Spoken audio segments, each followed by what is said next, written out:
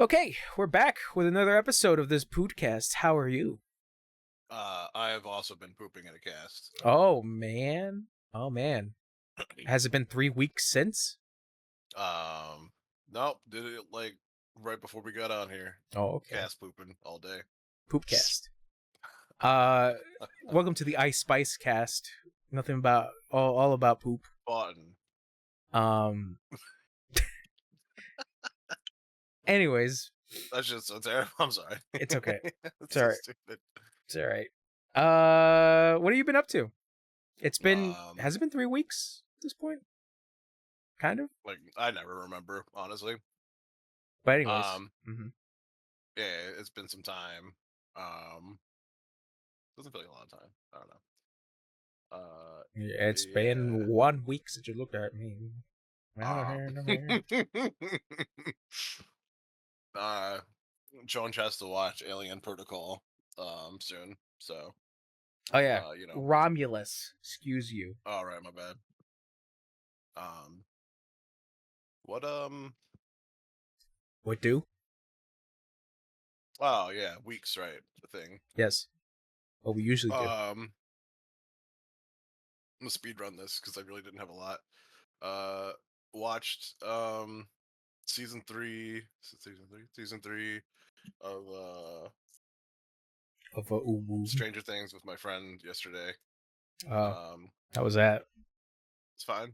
Well, I watched it with him and his wife, and they I think they both were like, we don't remember it. And then as we were watching it, they were like, oh, we remember all this. And I was like, we could have watched season 4, and then you would have seen the new thing. Yeah.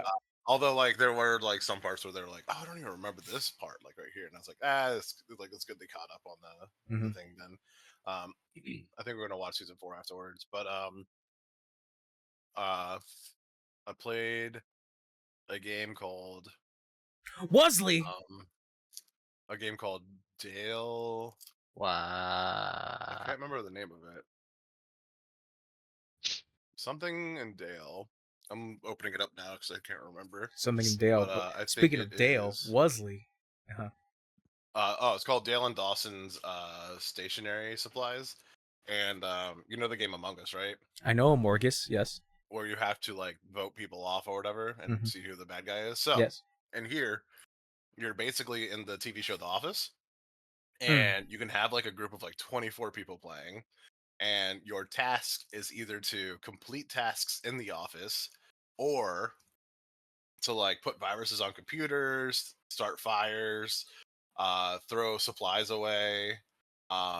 So you're supposed to be a bad guy, obviously tampering with all the like hardware or like all the supplies and stuff, Yeah. and the company or whatever, sabotaging the company. Um, and then somebody is the manager of the place, and he gets to just freely walk around, sit down, do whatever he wants. And then every once in a while, he gets to call a meeting, and he gets to say like, okay, who thinks who is bad guy, basically, and he gets to fire them. And if he fires them, they turn into a janitor. It's Damn. actually a really fun game. That's wild. The fact that I can't believe nobody really thought about that, especially with the height of Among Us. I mean, it's been around. I didn't look at the date that it came out. Yeah. Look at the store page Because real The quick. But Office kind of makes sense. August 30th, 2024. That's when it came out. Oh, so wow, that was last month. Yeah. Holy shit. Great game. I played 2 matches like early morning. Mhm. And I was like, oh, I wonder if like anyone's even on the servers. Holy shit, there's so many people on these servers. And like I was playing with like British and Australian people, and like it was just, I think my favorite part that I had was you can go into the bathrooms and you can make pooping noises like with your character. So you can sit on the toilet and take a poop, right? Mhm. So I walk in, and I think I was turned into a janitor at this point because I got caught. And then I walk in, someone's pooping. I walked into these two people, one's pooping and the other one's staring at the other one pooping. And I was like, what are you doing? And he was like, well, I got to watch him poop. And I'm like, no, you don't. Like, you do not have to do that. And then at some point, like, I bonded with the dude joking around. And then later on, we're doing like things and I run into him again. I'm like, so you want to go watch him poop again? We truly Jesus. are the Ice Spice cast. Dude, that's such a good game, dude. It's Yeah. super fun. I also bought the Strange Brigade Deluxe Edition. Finally, we could play all the DLCs. We can finish it up. I got Counter-Strike 2. I've had Counter-Strike 2. I just didn't know. Because you got to buy like a certain thing to get onto the technically non-cheating servers, is what people call it. It's like a pack you buy, so that every time if you get a ban, you have to buy another pack, so it deters cheaters from doing it because you have to pay $15 each time to get onto it. Weird. Yeah, I mean it's smart. Yeah. If you did it in every game, like League of Legends and shit, people would still buy it because they want to cheat and who don't care. But Mhm. like, you would have a lot less of it, right? Yeah. You know? Because you have to pay to do the thing. Yeah. I bought a game called Lockdown Protocol because everyone on TikTok is playing it and it looks fucking funny, and me and my friend are gonna play it, so I'm super excited for that. And then I think I sent all of you guys Prop Hunter because it was Yes. literally $1. Yeah, you did. And holy shit, this game looks like so. I love Prop Hunt. So for me that's awesome. Wasn't that like a Gmod thing? It was, but I don't know. These guys just made the game. I don't know if this is still basically a mod, but it looks really clean. They did a really good job making it. Okay. And then I got invited to the Deadlock beta through a friend. Still haven't played it, but I really want to try it. I think I can send it to you, Games. But not chunks? Wow. Okay. I think I can send it. I don't know if I can't. Nah, I think the way it might work is I don't care about MOBAs. that's true. He doesn't care. So you can send it to someone else. Then if I send it to Games, and then Games can send it to somebody. Don't send it to Chunks because Chunks is lame. Gotcha. It is the 10-year anniversary of Destiny. Jesus. So, what better way to celebrate than the game dying? Yep. And then that the only other thing, I didn't buy it, but Helldivers weird blue guy edition came out. So Weird blue guy. I don't remember what that's called. Oh, Warhammer K. Warhammer 100K? 10K? I don't know. What's Warhammer's 40K, right? 40K. Okay. I legitimately don't know the K. I just knew it was like a K. It's okay. There's only like 2 Warhammers. There's like the space one, and then there's like the medieval times one. No, there's tons of Warhammers, I thought. No, shut up. No, shut up though. Those are the only 2 main ones. You either one you fight the rats, or the other one you fight aliens. Yeah. Wait, no. Okay, whatever. Yeah, that's right. Non-Warhammer fan. Says me, that, non-Warhammer fan. Oh, I've been playing Diablo 4 again. Oh God, you're suffering again. Well, there's a DLC coming out, and because I'm a crackhead, I had to buy it. I gotta get back onto Diablo 4 again because I'll never see you on there. Don't worry. Oh yeah, it's okay. It's okay. Jones hates Diablo and truly only loves, like genuinely, I just been like, he only okay, loves Alien Romulus. I speaking of Alien, but I'll get to that in my week. No, like genuinely, it's just like every time I pick up a game, I'm just like, okay, let me start this other game up, and I'm like, oh yeah, I forgot I started this other game now, and I'm like, shit, this one game is pretty good. Should I make this a stream game? And then I'm like, I don't stream ever, and I'm like, I'll just play it for myself. But then I played this other game. I started this other game. It's really weird suffering. It really is hard. I really do think that there's an oversaturation in gaming. Just because there's so much now, it doesn't. You every day you can find something that you're like, oh, I could purchase this. So I don't know. I've been playing stuff on Xbox as well. Nothing of notability or whatever. Oh yeah, you still have Game Pass, right? Yeah, I have that until the end of the year. Okay. I'll probably renew it. Whatever. That's it. That's all I got. Okay. Nothing else? Didn't watch anything else or read or nothing? I don't read. That's true. You don't. That's right. You play League. Anyways, Wesley, hello, welcome. Jesus. Hello. What did you do with your 3 weeks? 3 weeks? It's been that long? It's been that long. It's been that long, baby. Honestly, I don't even know. I don't even know when last time we did this was. Yeah, I don't remember if you were on last week. I No, don't think it no, you was. weren't. You weren't. It was just me and Howler. Uh, so work, Uh and huh. then animus and video games. Anything new when it comes to the animu?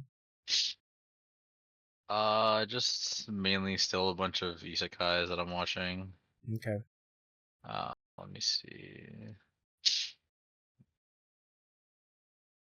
Oh, the Osen newbie, whatever it's called. Adventurer trained to death by the most powerful party. That one's pretty decent. Okay. Basically, your average Joe becomes super OP. That he's like, ugh, I'm not strong, but then he's like, oh wait, I am strong. Mm-hmm. Okay. Okay. Mhm. Critical. Critical. Mm-hmm. Then I stopped watching One Piece for a bit because the You fool. episodes were not the greatest. Ooh, One Piece has gotten not one. It's become a one mid instead of one peak. No, because they did a revamp episode, like a special edition episode or whatever it's called. Oh, like a recap. Yeah. Okay. So I was What's like, Luffy up to this week? He's doing pirate shit. yep. Thanks, And they're recap. like, haha, do it again. God, I forgot But to I gotta mention. rewatch. Yeah. Because apparently someone is there now and stuff's happening. So I'm like, ooh, I gotta watch. Oh my God, is it Aka Inu? I knew it. Nah, it's Oh, I don't know. Someone's there that they're talking about. I forgot. Yeah, you weren't here, so I I finally got to the time skip. Hey, let's go. I'm not that far in. I just got to new romance dawn shit. I've gotten to is it 51? I think volume 51. But yeah, I witnessed the death of Portgas Diaz. Luffy said, "No, not 3 days, 2 years." Yep. And yeah, I don't know. Like, I'm a little conflicted with like the new redesigns Mm-hmm. because I liked everyone's like old designs a lot better. But I don't know. Maybe it might speak to me sooner than later. But yeah, One Piece has gotten pretty good, especially that the chapters of like everyone trying to like get back together and reunite over at the Sabaody archipelago. Yeah, Sabaody. Sabaody, yeah, and then at the slave isles. Oh yeah. fucking One Yeah. Piece. But yeah, no, I did enjoy that. I really liked the time of like, I think getting to get also the reveal of Sabo, just like Fun. the child version of Sabo, I should say, Hmm. because I know Sabo does come back because obviously a lot of like the One Piece games kind of ruin that. Mm-hmm. But I was glad to see like, oh, Luffy and Ace had a friend while they were training together over at my grandpa's trying to kill me island, or forest, I should say. But yeah, no, like that was a little nice touch, especially with Sabo of like, he's gonna go off into his journey. Oh, his boat got shot by a cannon Yep. as a child. It's like, holy shit. Uh, yeah, no, One Piece is still pretty good. I bought like 5 more volumes, but I still have to, read those when I eventually get to those. Yeah. Yeah, one peak. One Piece. One peak. What else you got? I started rewatching My Dress Up Darling. Cause that shit is good. All I know is that it has like a crazy animations for like a moment where somebody grabs another person and like that animation looks insane. It's a lot. It should it should have just been hentai. Anyways. You said it, not me. No, I did. I will take credit for that. What else you got? Work. Come back at work. It sucks. As work usually does. feels like the 5 days that I work feels like it's been a month. Yep. Now I'm just like, hey, hurry up, please. Is it winter break yet? Dude, honestly, we get 2 weeks off for winter break, and I'm so happy about it. Bro, you get to break in the winter? Yeah, man. All right. Let's see what else.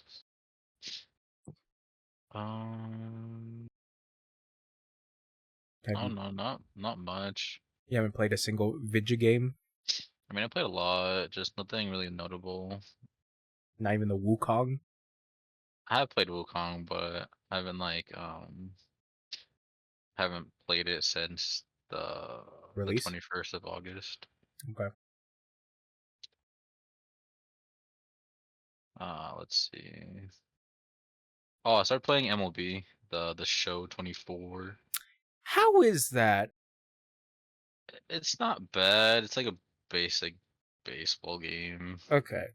I've always been kind of interested in the MLB games because they look kind of interesting, and I'm not a huge baseball head. I kind of enjoy it sometimes, but Hmm. yeah, I've just been kind of interested. Yeah, it's not bad. You could like set the difficulty wise. So you could either have it like basically they pitch the same exact thing. What isn't there like a famous clip of somebody like adjusting the difficulty like crazy high, and like he goes to bat and he hits the ball and somebody just catches it immediately? I don't know. I wouldn't doubt that. Okay, like I think I know what you're talking about. yeah, there's a clip of that. Just like it looks insane, but yeah, That's hilarious. yeah, it's pretty funny. This catches like a fucking 95-mile-an-hour ball. It's just like bam. So, it's still early in the MLB. Wesley? Yeah. Okay. Like I like my own like character person. Mhm. What's interesting is that 2024 MLB 24 lets you choose to be a female going into the majors or trying out for like guys team. Oh, okay.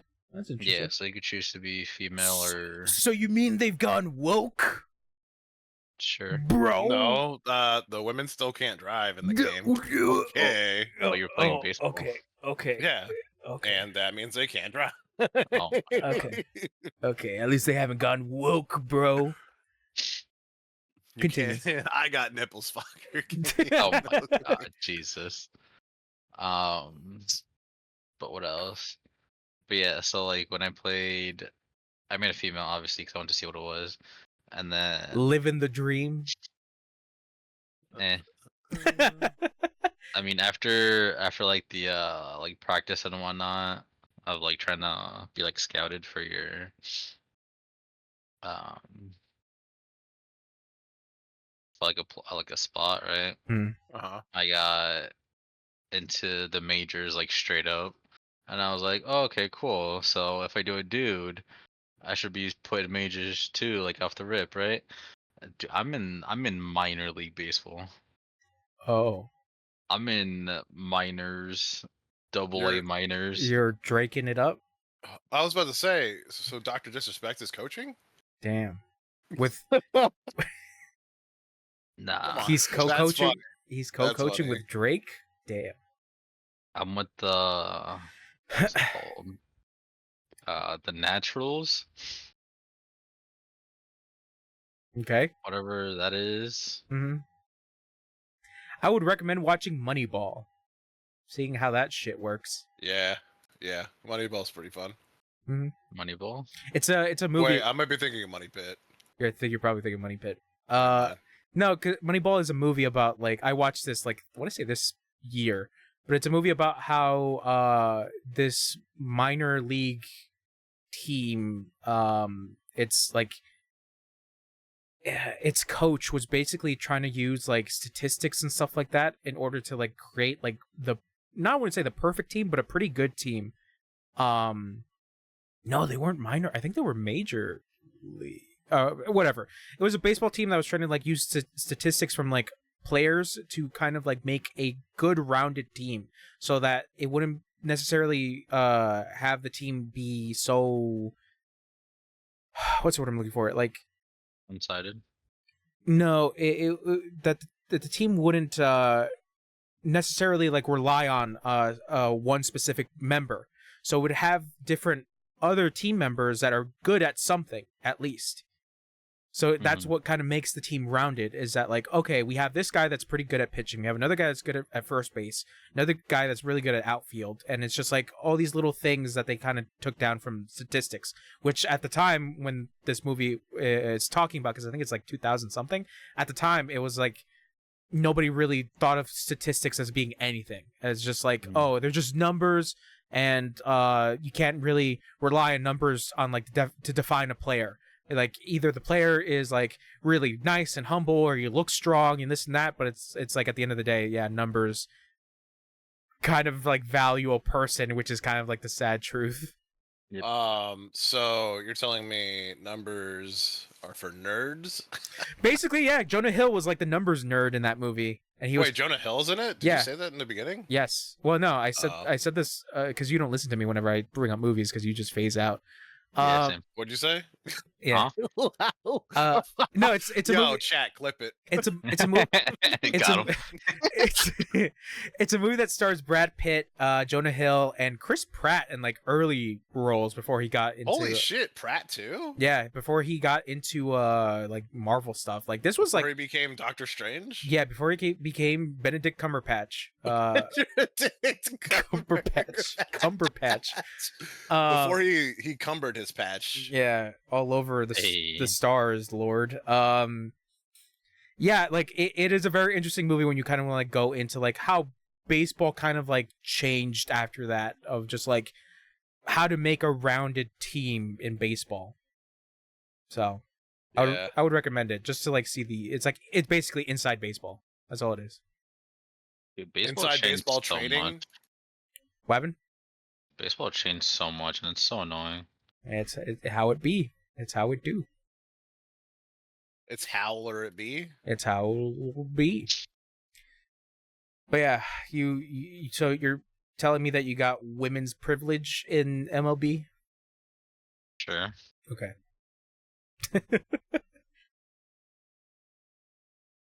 So you gonna keep playing, or are you just gonna stop playing it? No, I'm just keep playing. I have my guy's career. Okay. Yeah. Anything else you played? Uh, I wish I had your guy's career. Same, bro. Anyways. what you call it? Whatever the other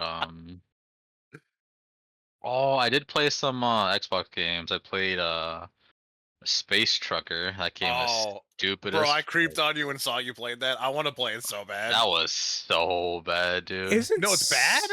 It's so Is it? boring. But it looks goofy. Oh. Isn't am I thinking about a different game, Space Trucker? Probably. Okay, because I thought it's like it becomes like Doom like afterwards. I don't know, but like Okay. I did like one of the first missions, and dude, I was so bored of it. I think I'm thinking of a I different was game. like, it takes like 10 minutes to get to one area. I'm like, I'm good. Space Trucking. Yeah, like it's like it's so dumb. Anything else you played on the Xbox? Um, that I remember, No. probably not. Damn son.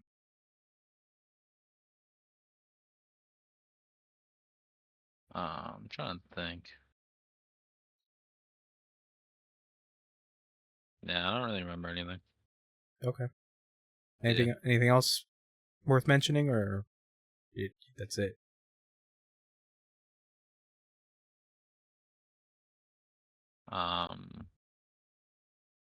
I started watching a new show that I've been meaning to watch for like since it came out, Mm-hmm. and that's Two Broke Girls with Kate Dennings or Kat Dennings. Kat whatever you wanna Dennings. call her. Yeah, Kat Dennings. Yeah. It's still hot. Yeah, no. You mean my future wife? Sobriety. Yeah. Is it good? Anyways. It's not bad. I mean, it's not bad. It's giving me some tee ha ha's. Yeah, because it's just like a comedy show, right? Yeah. Yeah. They make fun of Funny the show. Yeah, they make fun of the Kardashians, and I like that. Okay. Bazinga? Yeah. Buzzing. What else you got? Not much that I remember now. Will it come back to you at some point? Yeah, Okay. if you'd like to. Okay. That's fine. If it comes back to Yep. you. Please. I guess it's my turn. Your tween. Chonch did nothing but watch movies and play video games. You know how it is. But I guess Any good movies? hold on. Let me pull out my list that I make. But the one thing I did want to mention before I start movies, I finished Dune Messiah, the second Dune book. Sure. And All I'm gonna say is that Denis Villeneuve is gonna have a really interesting time making that script, even though he is working on it. Dune 2 is kind of weird, but in a really good way. It's a lot shorter than the first book, but it's kind of hilarious because I was looking at the index for the third book, and the third book is like 60 chapters, and I'm like, oh shit. Compared to like Dune Messiah, which is like 24 chapters, so I was able to read it somewhat fast-ish, even though I'm a slow reader. But it's really interesting, but it's one of those stories where it's like the first book is the rise of Paul, and then the second book is like, oh no, this motherfucker's falling down hard.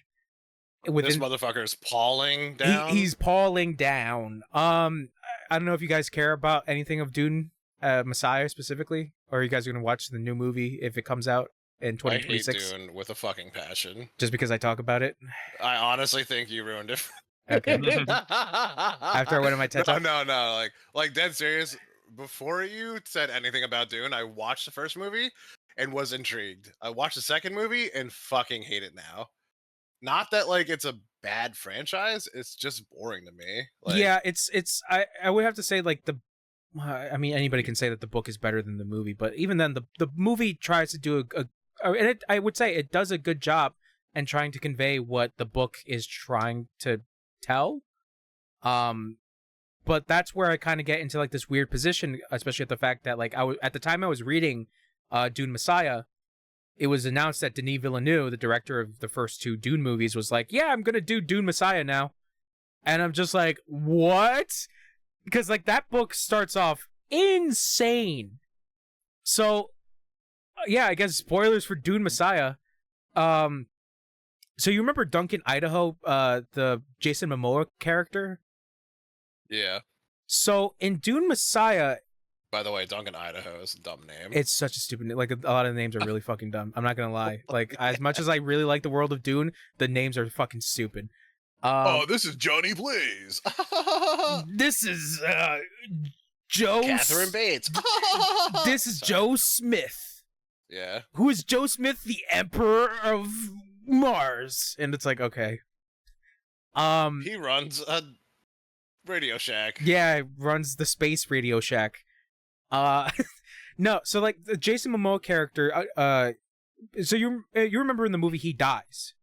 That's No, I don't remember honestly, but yeah. okay. Spoiler, crazy. Yeah, you should watch the movie, Wesley.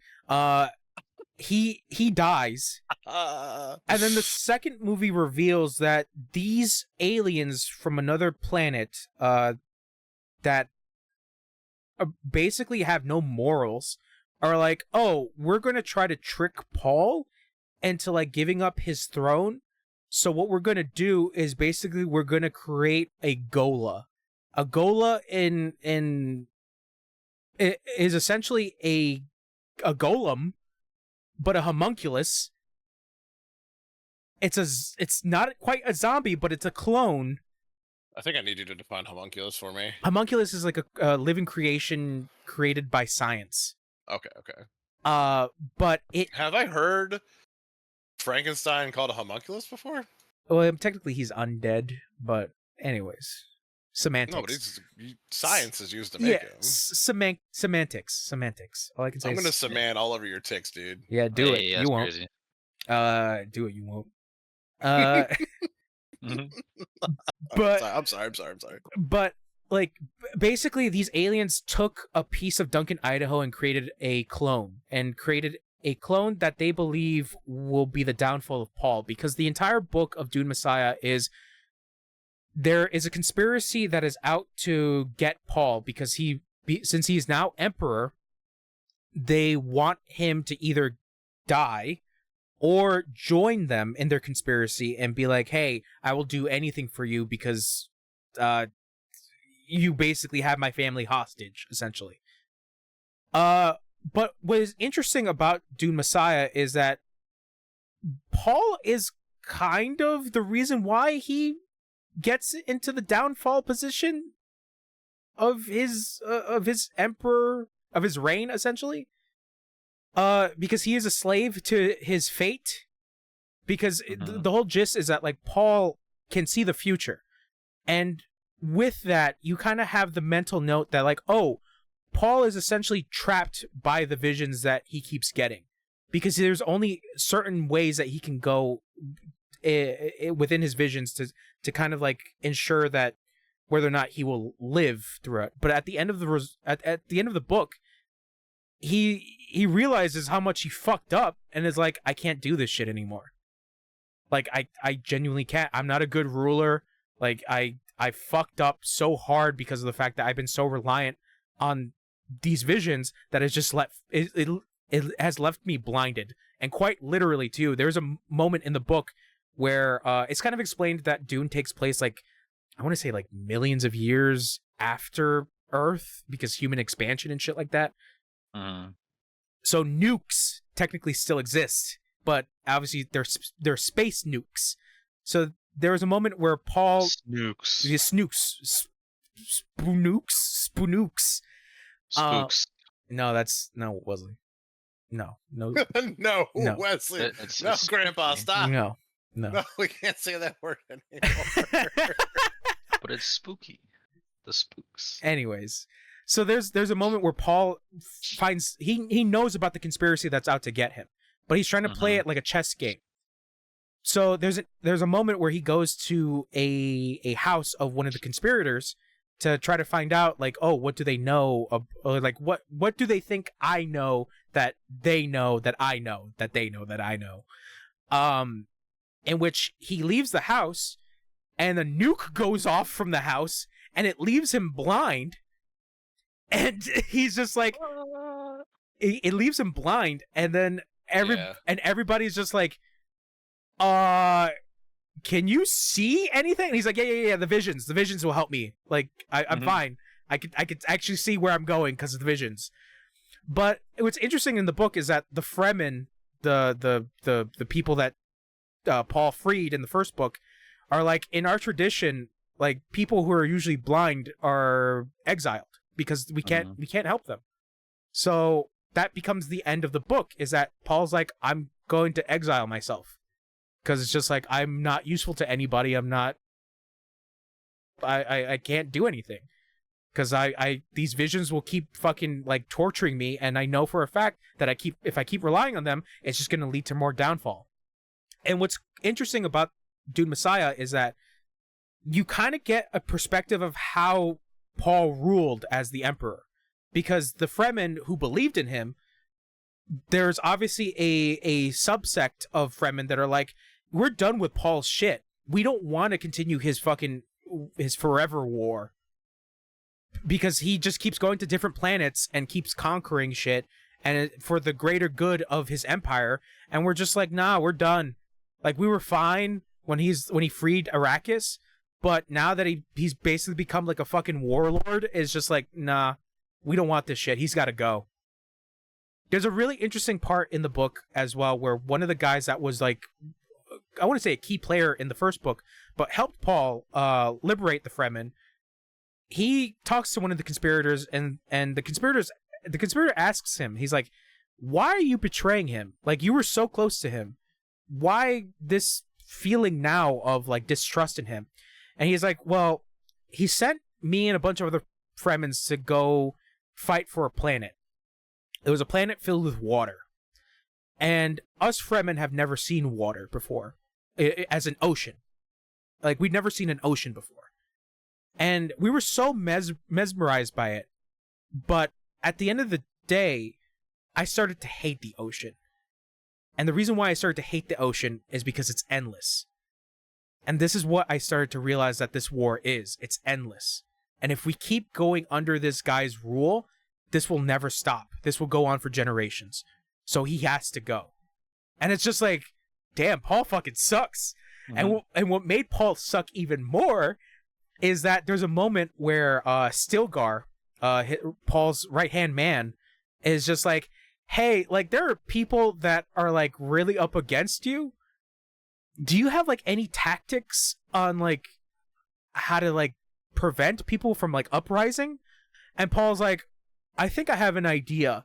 There's some great history books on like very well-known leaders from Earth that I think we should probably like take in consideration. Great leaders such as Genghis Khan and Hitler. We should really the greatest of leaders. The greatest of leaders. And we should really look into that, says Paul. And Stilgar's like, okay. We'll see what they've done. And it's just like, what the fuck? Like, what the fuck is happening? But yeah, Dune Messiah is pretty short. And it basically is the downfall of somebody who has such omnipotence, but yet is blinded because of that omnipotence. And I'm very curious as to see what Denis Villeneuve does for the third Dune movie, because I hope he doesn't make it. He's making it. The script's no, stop. They can cancel it anytime they want. I mean, the script's already being written. He's like, it's gonna be out in 2026, and it's just like, all right. What happens if a fire starts and everything burns? I don't know. Says guy who started fire and everything burnt. Yeah, like it's weird because like I mentioned this when I did my whole Dune talk, is that Dune 2, the movie, ends a little differently from how Dune the book ends. And I'm just curious to see where it goes, because there's a very critical plot point that happens within Dune 2. I guess just because I'm already spoiling it at this point. Paul has kids. He has children. It's revealed that they're twins, but Chani, Zendaya's character from the movie, dies from giving birth, and it's just like, where do you go from there? Because like how Dune 2 ends, Chani leaves. Chani's like, I hate you, Paul. I'm done with your stupid Messiah shit. I'm not gonna deal with that shit. I'm out. So I'm just curious as to see what the fuck Dune 2 does, or Dune Messiah the movie does. Yeah, it's very interesting to see it. And I think also what I wanted to mention is just like that kind of adds to Paul leaving is the birth of his children, because in his visions he kept seeing a son, but he never realized that, oh, there's a chance he's gonna have a daughter, because it's twins that are birthed.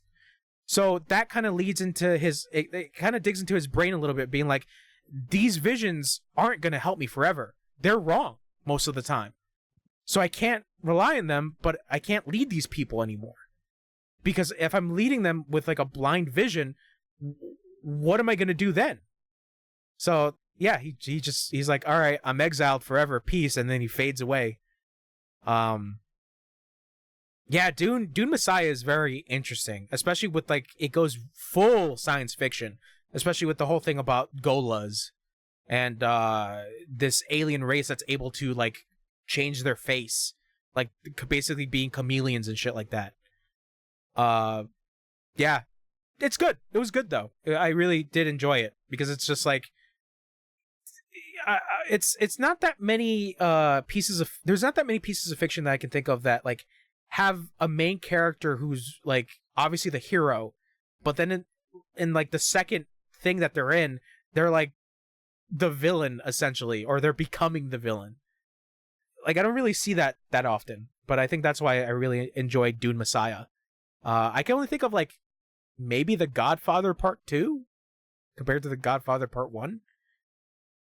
Yeah, it was a good time. So I'm putting Dune on the side for a little bit, and I started reading Warhammer 40K, the Horus Heresy. Now that's something I wouldn't mind watching. That would keep my attention and not make me Hey, want to man. fucking jump off a roof. Hey, man, Henry Cavill's gonna do some shit with Warhammer, so I know. Yeah. Yeah, and it'll be good because it's Henry Cavill. But yeah, I only got to like the third chapter of the Horus Heresy, and so far it's pretty interesting. I mean, there's some terminology that's being thrown out that I don't really know about in Warhammer, but it's kind of like I kind of have the same feeling of Dune, where it's just like it's kind of things that kind of get explained a little bit later on, or you kind of have to like, you know, make your own interpretation of it. But so far, like, it's not bad. It's pretty interesting. It's just a bunch of different names you kind of have to like remember in order to like, okay, who's this guy? Who am I following in this part? Who's the guy that died? Yeah, there's just like little certain things with the Horus Heresy that you kind of have to like keep a mental note about. But so far it's not bad. It's not bad. But there's like a shit ton of books on the Horus Heresy. I think it's like 10 books for that specific chapter, and then there's like another 10 for like another part of the Warhammer universe, and then another 10. Like it's wild. It's like One Piece, but I can't believe Horus has so much heresy. It's crazy. It's crazy. I mean, it's pretty funny because it's just like, why is it called the Horus Heresy? And the book kind of is like, the Prime Arch Horus killed the Emperor, and I'm just like, fucking what? Because Daddy and Mommy doesn't get along anymore. Yeah, it's really interesting because it's like how the book starts off is like, the Emperor of this one planet is just like, yo, we don't want you fucking space marines here. Go the fuck somewhere else. And they're like, we're not leaving. We're gonna send a guy who's actually like really nice and like gonna try to like talk you into like joining our empire. And then they send the guy and he gets fucking murked.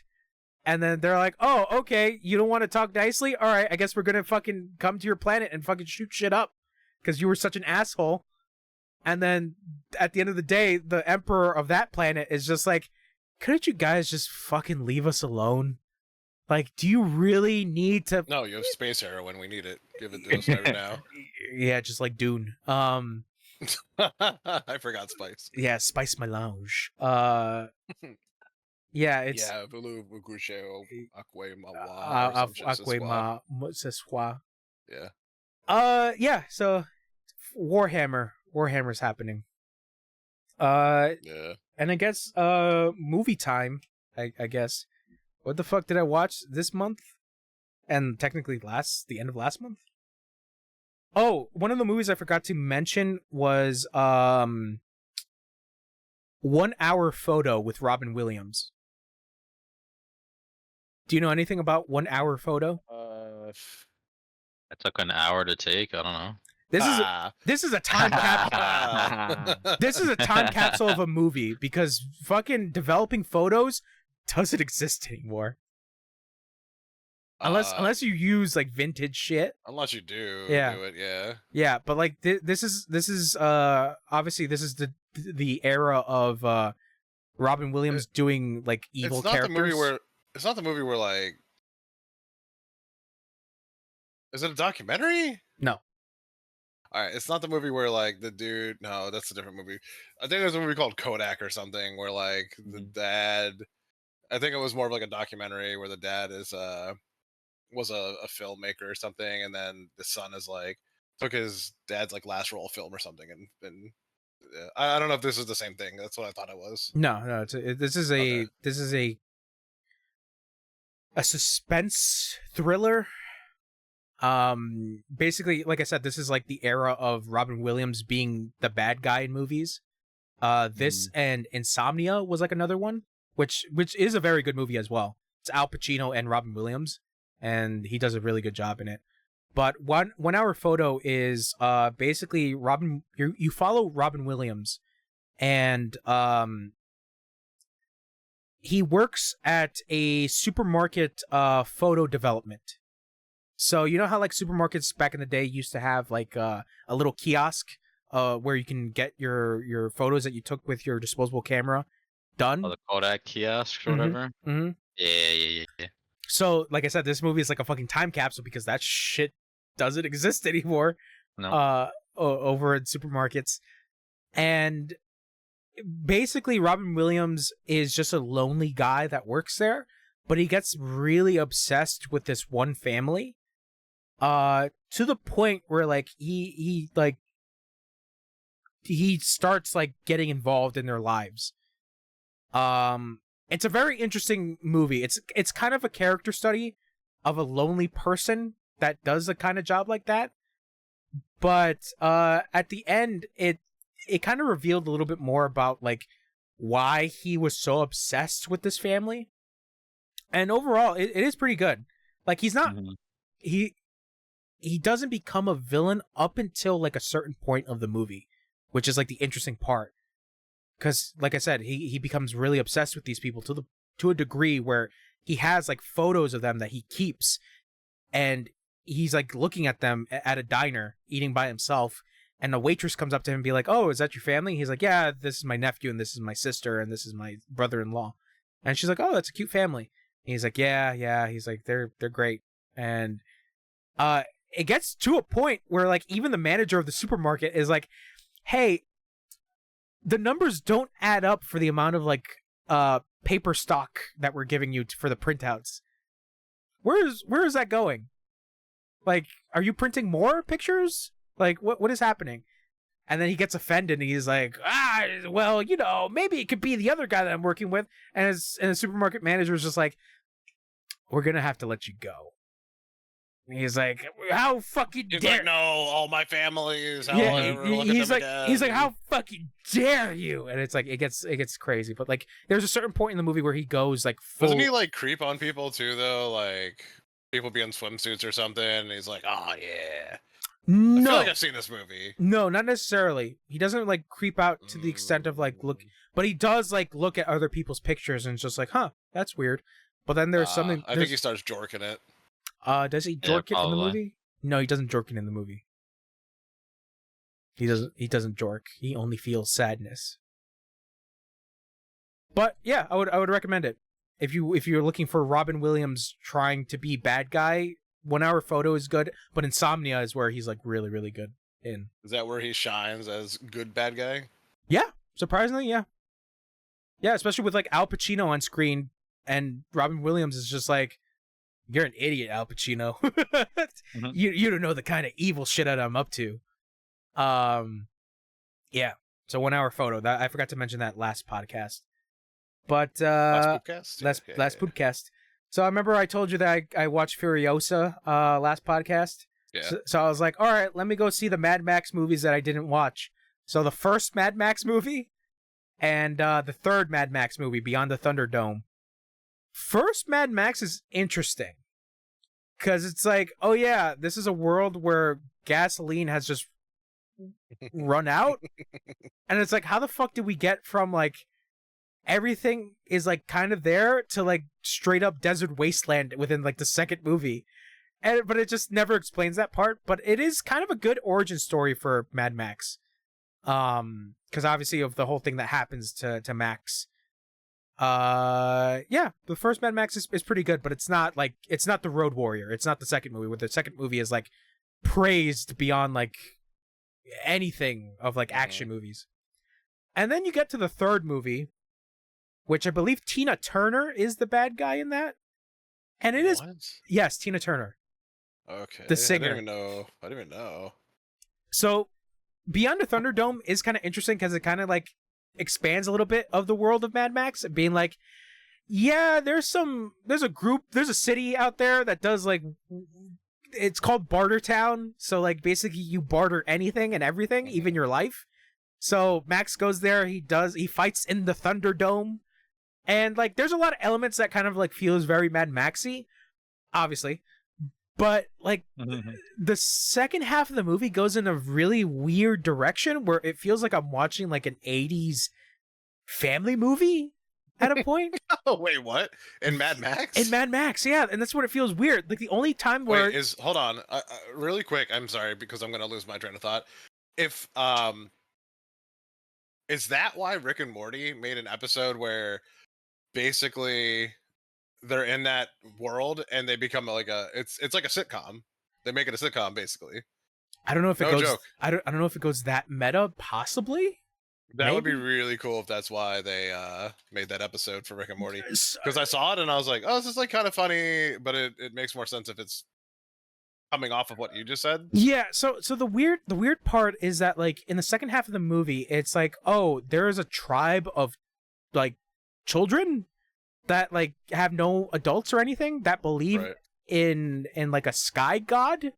Because they got an airline pilot confused for a sky god or a sky messiah, and they think Max is the messiah because he's an older guy, he's an adult. So he kind of has to explain to these kids that like, hey, like I'm just a dude. I'm gonna go, and then the kids are like, well, we're gonna head to Bartertown because they might have an answer to something. And he's like, no, don't go to Bartertown. You're gonna fucking die over there. So then he has to go save the kids. So I think it's like I said, it gets like really like, it feels like an 80s family movie. But the only time I had like whiplash, it was just like, no, we're watching fucking Mad Max. Is people getting shot with arrows, people saying fuck, or like just like some vulgarities, and it's just like, yeah, I forgot, this is Mad Max. This is like, what is this, PG-13 or R? I don't remember what the rating for this movie was, but it was just like, yeah, that second half of the movie just feels bizarre. It feels really weird. And then obviously you have Fury Road afterwards, but that's like years afterwards, and it's just like a punch to the face because it's just like, yeah, we've kind of returned to like the grungy shit of Mad Max compared to Thunderdome. But Beyond the Thunderdome is, I feel like, still worth a watch. But I wouldn't say like, oh, you gotta go see like this right after Road Warrior. But yeah, it's very very weird. And I was just like, did George Miller actually like direct this? And it's like, yeah, no, he's there. George Miller directed all the Mad Max movies. And it's just like, why does it feel this way? Yeah, it was a weird time. But yeah, Tina Turner is the bad guy. Then you have Master Blaster as one of the guys, and it's just like, yeah, no, that's pretty fun. So yeah, Mad Max movies. Oh, I'm gonna say this. I know this might be controversial. I can't believe you said it. I haven't said it yet. You said it.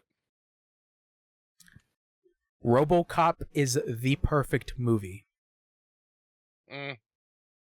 See? Controversial enough. I get a from Howler because he doesn't understand about that RoboCop. I saw a RoboCop 1 and 2. I did not see 3 because 3 apparently is like not good, but 1 I think genuinely is like the most quotable movie in the world, but it also is a very good action movie. Well, very good is an understatement. It is, I think, one of the best action movies because of just like all the shit within RoboCop. I've seen RoboCop. I don't really make that connection. All right, well, you just have bad taste, but we know this. I mean, you say that all the time, and then you want to go watch Ambulance Rollabout or some shit, or... And your point is? You probably think Beetlejuice 2 is better than Beetlejuice 1. I haven't seen Beetlejuice 2. I have no idea. Yeah, me neither, but I heard it's bad, or not as good. I think I probably saw like here and there of the first Beetlejuice, but I never saw the entirety of Beetlejuice. I never had a desire to watch the entire Beetlejuice movie. But anyways, RoboCop is fucking fantastic. Oh god, what is the main bad guy's name? Boddicker? Clarence Boddicker, I think his name is. Hold on. Red from That 70s Show? Oh, okay. Yep. Yeah, that's right, Wesley, you dumb bitch. Clarence Boddicker.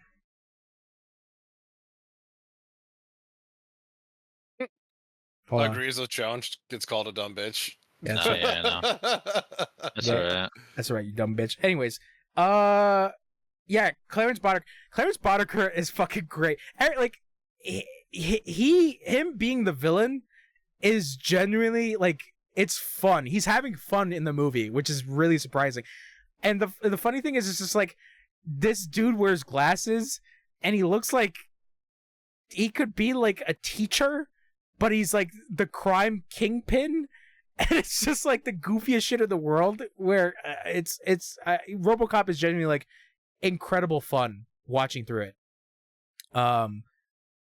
And yeah, it's interesting because like you get to RoboCop 2, and I never watched RoboCop 2, and it still has the same elements as RoboCop 1, but it kind of adds a little bit more stuff into it, especially at the fact with Alex Murphy being like, I miss my family, like I really miss my family, because you kind of got that within RoboCop 1 where he tries to go visit his family again, and his wife is just like, what the fuck happened to your face?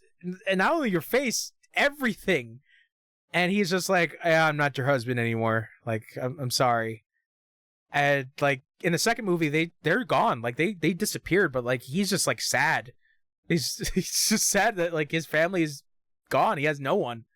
But RoboCop 2 is really stupid. In the sense that like, oh god, what the fuck is the corporation? Oh god, I forget what the corporation's called.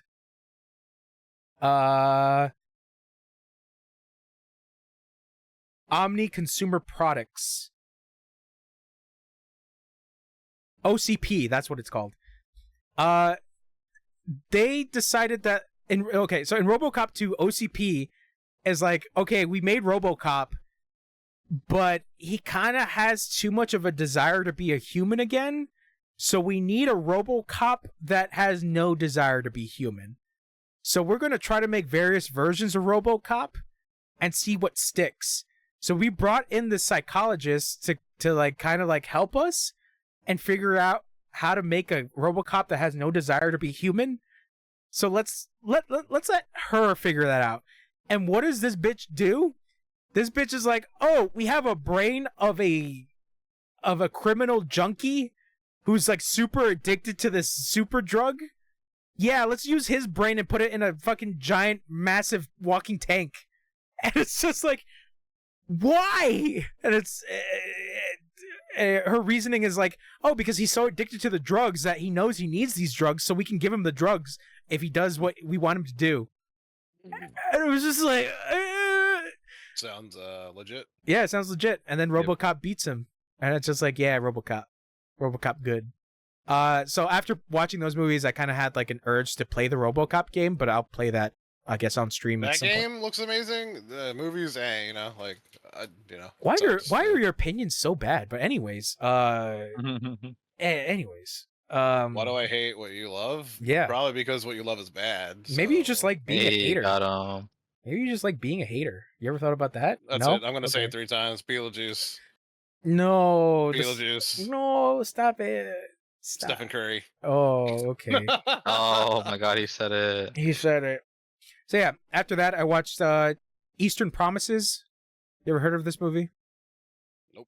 Okay, Nope. Eastern Promises is by David Cronenberg. David Cronenberg directed The Fly. Who direct the Croneheads? Surprising, no. He directed The Fly, Scanners. Oh, Scanners. I know that movie. Yeah, Scanners is pretty good. Except for that main character, he's such, oh my god, that's such terrible acting. Eastern Promises is interesting because it has Viggo Mortensen. It's not really like a science fiction movie. It's more of a crime drama about like this Russian mob in England, and Viggo Mortensen plays like a Russian mob guy, and basically the whole premise is that like this nurse, God, she tries to treat a pregnant girl, but she ends up dying after giving birth to a baby. So then the nurse is like, okay, I have to find the next of kin. And before the girl died, the only thing she had on hand was a diary. So she tries to give the diary to like other people who can speak Russian. One person being her uncle, and then another person being this guy who owns a Russian restaurant. So her uncle is just like, the shit that I read in this diary is pretty fucking awful. Don't let anyone else see it. And she's like, oh, you should have told me that earlier because I showed it to a guy already over at the Russian restaurant. And then it's revealed that the guy at the Russian restaurant is a Russian mob boss. And Viggo Mortensen is kind of there being like, well, gotta do some Russian mob shit. Overall, it is pretty good. Eastern Promises. It is pretty good. What did I watch? I watched a David Lynch movie called Wild at Heart with Nick Cage and oh god. Why am I blanking out on her name? Oh shit. Laura Dern. There we go. Shit, I couldn't remember it. And Willem Dafoe's in it. And he's very creepy. But that's every David Lynch movie where he has Bro, I was just about to like not the part about it's every David Lynch movie, but Willem Dafoe being creepy is like ham with cheese, you know? Yeah, like that is true.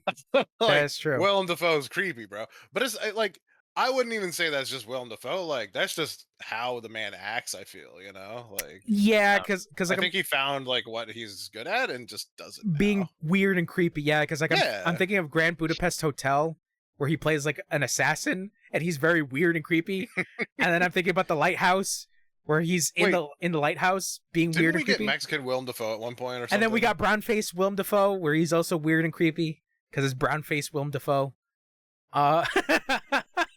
Just that brown face is so fucking funny to me. But yeah, Wild at Heart is pretty good. I really enjoyed it. It's a weird movie in the sense that like David Lynch is just like, let's make The Wizard of Oz, but with these two lovebirds, and it goes kind of from there.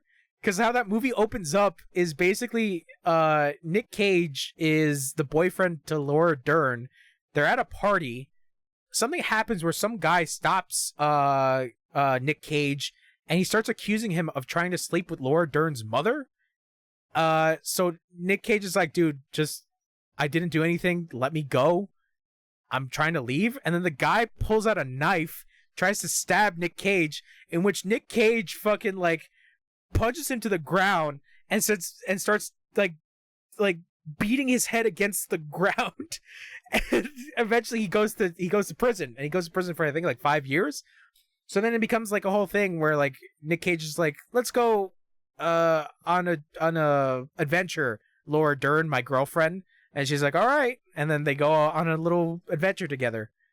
But it's so weird because it's just like, there's a lot of like Wizard of Oz motifs happening, like talking about the Wicked Witch, talking about the flying monkeys, and like all this other shit. And it's just like, this is a fucking weird fucking movie, but it's fun. Give me 1 second. I got a phone call. So butt cheeks, am I right? Oh man, I'm sorry my phone call took so long. You know what I'm saying? Oh my god. It took 2 days for that phone call. Oh, I forgot you had a phone call. Yeah, dude. Basically, what happened was that like my mom got a nail stuck in her tire, so the entire time I was outside trying to put like a patch on it, but that fucking thing was like, oh my god, it was such a pain in the ass because I was trying to like push the little thread in, and you know how to patch a tire, right? Yes. You're Yeah. talking about with like a little the little thread thing that's like gooey. Yeah, you like push it in with like a needle thing or whatever. Yeah, it's called. I don't know any like terminology for this shit. Don't worry, me neither. Yeah. Me neither. But either way, like I was trying to push this fucking thing in, but the thing was too thick, so it wouldn't fit through the hole, and it just you kept have to make it bigger. Yeah. Yeah. So Yeah. like, hold on. Sorry, I had an alarm. Because I'm also doing laundry. But this fucking thing wouldn't go in, and like I was there, I had to get the other like Before. the fucking, what is it? It's like a needle, but it has like stuff around the needle in order for you to make the hole. Yeah, So, it's like a grinder. Yeah, I guess a grinder. So or like a filer or something like that. Yeah, filer. Okay, yeah, that's a better word. So I was trying to like make the hole bigger for this thing, and I kept going at it, but this motherfucker would not go in. Eventually, it did, and by the time I realized, oh, I think everybody is gone except for Wesley. So yeah, just Howler. Because like it took me forever to try to put it in, because like obviously I told you guys, like my mom's boyfriend like is still recovering, so he can't necessarily like exert like a lot of force, and yeah, I was just there trying to push this fucking thing in, but yeah, like I said, we eventually got it in, and here we are 2 days later. I have never been great with my car. I don't know a lot of stuff. I have changed my battery and put all the fluids that you are able to put into your car. Nothing beyond that, really. I've changed my tire once. That's it. That's all you got to do. You're a man now. Once you change your tire, you're never going back. I had a flat, and my friend, luckily, is a mechanic, which really has nothing to do with like knowing how to do anything with the car half the time, because most people just know how to do certain things with cars, especially like fix a flat, like you were talking about. Yeah. But he came through and helped me out, and he brought a drill with him and drilled, and it wasn't like a huge drill bit or anything. He was like, oh, we got to make it bigger, and then he drilled to make it a little bigger, and then put the thing in, and it patched up. Then he was like, get a new tire, by the way, because this isn't going to be the solution. Yeah.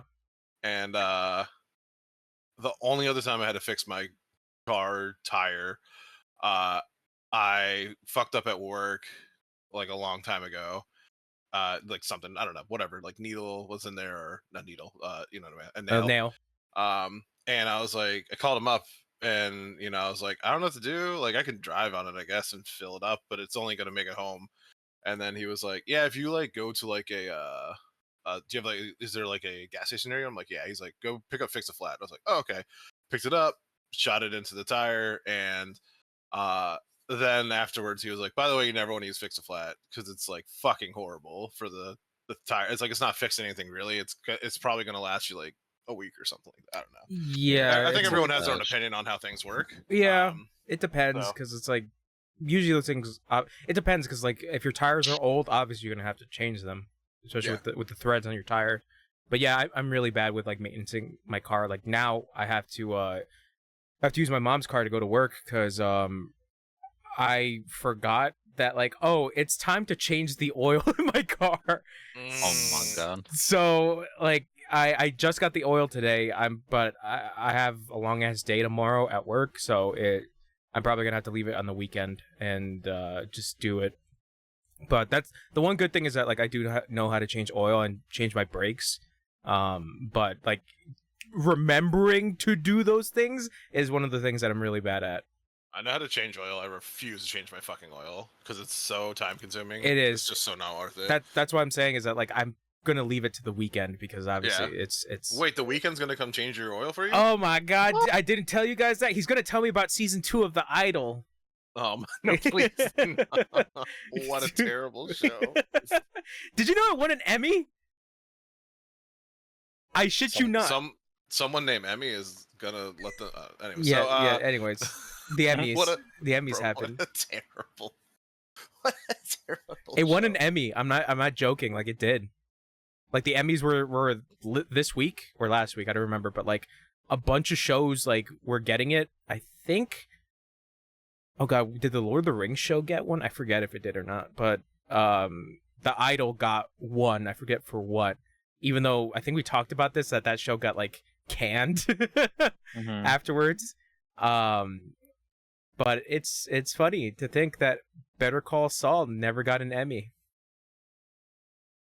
But The Idol did. Life's a bitch. So what were we doing last time? I was talking about my 2 weeks. Yeah, so I started Yeah. reading One Piece. You're welcome. Bye. Oh God. Okay, I bought some new volumes of One Piece. No,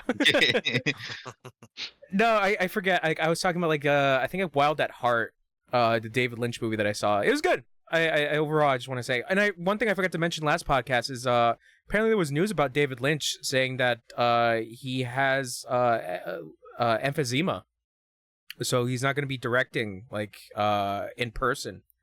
So he's going to try. Oh yeah, we talked about that. I think. Yeah, no, like I forgot to mention that last podcast because that happened during that week. Oh yeah, okay. Yeah. So yeah, no, I love that. I love that director. He's a fucking American treasure. Sure. Yeah. No, I The love only thing treasure about him is his ugly face. don't talk about that man. That man has beautiful hair. That's all I'll say. I mean, does he though? David Lynch? Yeah.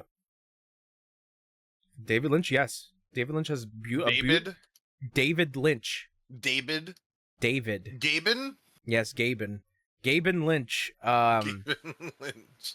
So, another thing I wanted to mention, yeah, what the fuck? Where's my list? Hold on. I got my list of shit. List of movies that I watched. Wild at Heart.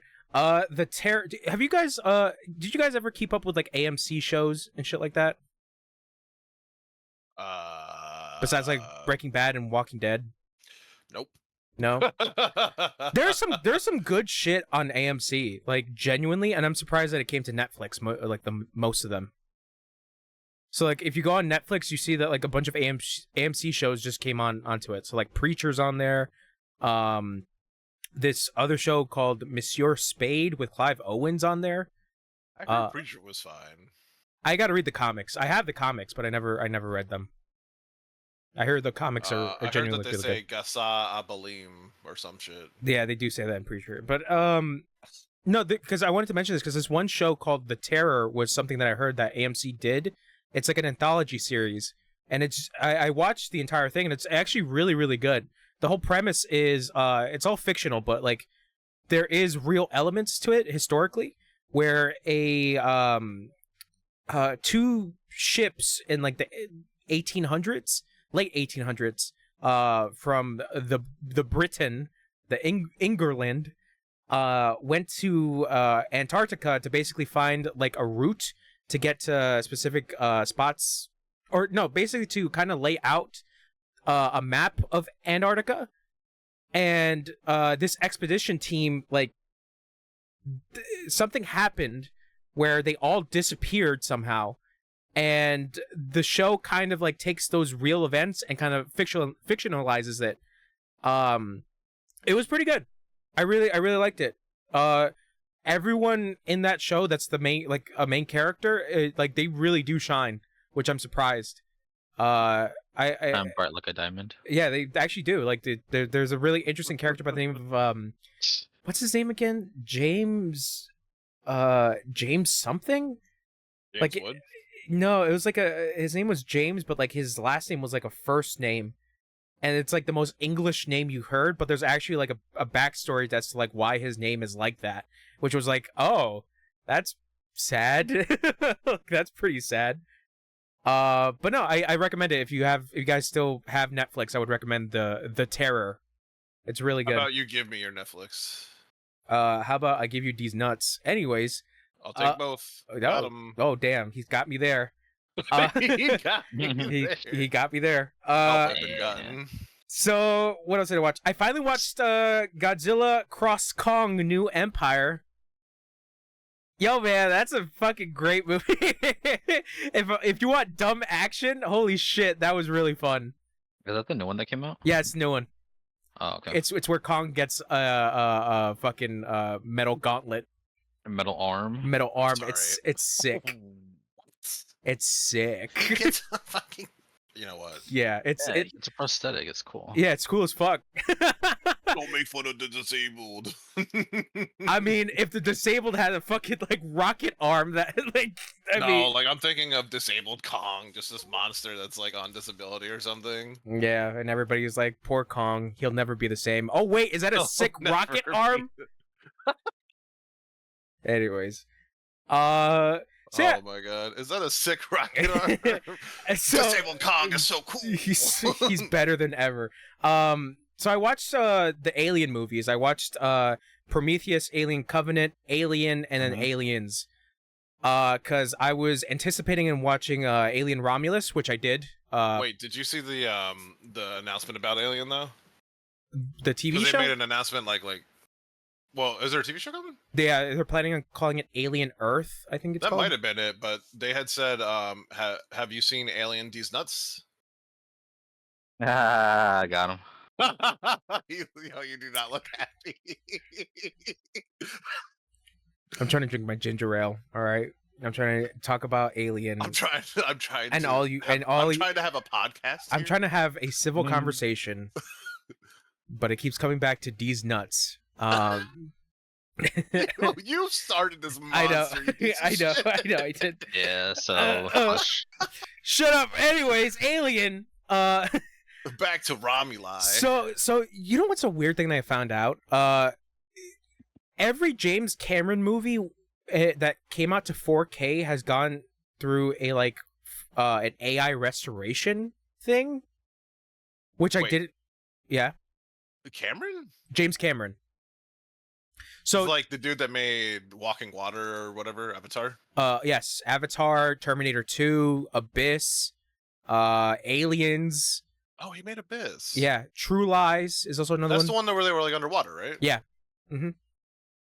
What year was that? Abyss, I want to say like 90 something. No, I think Abyss was like 2001. You know what? That shit was mad old. You know why I remember that? No. So there's a factoid that came out saying that when that movie was in production and James Cameron was like shooting stuff, he went in a submarine and went underwater to go like do some underwater shoots, and then the planes hit the towers. Oh. So he came back. No, not It's a 9/11 story. It all comes back to so he comes back up, and I think Bill Paxton is the one that explains to him that the towers went down. It was like, it's a wild shit to think about.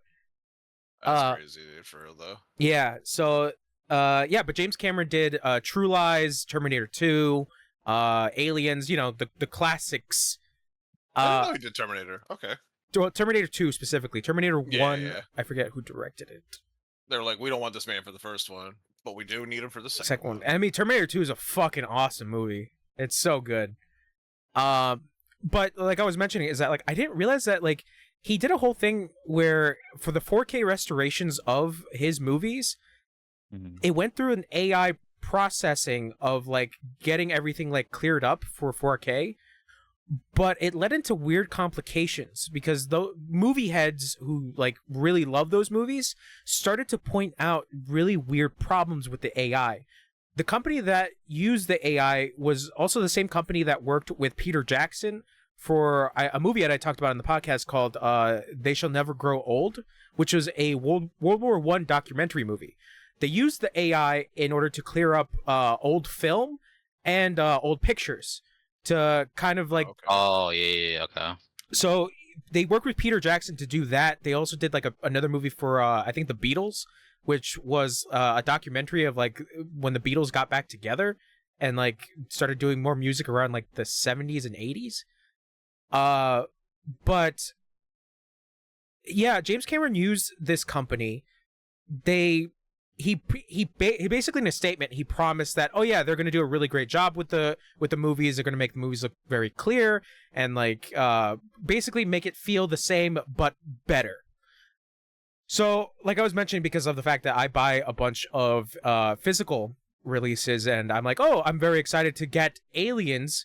I started like looking up like, is the 4K version of Aliens good? So then I started to go down a rabbit hole of like, okay, here's a video on YouTube breaking down what the problem is with Aliens, the 4K restoration, because it's not technically a 4K restoration.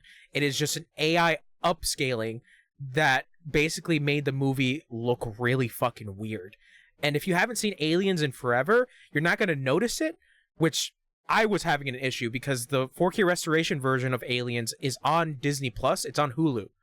So I was watching Aliens the entire time, and I was like, well, there's something about the movie that looks off, but I can't put my finger on it until I rewatched the video because I was like, what was it that made it weird? And then it's like, it started pointing out all the things, and I'm like, oh, like, you see it. The problem is that what the AI did was it took off the film grain, and it tried to make everything look sharper. So, you know how, like, if you play around with sharpness settings on your monitor, like, the outlines start to look, like, really weird and really, like, disjointed at times? Like, it tries to make itself look clearer, but there's, like, that weird uncanny valley of just, like, that doesn't look right. So that's what was happening in the movie, was that the AI was trying to, like, sharpen things while at the same time mixing around the film grain. So, like, close-ups of people's faces just for some reason had, like, a bunch of pores that, like, looked really weird. Yeah, I would, like, I probably will, like, put up the YouTube video that I was watching, like, pointing out all those problems. But like I was mentioning, like, for all the 4K restoration videos, all the 4K restoration movies of James Cameron, that's what they did. They basically used the AI to clear up the film grain, and, like, all his, like, 4K movies look weird. Terminator 2 has another example of that, where Terminator 2 has, like, a bunch of weird sharpness problems. True Lies is another one where every shot of a person, the AI smooths their face, so Arnold Schwarzenegger looks weird. Like, he looks like a doll at times. It's a very interesting thing, but this was, like, a rabbit hole that I went through because of just, like, damn, that sucks, because of the fact that, like, AI upscaling is being used to this form, but it's also, like, fucking up the video quality of it. And when people pointed it out to James Cameron was like, you fucking nerds. Why are you complaining about that? Like, he was very like hostile about it, which I was like, damn, that's unfortunate. Yeah, so that's one thing I wanted to mention is just, like, yeah, the Aliens is a weird there's a weird version on Hulu, but I guess going back to the whole series as a whole, Aliens is such a, like, the Alien franchise is such a weird, fucked up franchise because of the amount of, like, different ideas that they tried to do, and some of it working and then some of it not working. It gets really jumbled. So I watched Prometheus, Alien Covenant, and Alien and Aliens, because obviously that's the order it goes in. You guys are up to date with, like, the Alien movies, right? Besides Romulus? I think I saw Prometheus, and I've never actually even seen the original Alien movies, dude. I saw them, but I don't know, like, what's the whole Gist? I didn't watch them for the story. Yeah, I just saw them just to watch them. Oh, okay. So it was, like, playing in the background, basically. Yeah. So, I guess, like, in kind of, like, to sum it down, Prometheus and Alien Covenant are basically the prequel movies, obviously. Yeah. And Alien Covenant is technically a sequel to Prometheus, because I think it follows up, like, a couple years after what happened. Covenant's a new one? Covenant was the one that came out a couple years back. I forget when. What was the one that just came? I know we literally just Romulus. Romulus. So there's to be fair, these names are confusing. it gets really goofy because, like, overall, because there's no numbers here, so yeah. But there is a timeline of events. Right. So Prometheus and Alien Covenant happened before, and they introduced this whole thing about, like, how the xenomorphs are made, introducing this black goo that exists. I don't think you're allowed to say that on live television. Black goo, but it tries to introduce this thing to the alien lore, and, like, it works kind of, but it gets really goofy because obviously a lot of people in the Alien movies, like, are fucking morons, and that's how they get infected and shit. But, you know, you kind of have to get the movie going, so you got to have an alien show up. Alien Covenant was very goofy. I want to say, like, in the beginning of the movie, it was really goofy because they set up a whole thing in Prometheus at the end where the main character who survives is like, God, I guess spoilers for Prometheus is that they find alien life on the planet. It's revealed that the alien life form is their creator, but for some reason the alien life form is like, nah, humans gotta go for some reason. So the main character at the end of the movie is like, okay, we're gonna take their ship and we're gonna head to their home planet and we're gonna figure out why they hate us so much and why they want us gone. But then Alien Covenant opens up with the synthetic David, Michael Fassbender, basically nuking the alien race in like the first 10 minutes. So that idea from the end of Prometheus never gets explained as to why these aliens hated humans so much, even though they created them. Gone. Just completely gone. But what's hilarious is that like both movies are directed by Ridley Scott, and Ridley Scott is the original director of Alien, the first one. Ridley Scott, the monster from Smash Brothers? No, that's just Ridley. But anyways, Ripley. Yeah. So like Alien Covenant is very goofy because Believe it or not. Believe it or not. Okay. Yeah, Ripley's Believe It or Not. God, I remember those. But anyways, it is very goofy because of like what it was trying to set up, but it didn't execute it within like the second movie. And then the only good part about Covenant, I would have to say, is Michael Fassbender. Michael Fassbender is like genuinely like really good because he plays two characters in Alien Covenant. He plays David, and then the other one I forget the name of in Alien Covenant. I forget the fucking name of the other synthetic. It's just two. Walter is his name. There we go. It's really neat because like you have interactions with both Michael Fassbenders because they're both androids, and they're both interacting, and they're like, oh, David is more unhinged because he's more human-like, and the reason why everything happened in Prometheus was because of David, because David started infecting people and tried to play God, because there was a whole thing that happened in Prometheus where he was like, he was talking with somebody, and basically a lot of people in like the alien universe are really hostile towards androids. So he asked the person, he's like, who was looking forward to meeting the creator, just like, you know, what if meeting your creator is like a disappointment? And he's like, it can't be a disappointment. You know, we came all this way for this.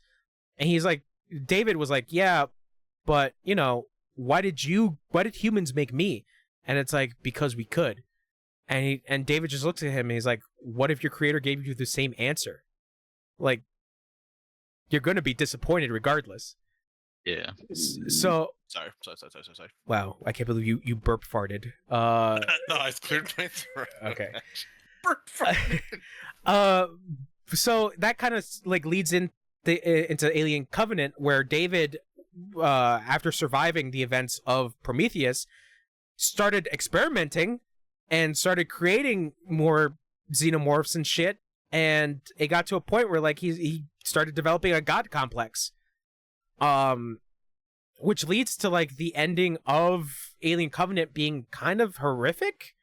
But you guys haven't seen that movie, so I don't know if you care about the spoiler about that.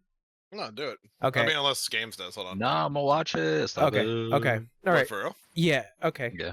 Okay. Well, Romulus, yeah. Are you trying to Romuli later, So dude? so here's the thing. I went to go see Alien Romulus. I enjoyed it. But Alien Romulus has a lot of issues because it feels like it is a movie made by a fan that really loves aliens. Because it tries to do a lot of Easter eggs and a lot of like stuff of like, hey, do you remember that line from Aliens? And it's like, okay, yeah. But the thing that threw me in for a fucking loop was how on social media this movie was like, it was basically shouting that, yeah, we're using practical effects with some CGI, but the practical effects are the mainstay of this movie, and like it's going to be the thing that drives people to go see it. And it's like, oh, that's cool, you know, using practical effects. But the thing that threw me in for a fucking loop was that they do a fucking CGI face of an actor who is in his 90s, making him look like he's back in his 40s. They do a Rogue One If you remember, if you know what I'm talking about, if you ever seen Rogue One. You know who did it the worst? Wasn't Rogue One. The Irishman. Yeah, but I wouldn't say. Trying to tone down his fucking oldness, and that was horrible. But this is the weird thing, is that like, yes, they did smooth out the face of Robert De Niro like a lot, and it looked really weird. Bro, Yeah, I'll argue that shit looks terrible. I'd have to see the Rogue One thing you're talking about because I don't remember. I did watch Rogue One though. I would say just look up the images online. Like I would say look up Carrie Fisher's Rogue One shit, and then because they put her in because she was dead, right? At the time I don't remember if she died at the time, but they wanted young. I believe she did. Yeah. They wanted young Leia, but then the other person was oh god, what is his name? I don't think this looks terrible. In motion, it does. In motion, you can definitely tell a difference. So I'm looking side by side of real her and fake her. Yeah, but it looks. I think the differences are negligible. But in motion, it looks really weird. That's what I'm saying. Let me see a video. But the other one that a lot of people go back to with Rogue One is Grand Moff Tarkin. The Imperial general guy with Peter, shit, what is his name? Peter Cushing. Jesus, I almost forgot his name. Peter Cushing is the actor. Where he has like an uncanny valley vibe kind of with her a little bit. So that's the thing that people complain about, is that the uncanny valley. Also, really quick, if I could just point out, Carrie Fisher used to be fucking fine when she was younger, dude. Yeah, we know. We saw Leia in the slave outfit. I forgot about that actually. I like the white thing she had on right there. You know. Anyways, yeah. So normal shit. Okay. So yeah, people talk about Peter Cushing of like the uncanny valley-ness of his face during that movie. So Alien Romulus does this thing as well, where they bring back I forget the actor's name, but in the original Alien, there was an android by the name of Ash. I forget the actor's name because now he's like, oh god, how old is he? Ian Holm is his name.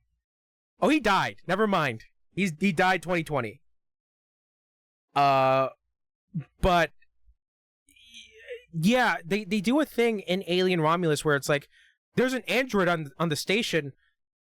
Who could this android? Oh, it's Ian Holm. Oh, they CGI'd a younger face on him. Oh, that looks weird. Every time he talks, it looked really weird. Like it looked like here's the head, here's the face, but then like the face doesn't match the head in some angles, so it looks weird. Like it looks like somebody posted somebody's face on somebody's head. Like that's what it looks like. And yeah, that's what that was like my biggest complaint of just like how this movie was like trying to seem like, oh, we're using all practical effects and a little bit of CGI, and then like, by the way, this android has to have a bunch of CGI in its face because it's got to be Ian Holm for some reason, even though it could be any other android. It doesn't necessarily have to be Ian Holm, but you know, people won't recognize it because Alien, and it's just like, I don't know who this is. Ian Holm. IAN. Yeah, IANHOLM. You've probably seen his face in like other stuff. Shit. He Lord of the Rings. Yes, that's Bilbo. No, he's not Bilbo Baggins, is he? He's old Bilbo. He's not young Bilbo. Okay, he's not young hot Bilbo. Yeah, he died 2020. That big sucks, man. But yes, he was in 1979. Okay, this is what he was. Yeah. Listen, he was in Fifth Element. All right, so he was also in Ratatouille. Ratatouille. That's what it says. So cool. Yeah, that's crazy, dude. And he was CG'd in. Yeah, it's really weird. It's really, really weird.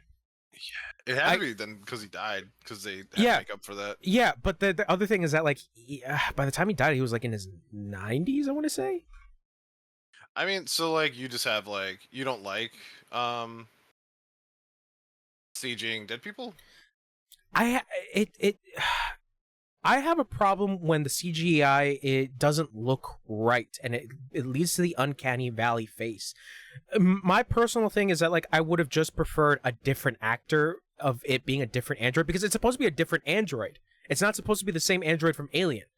But that's the weird part. Is just like, here's another version of that of the android that looks like the other android from Alien, but we're gonna CGI the actor's face on it for some reason. Like, just put a different actor. That's it. That's all you could have done, because he only acts as exposition, and then a little bit of an antagonist. But I don't know. Yeah, my problem is mostly is that like it just looks weird at times. It looks really weird, and I just don't like it.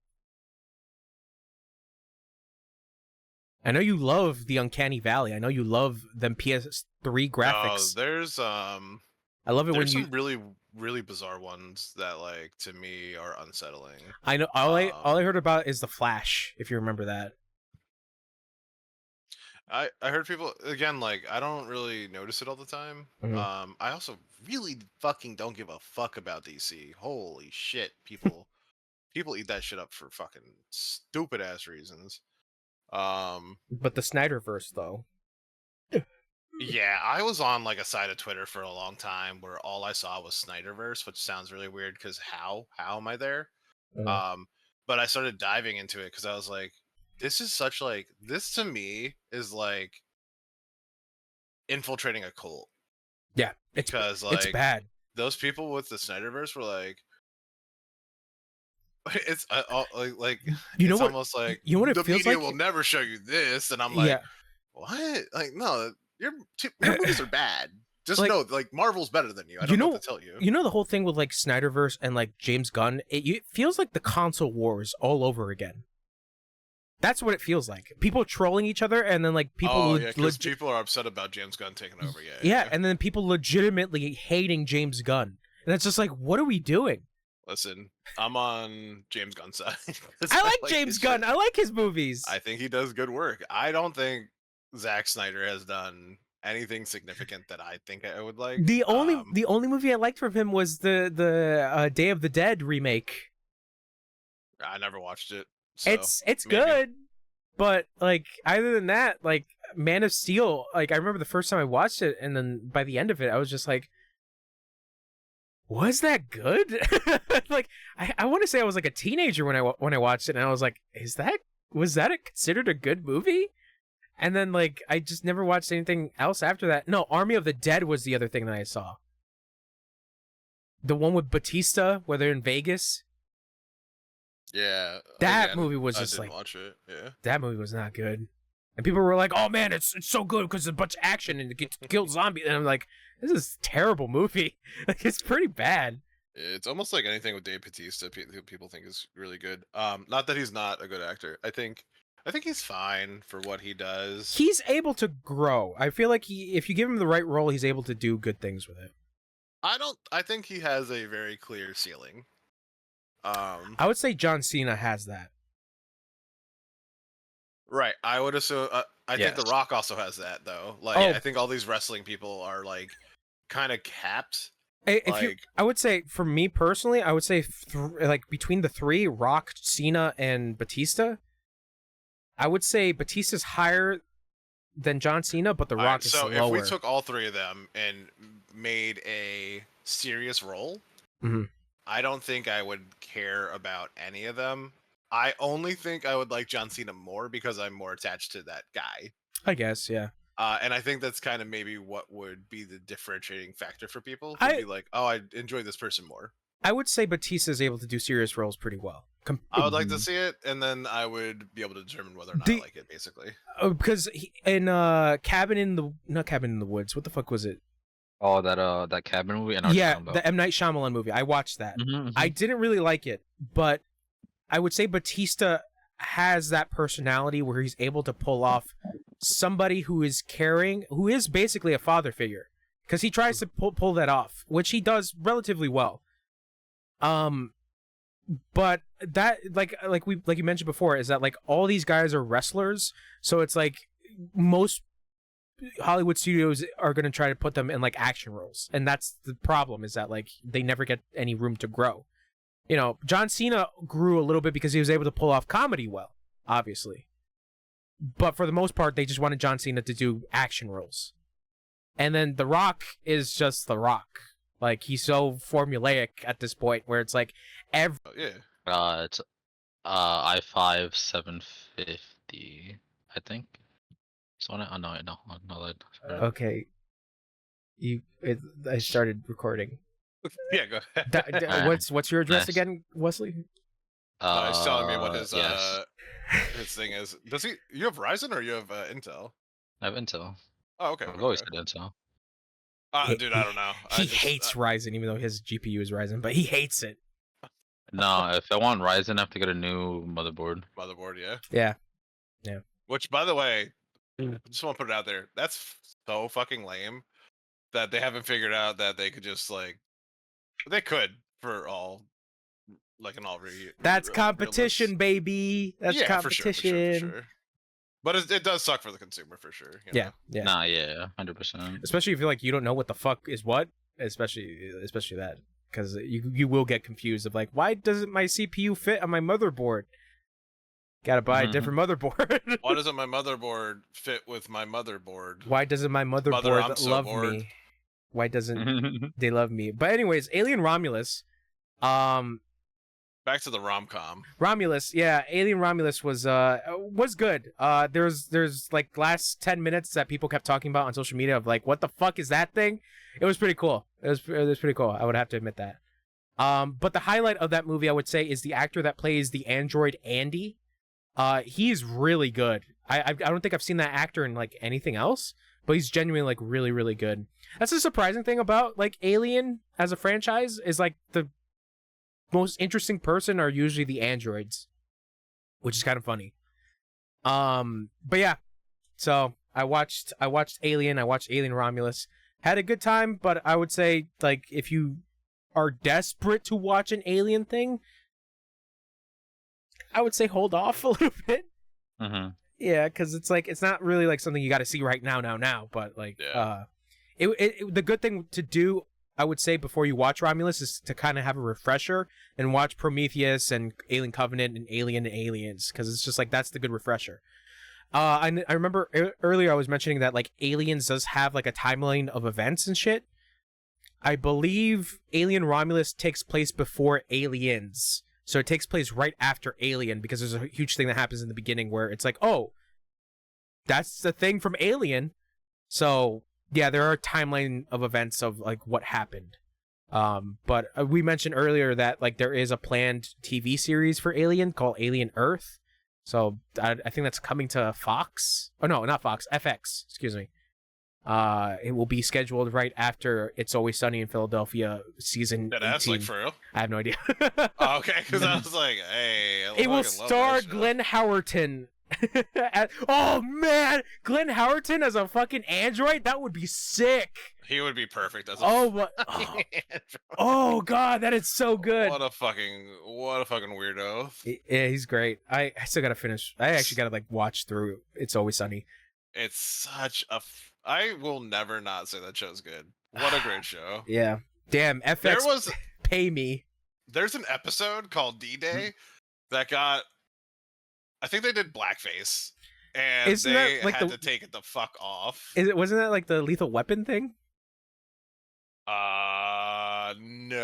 Oh, okay. D-Day was wanting to... so everyone gets their day at some point where they get to tell everybody else what they have to do. And she's really big and thinks that she's like a movie star, like an improv genius and like a comedian. Like she thinks she's like everything, right? And she wants to be like a star. I saw a clip of that. Yeah. I saw a clip of that. Yeah, basically everybody like fooled her, right? They all did what she they're just doing what she told them to do. Yeah. And then it gets like to a really racist point where she's making them all do characters. One person has to dress up a Chinese person, one as a black person. Okay, never mind. I didn't see that. Yeah. It's I think it's funny, but I can see where like they were like, yeah, we can't air this again. We can't. It's not on Hulu. You have to go to YouTube and find it. So I totally get where they're coming from with that stuff. Yeah, Howler loves blackface is what you're telling us. Dude, it's funny. It's so funny. It's so funny. It's like watching Robert Downey Jr. now when he did the black character for Tropic Thunder. What's it called? Yeah. Yeah. Oh yeah. Okay. No, It's still funny. I find brown face funny, especially for like Latinos, because Yeah. like the only one I go back to is Willem Dafoe. Like every fucking time, it's just like he only says like 3 lines in that movie, and it's funny at the fact that they just like gave him a spray tan to make him look Mexican. It's so bad. It's That's one of the worst ones. It's out there. so bad, and he's such a great actor, but it's just like that's like the stupidest thing. I don't know, like It's so hard not to see Willem Dafoe as the Goblin. By the way, yeah, it's ridiculous. You can't do it. Yeah, that's it. I'm just thinking about it. Like, I would give him a pass technically because the movie was directed by Robert Rodriguez, and Robert Rodriguez is Mexican, so it's like he had to go. He was like, all right, spray paint Defoe, give him the brown face. give him the brown. All right. What else did I watch? I watched the Jet Li movie Once Upon a Time in China 1 and 2. Oh. Yeah, because I got the Criterion Collection version of it. I mentioned this, like, I think last podcast. Hold on. Let me try to get to it. I bought a bunch of movies. I'll get to it. Anyways, the collection came with, like, 6 movies. So it came with Once Upon a Time in China 1, 2, 3, 4, 5, and technically 6, but it's called Once Upon a Time in China and America. These movies are kind of, like, highlighted because they're kind of like patriotic Chinese movies. In the sense that they talk about folk hero Wang Fei Hung, if you ever heard of that name. Wang Fei Hung was a real person, but a lot of movies try to take that name and try to make like, oh, here's a different version of Wang Fei Hung, because the one I can think about is Drunken Master with Jackie Chan, where his character is named Wang Fei Hung. And I think it's supposed to be kind of the real guy-ish, but like in a different version of him. Like, it's very bizarre. But the Once Upon a Time in China movies, the first one talks about how like the British were trying to like colonize China and trying to make China like not a real country in a way, to the point where like any white guy on screen is a fucking caricature of white guys in general, of just like, we hate the Chinese. Like goofy shit like that. It's funny because like there's a point where they point at a character as like, you gotta be careful of that guy, and they point to a white guy with a ponytail wearing like the colonial British uniform, and it's like, be careful with him. What do you call that guy? What's his name? Tiger. And it's like, okay, I guess. But the interesting aspect of the movies is that like, yeah, Chinese martial arts does nothing against fucking guns. Like, you're gonna get shot with a gun. It's like, you're gonna die. What is Kung Fu gonna do for you? Because they have a moment in like towards the end of the movie. What can Kung Fu do for you? Because they have a thing towards the end of the movie where a character had like, his secret ability in Kung Fu is that like swords can't cut him, and like spears can't pierce him, so like he's kind of invincible. And then there was a moment in the movie where like he fights off against like some British dudes with guns, and they shoot him, and Wang Fei Hung's like, no, you don't know, you don't understand about guns, and then he gets shot and he fucking dies. It's just like, you fool, Kung Fu won't do shit about guns. Yeah, it's goofy shit like that, but the choreography, I would have to say, is genuinely like Holy shit. Yes. Howler? Nothing. I think something hit my fucking window. It's just like, sounds like something's breaking when it happens. So it's okay. loud. Was it Kung Abrupt. Fu? Nah, I'm pretty sure it was lawnmower, but you know. Okay, gotcha. But the choreography in the movie is like really good. Like, if you want like kind of like wuxia, like high wire like fights and stuff like that with Kung Fu, it's really good. It's really fun. Jet Li is also like, he's having a good old time with it.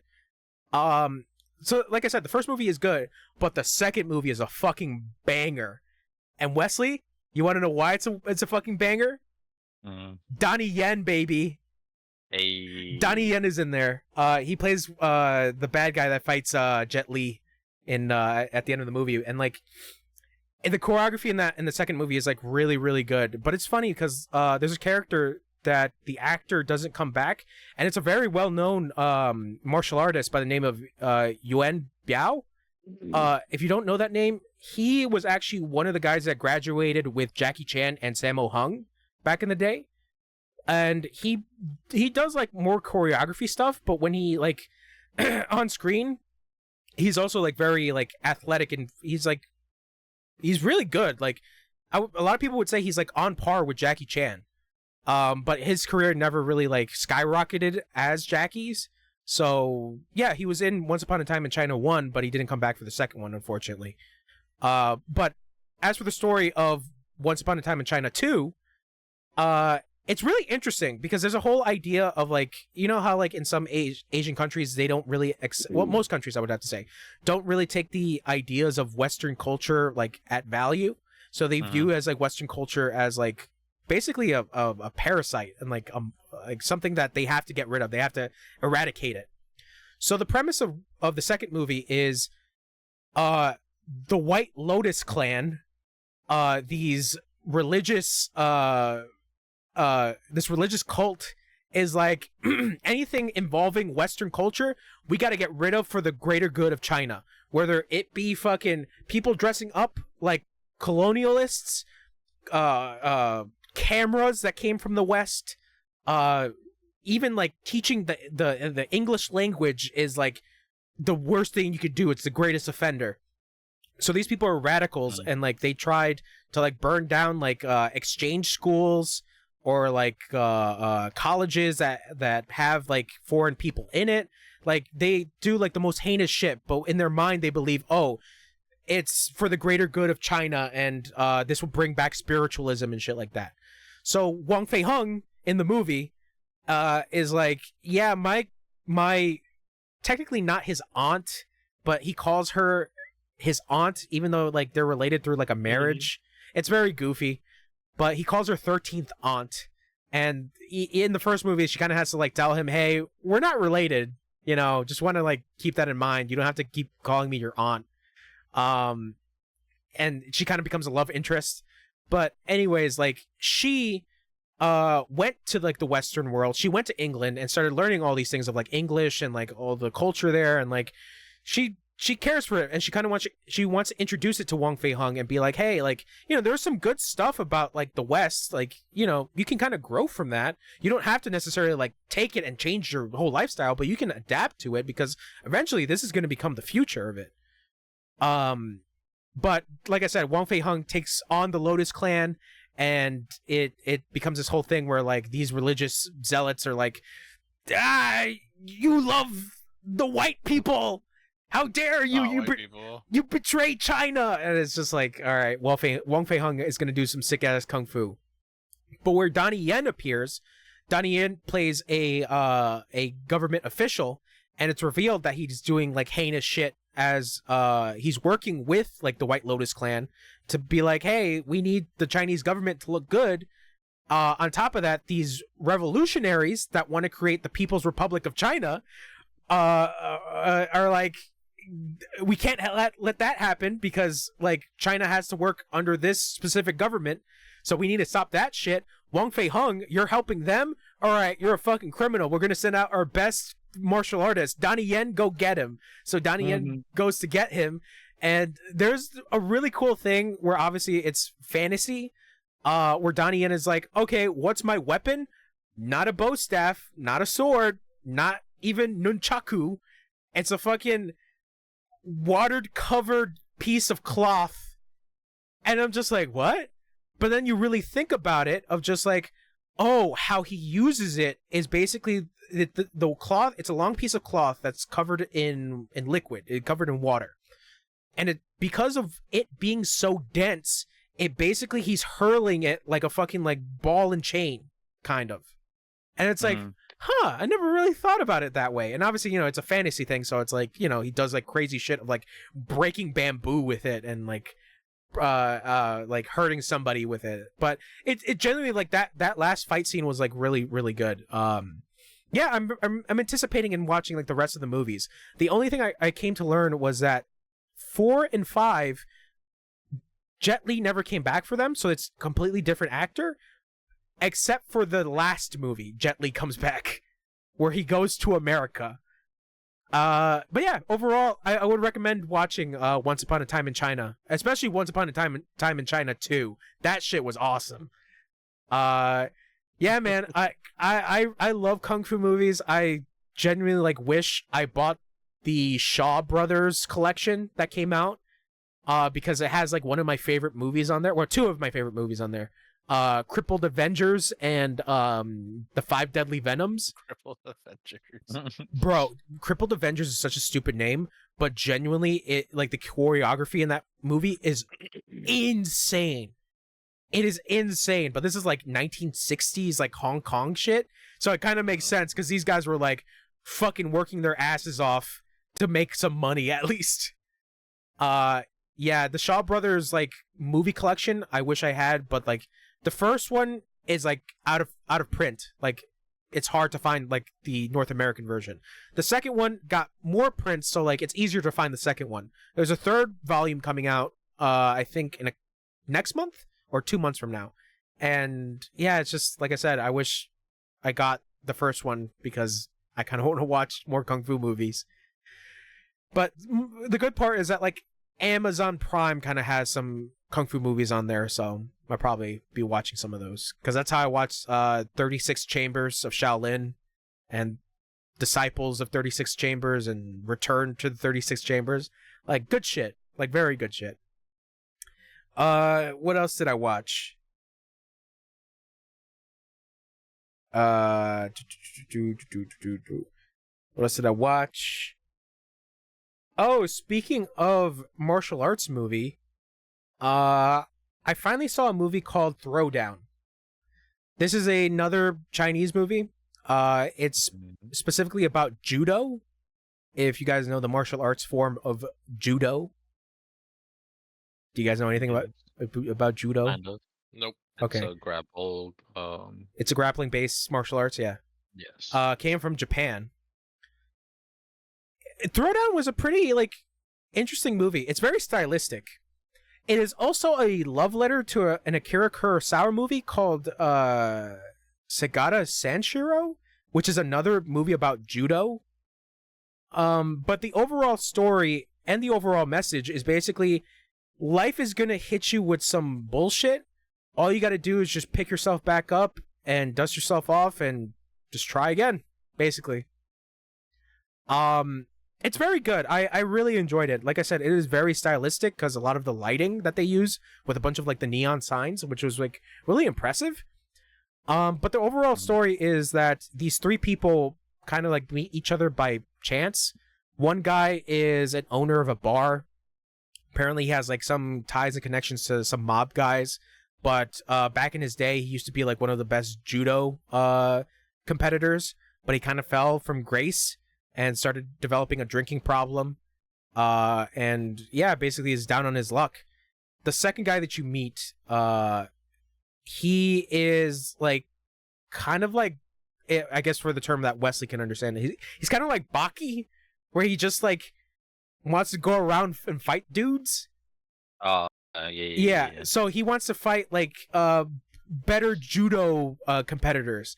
So he just goes around, you know, Hong Kong or China or wherever it takes place in, and it's just like, yeah, I just want to fight some dudes. I want to see if like I can actually get some good competition. And he's like, oh, I know about the dude that like owns this bar. He used to be like the best judoka, as they call them. So I want to see what he's all about. And then he goes to see him, and he's like, yeah, this dude's a fucking drunk. Like, I don't know if I can help him or anything. Because it's just like, I want to fight him. Yeah, obviously. But this dude's so out of it and so out of practice, it's just like, I feel like it's not even worth it. Like, there's no spark in his eyes. So then the third person you meet is this lady who wants to become a singer. So she goes to that guy's bar to become a lounge singer. And her journey is basically like she's too old to be a performer, but she's only like in her early 30s. But obviously during that time period, it's like the 90s technically, or early 2000s, I would have to say.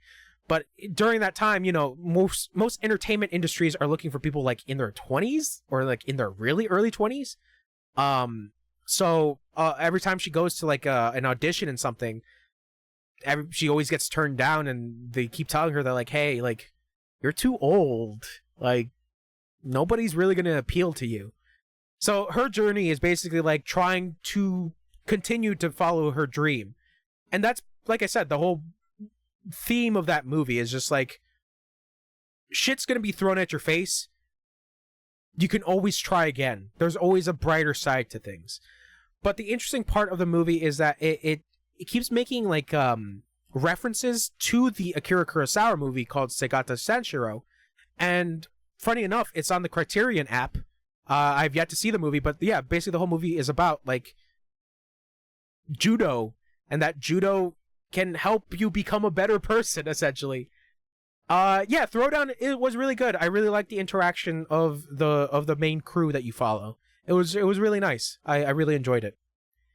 And then the last thing I watched was a movie called The Hidden, starring Kyle MacLachlan. The Hidden. Basically, I did not know what this movie was about. On the cover of the movie, it says it's Terminator meets Alien, I think it said. Interesting. And I was like, what? And the tagline is God, I have it right here, but it's underneath like a whole stack of movies that I bought. I'll show it later. But like, okay, what is this gonna be about? And like within like the first 15 seconds, yep, it's a fucking alien trying to do crimes on Earth. And I'm like, oh, what is this? It's a fucking slug. It's a slug that goes in your mouth. And I'm like, man, the practical effects on this look really good. And yeah, it's basically a B movie. It's a not a Jerry Seinfeld B movie, but it's basically like a B-list movie of just like alien shit. And I'm like, yeah, you know what? This was pretty fun. Like it's pretty good. Yeah, I liked it. It's basically these two cops have to figure out where the fuck this alien's gonna go and do more crime and stop it. Yeah, overall it was pretty good. So I guess here's a time for Chonch to show off what he bought in his 2 weeks. So I've been meaning to watch Full Metal Alchemist Brotherhood again, and Full Metal Alchemist in general. So I bought the Blu-ray packs of both Full Metal Alchemist Brotherhood. This is all of it of Brotherhood, come in Blu-ray discs. So I bought that. I also bought the original Full Metal Alchemist. So you know what's the shit that fucks me up? So yeah, here it is. This slipcover, great. You know what's not great? The actual fucking cover, because it looks like this shit was printed on. This was sealed, by the way. Like, this wasn't like resold. This was completely sealed. Like I said, the slipcover looks nice, but the fucking actual cover of the Blu-ray disc looks like somebody printed on their fucking printer. Yeah, you could probably print your own out. Yeah, I would probably do that. But yeah, I love the original series. You know, it holds a special place in my heart because, like, even though like it is very different from the manga and even Brotherhood, because Brotherhood came out afterwards, it really had some like really neat ideas. And man, all those opening and enders for this fucking original series is fantastic. I love this shit. But the shit that breaks my heart is that there is an ending movie. I don't know if you remember, Wesley, The Conqueror of Shambhala. Nope. So Conqueror of Shambhala takes place like a couple years after the events of the ending of original Full Metal Alchemist. The Blu-ray of that movie is impossible to find.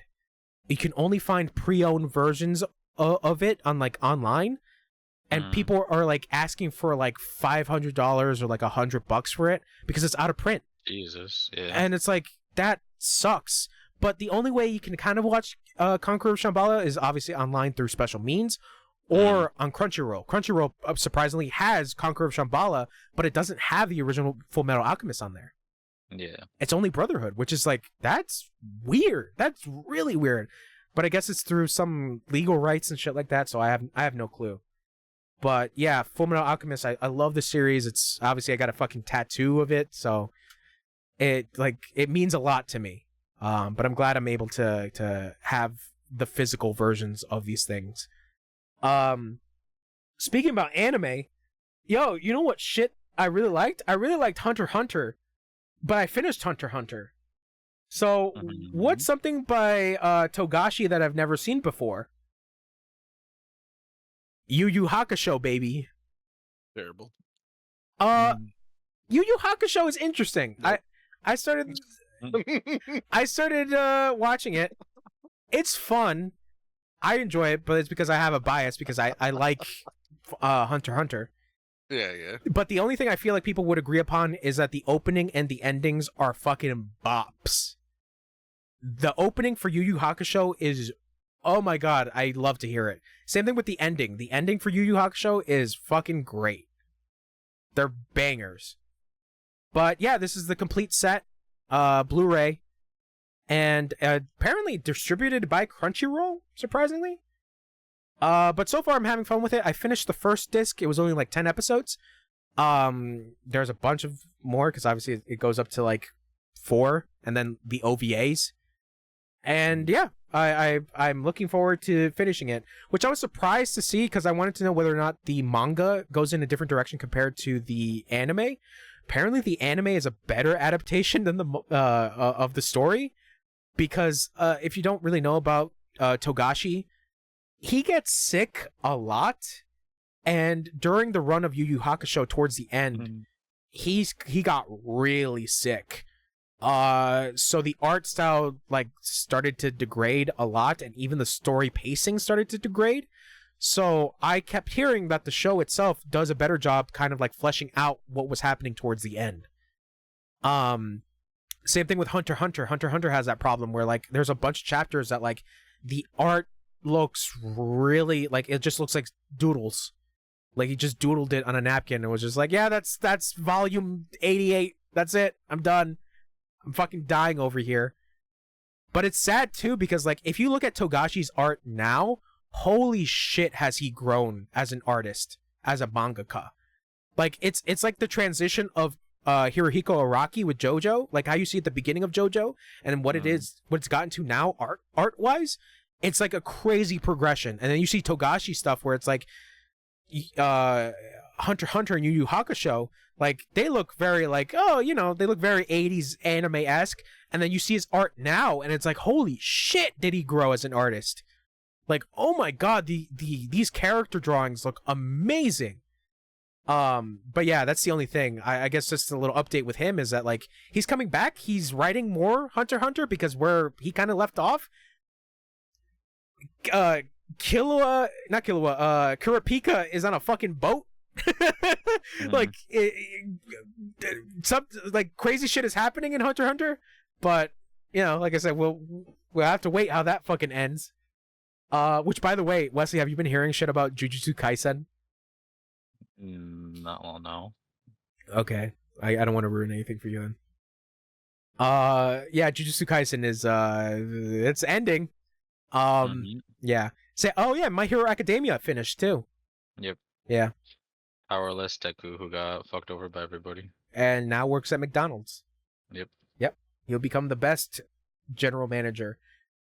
Let's see, what else did I get? Oh yeah. Speaking of Yu Yu Hakusho, I also got the movie, but apparently it never came out on Blu-ray, so it's only the DVD. So, got that. I talked about Alien. I got the first one on 4K. I wanted to get Aliens on 4K, but I went through my whole spiel about like the whole shit that was wrong with it. I got Jaws. You guys ever watch Jaws? Well, a while ago, yeah. A while ago? Okay. I got Django, but not Jamie Foxx Django, the original Django. The Non-Unchained. Non-Unchained. This is a spaghetti western. Franco Nero. Yep. So that's the original one. I talked to somebody about I talked about this movie on the last podcast. It's a movie called Blowout by Brian De Palma. I love this movie. I genuinely think this movie is fucking amazing. I would say go into this movie not knowing a single thing because it's fucking great. Yeah, it's really good. I should watch more Brian De Palma movies. I still got to watch Carlito's Way. Let's see. Tremors. Got that. Okay. I really do enjoy this movie. I really want to get the second movie because I think it's on Blu-ray or 4K. I would have to check. Killzone, technically known as Chapeau Long, with Donnie Yen and Sammo Hung, considered to be one of the best action movies. I did see this like a long time ago.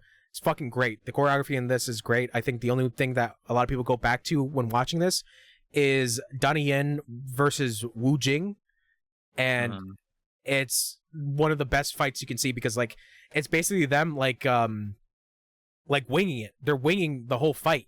Like they're just like, all right, we're gonna go at it. Funny enough, Wu Jing actually comes back in the second movie, but as a completely different character with Tony Jaa. So it's Tony Jaa and Wu Jing. It's Killzone 2 is really good too. Like it's genuinely like a really good movie.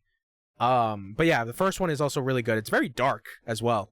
Especially that ending. The ending is really goofy at how dark it goes. Like the darkness of it is goofy. That's all I can say about that ending. But I plan on rewatching this at some point. It's very very good. So I also got some Clint Eastwood movies. I got A Fistful of Dollars. I've seen this movie. It's great. It's Sergio Leone's movie. Basically this is the first in the No Name trilogy. So yeah, Fistful of Dollars. I enjoy this movie. It's really good. A Few More Dollars, also very good. And then of course, The Good, the Bad, and the Ugly. So Okay. I remember I watched The Good, Bad, and the Ugly like years ago, and I never watched it again. So I want to watch the entirety of it, obviously. But apparently this movie is like almost 3 hours, which is surprising. But I plan on watching it. But I do recommend watching a Fistful of Dollars and A Few Dollars More. They're very good, like westerns, spaghetti westerns specifically. Spaghetti, because you know them Italians. Speaking about the Europeans, hey, Leon the Professional.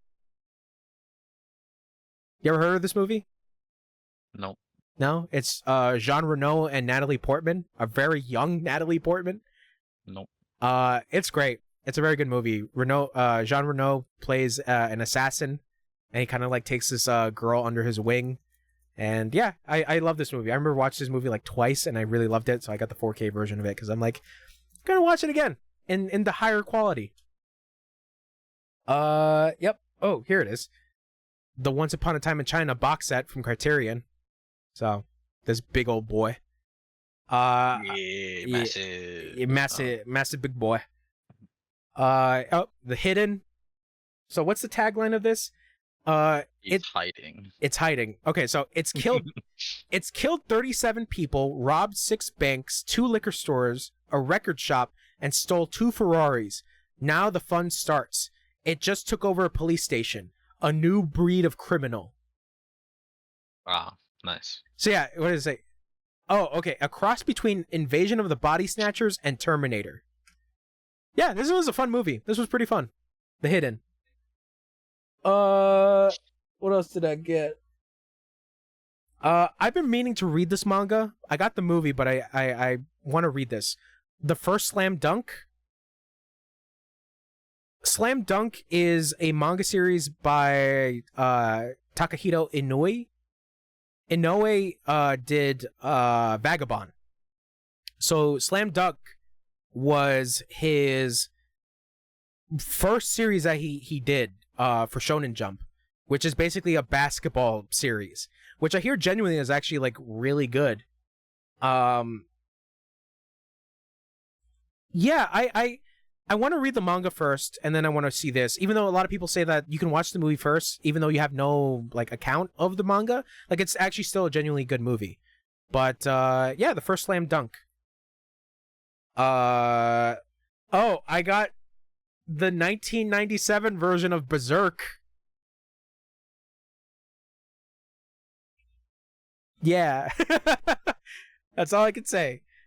I got 12 Monkeys because I watched the short La Jetée, which this movie is based upon. So I'll be watching that at some point. But the other thing I wanted to mention, hey, I got too much shit to read. I bought the Trigun Deluxe Edition. This thing is fucking massive. You ever heard of Trigun? I have, but never thought of it. Okay, I watched Read it or whatever. I watched the anime like years ago because it was like one of those things of like, let me watch more anime, like older stuff. Trigun was like made in the 90s, so like I watched the dub and it was like Johnny Young Bosch was in it, and like yeah, it's a very enjoyable series. It's very interesting. So I was like, oh, the manga is finally getting a release to the United States, but in like a deluxe pack. Let me try to get that. So I pre-ordered this like a while ago. It came, and I'm like, holy shit, this thing is huge. This thing is That's pretty big. It's pretty big. That's Trigun. It's Trigun, yeah. Such a good fucking TV show. It's great. Trigun is great. Did you watch the movie that came out like a couple years back called Trigun's Badlands? No. It's also very good. I'll check it out. It's interesting because it's like it's kind of like the Cowboy Bebop movie where it's kind of like a side story, so you can kind of just go into it, even though it would be better to actually have some knowledge of like the show itself. But yeah, Trigun, the anime was good. I'm surprised that they never did a Blu-ray version of it because it's only on DVD, surprisingly. Even though the movie is also on Blu-ray, but never happened. But the thing that surprised a lot of people was that they were doing basically Full Metal Alchemist Brotherhood, but for Trigun, called Trigun Stampede. Yeah, so I got the Blu-ray version of it. I want to read the entirety of Trigun and then eventually watch this. I heard good things. A lot of people complained about like Vash's new design because he looked like a fuckboy a little bit. Yeah. But I'm willing to give it a shot, obviously because I bought it. But yeah, just a bunch of shit I gotta read and watch because, like I mentioned, I finished Dune Messiah. I'm currently reading through the Warhammer book, Horus Heresy, and still reading through One Piece. And yeah, still reading through One Piece, and I still want to read through Slam Dunk, which is another manga about basketball. I don't know if Howler saw. I don't know if you want to go do your poop, but do you remember Leon the Professional? I don't know what that is. Okay, never mind then. It's just for me then. But yeah, I showed off my movies. That is what I bought. That is what I watched. But what did I play? I know you're all quivering in anticipation of what Chonch played. Gross. Oh yeah, that reminds me. Do you guys buy like manga physically? No, I just brought I it used from my to. school library. Just library. Okay. Oh yeah, that's right. You work at a school. I forgot. You have. Yes. Yeah, that's a good perk. Fucking guy, literally the one thing. The one thing that that James has talked about for the past 3 times he's been on is It's school. by the way, I'm at this school now. Yeah. No, I'm mentioning this because right now I'm like displaying my JoJo manga right here, and they're like all the Gross. nice looking versions of the manga because their covers got redrawn with like Araki's new art style. So like this is part 3, the first one, even though it's like all these look nice. Even though they kind of gave up because I think Araki was just like, I'm not gonna do like the 4th and the 5th and the 6th. So like the covers are all different up until like 4. So yeah, this is like the first one. It's supposed to be Jonathan, and on the back it's Dio and Danny. Like Dio. Yeah, like I'm trying to display my manga a little bit more, my books. That's the one thing I wanted to mention. But I wanted to complete my JoJo stuff because I still got to get like the rest of part 3. But yeah, buying mangas is expensive. And I was also looking like, what's other shit that I want to get? Oh, I want to get Soul Eater. Actually, like get the manga and like see how that is because I hear the manga is like pretty good. And then like obviously the Blu-ray version of the show, because yeah, I love Soul Eater. I love that soundtrack. That soundtrack is so good. But yeah, shit that I played. Yo, did you know that I finally beat the Elden Ring DLC? Yes. Yo, that shit was difficult. That I stopped playing that game because I couldn't beat it. Dude, I stopped playing that game after the first boss, buddy. the first boss, Yeah. Godric? Jesus. Probably not. The horseman that's standing outside. Bro, that's just the world boss. Yeah, and he was annoying, and then I didn't want to play the game anymore. Dude, no way. What really actually happened is I got annoyed with that, and then my brother said, "Oh, I'll come in your world," and he beat like 3 bosses for me because he's so powerful. And then I was like, I don't want to play anymore because like I can't do that, so I don't want to. I don't like. It's not that I don't like challenging stuff because I play competitive games, but like I don't really enjoy games where I have to die 100 times before I can learn how to fight something. I don't. That's not fun to me. So, that's just personal preference. Like, there's tons of people that have been like, "Well, that's such a good game, and you should play it." And No, you're just making up excuses. And You shit. should I'm like, get I mean, good. Yeah, no, like no joke. Like that's what my friends, Yeah. friends that aren't you guys say. Yeah. And I'm like, or I could just not play it. No, I get it from that perspective. I don't know why I play these games. I think it's for the sense of like gratification that I get. But Yeah. the thing is about fighting those bosses is like you have to learn the patterns. Obviously, that goes for most video games. But I can understand it that some people can't have the recognition to actually get the pattern down because sometimes those bosses can be bullshit. Those bosses can straight up like do shit of just like that wasn't a part of your pattern before, motherfucker. Why are you doing this now? Yeah. Because that's how I felt literally at the end of this DLC. Because this DLC is fucking tough to the point where I was just like, I think I'm gonna have to cheese this motherfucker, which I actually did. I had to get a bleed weapon, fucking scale it to a really good point, and that's how I won. Is make this motherfucker bleed. Yeah. But like I said, some people might say that the way that I did it is cheating. It's not the way the game is intended to be played. But all I can say is that, like, you know what? I beat the fucking game. That's it. Yeah, and I'll say like to the point of like not liking it. I played. I think I said this like last month, but I played Neon White through Game Pass, and I enjoyed the fuck out of that game. But I can see why people wouldn't like it because it's just literally a speedrunning game. Yeah, it's an arcade game. It's right, yeah. but like that's what I'm saying is like there's games that people just don't like, and then there's games that people do like. It's all preference really. It just comes down to That's why for me I like to like, even though I sound like a hypocrite because like now the more I think about it, it's just like me kind of like opening up of like what to play, but at the same time, League MOBAs are not really a thing for me. Yeah, exactly. I've yet to try Deadlock. What is it? Is it called Deadlock? Yeah, Deadlock. Yeah, I've Did yet I to. send you the thing by the way? Yeah, you did. I've yet to. Okay. I've yet to try it because I'm an idiot. 3 million squid. I We're all getting fucked. I guess on a little side note, did you see the thing with Dr. Disrespect? Yeah, that he's on. Where he was like, "Didn't you link it?" Yeah, I did. Yeah.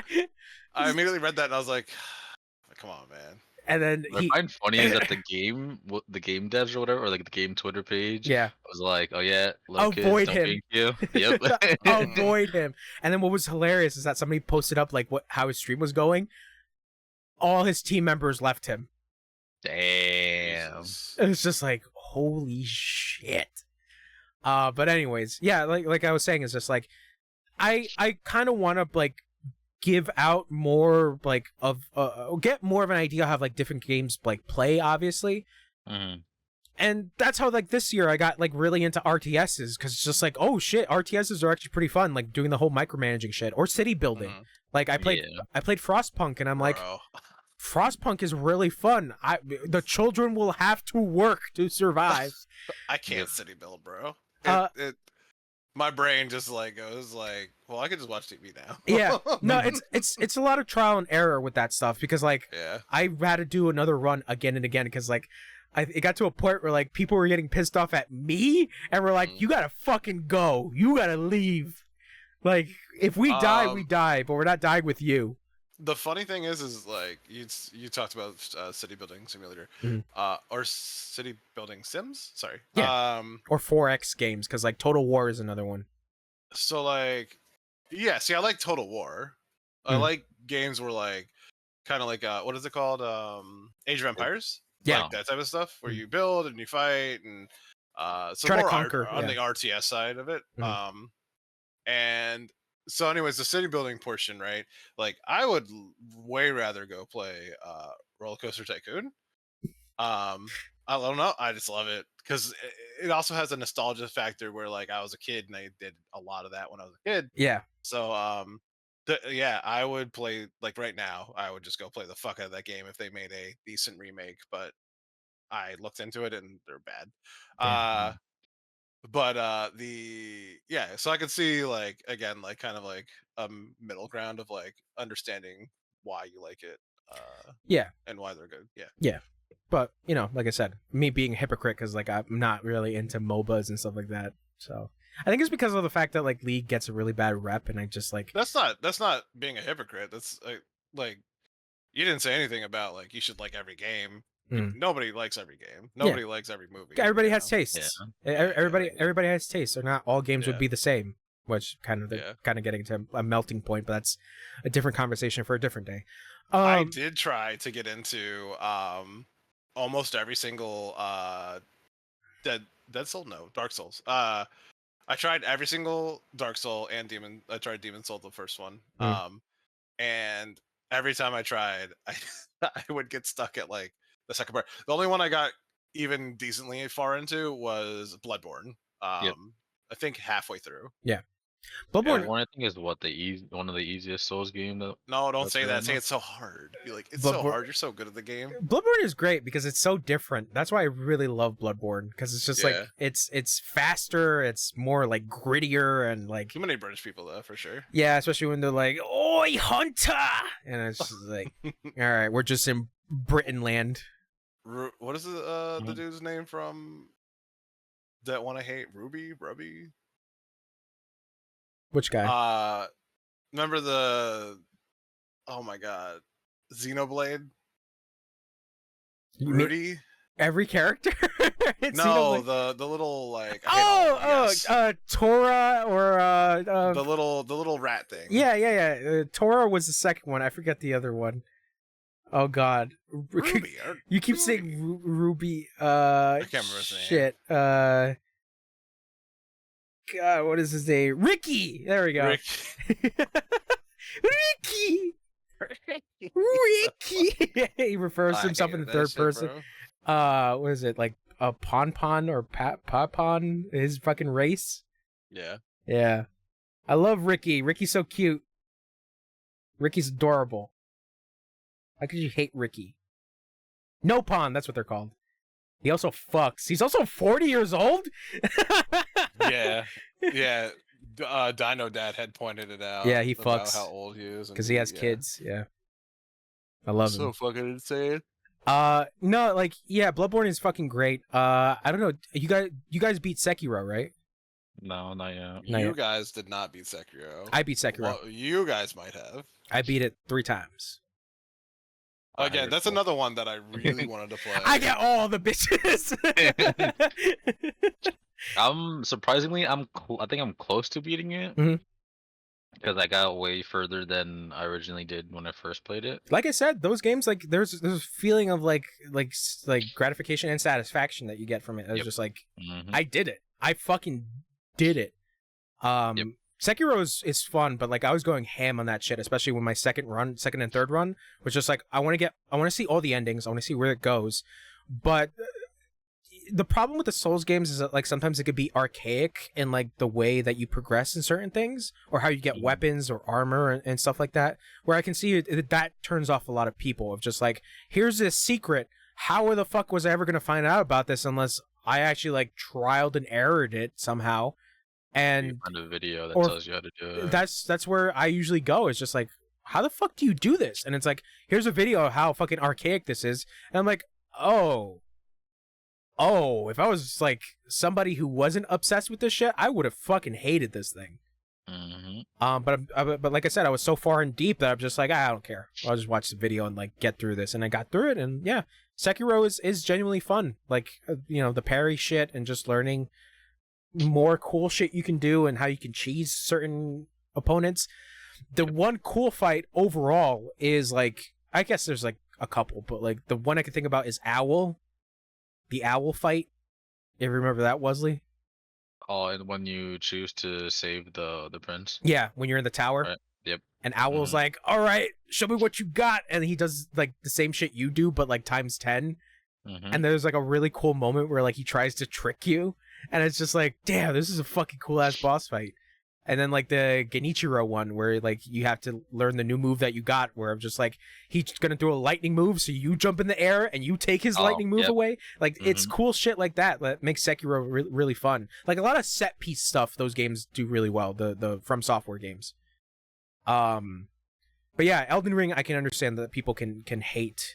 And Dark Souls 1 is so funny because of the fact that like, if you played these games after Dark Souls 1 is just like a cakewalk. It's such a cakewalk.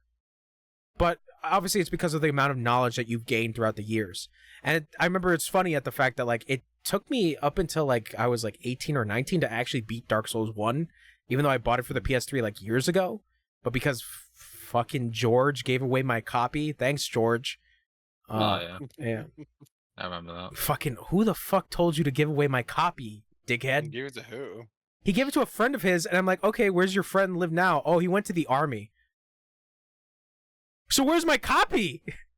He's like, what game was it? It was Dark Souls 1. It was on the PS3. Because I was like, I didn't beat Dark Souls 1. Because I lent it to George, a friend of mine. And I was like, because he never played a Souls game. And he's like, oh, can I borrow Dark Souls 1? And I hear some pretty good things about it. I'm like, yeah, here's Dark Souls 1. And then, like, I think a year passed by, and I was like, oh, hey, you still got my copy of Dark Souls 1 because I never beat it. And he's like, oh, I lent it to a friend of mine. I'm like, you lent it to somebody else? And he's like, yeah, he was going to give it back, but, yeah. I'm like, what does that mean? Like, where's your friend? And he's like, yeah, he went to the army. So where's my copy then? So, yeah, afterwards I bought, like, the remaster of Dark Souls, and and this was like after I beat Dark Souls 2, I beat Dark Souls 3, Bloodborne, and I'm like, all right, let me actually beat Dark Souls 1, and I beat Dark Souls 1, and I'm like, it's really funny. It's just like the fact that like, back in the day, this was like the hardest shit in the world you could ever play, and like, it's so old that like it's a cakewalk. Same thing with the DLC. I played through the Dark Souls 1 DLC, and I'm like, yeah, this is good shit. I love those games. I still gotta play Armored Core 6. I still gotta play through that. I hear that's really fun.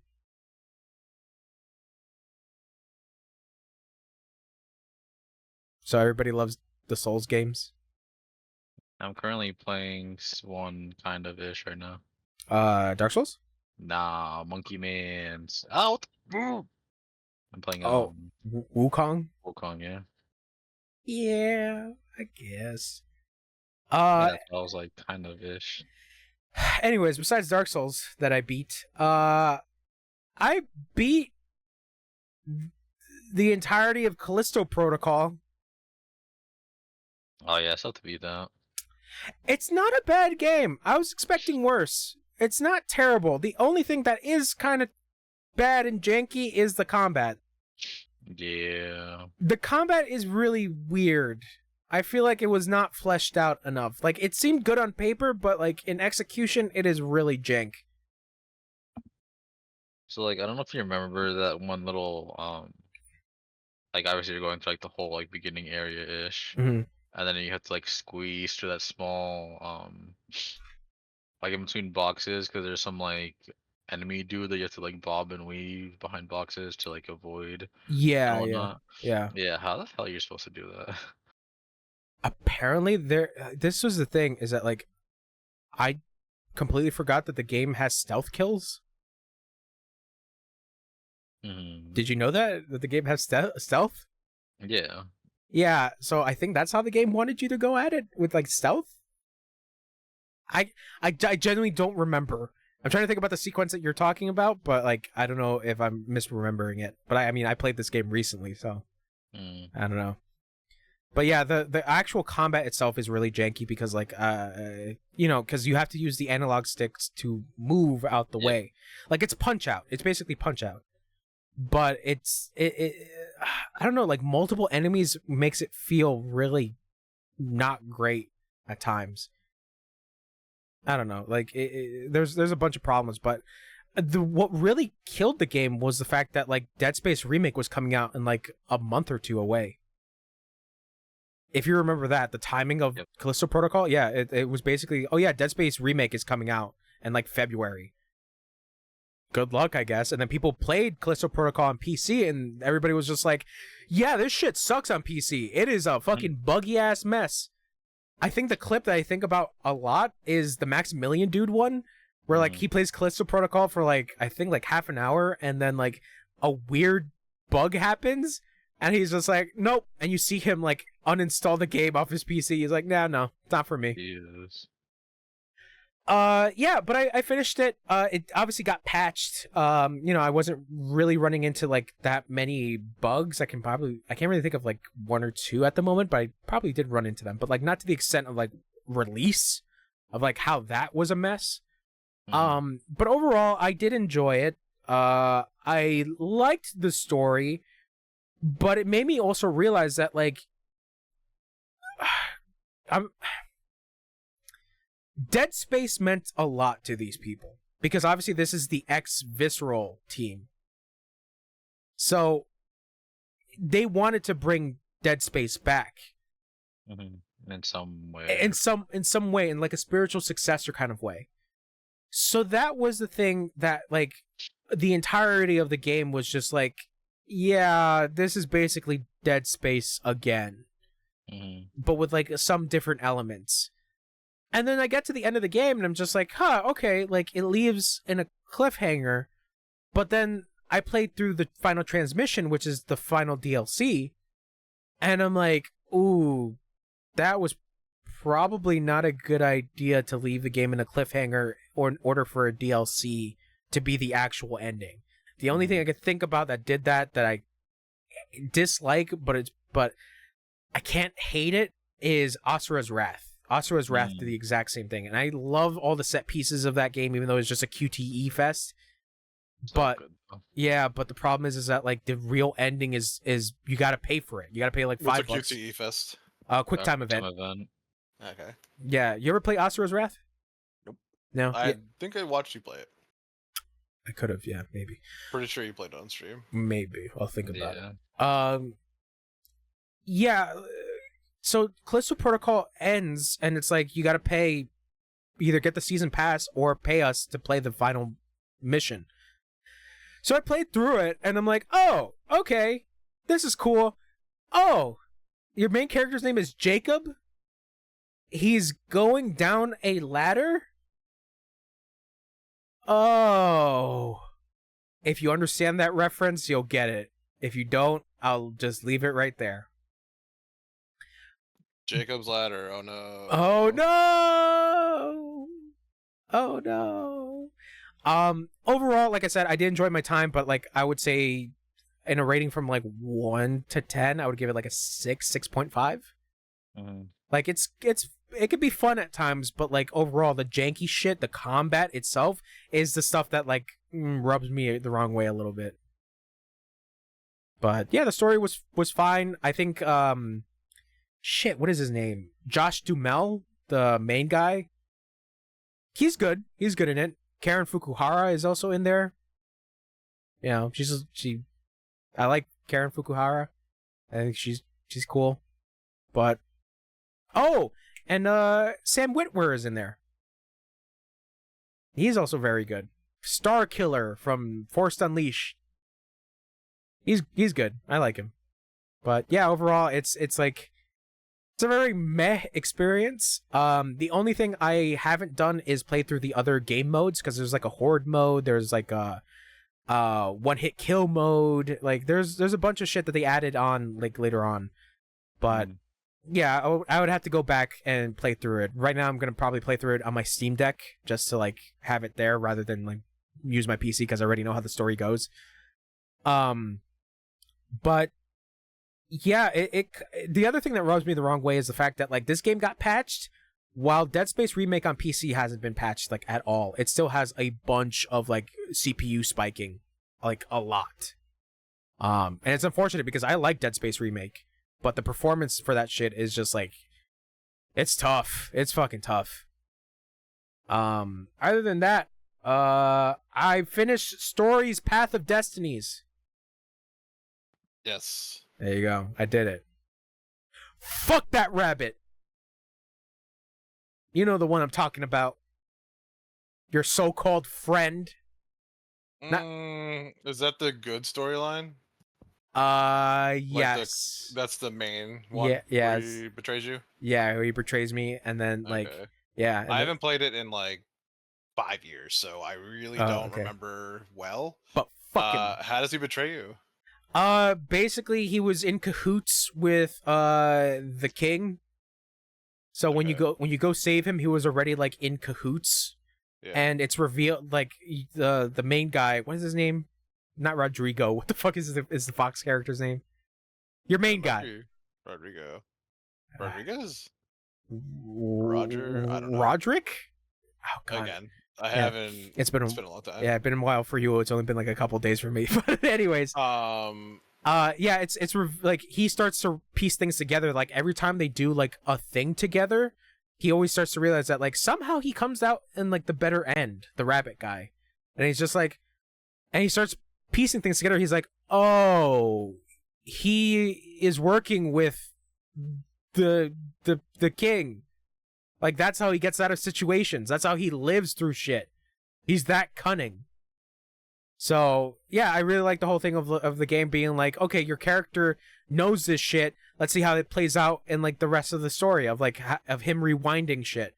Basically, what it reminded me of is Deathloop. Even though Deathloop, a lot of people didn't like, Deathloop kind of had that thing of just like, okay, I piece this thing together, piece that thing together. Okay, this is how this person can fucking get the fuck out of this story. Overall, I did enjoy it. I liked it. I enjoyed my time with Stories, Path of Destinies.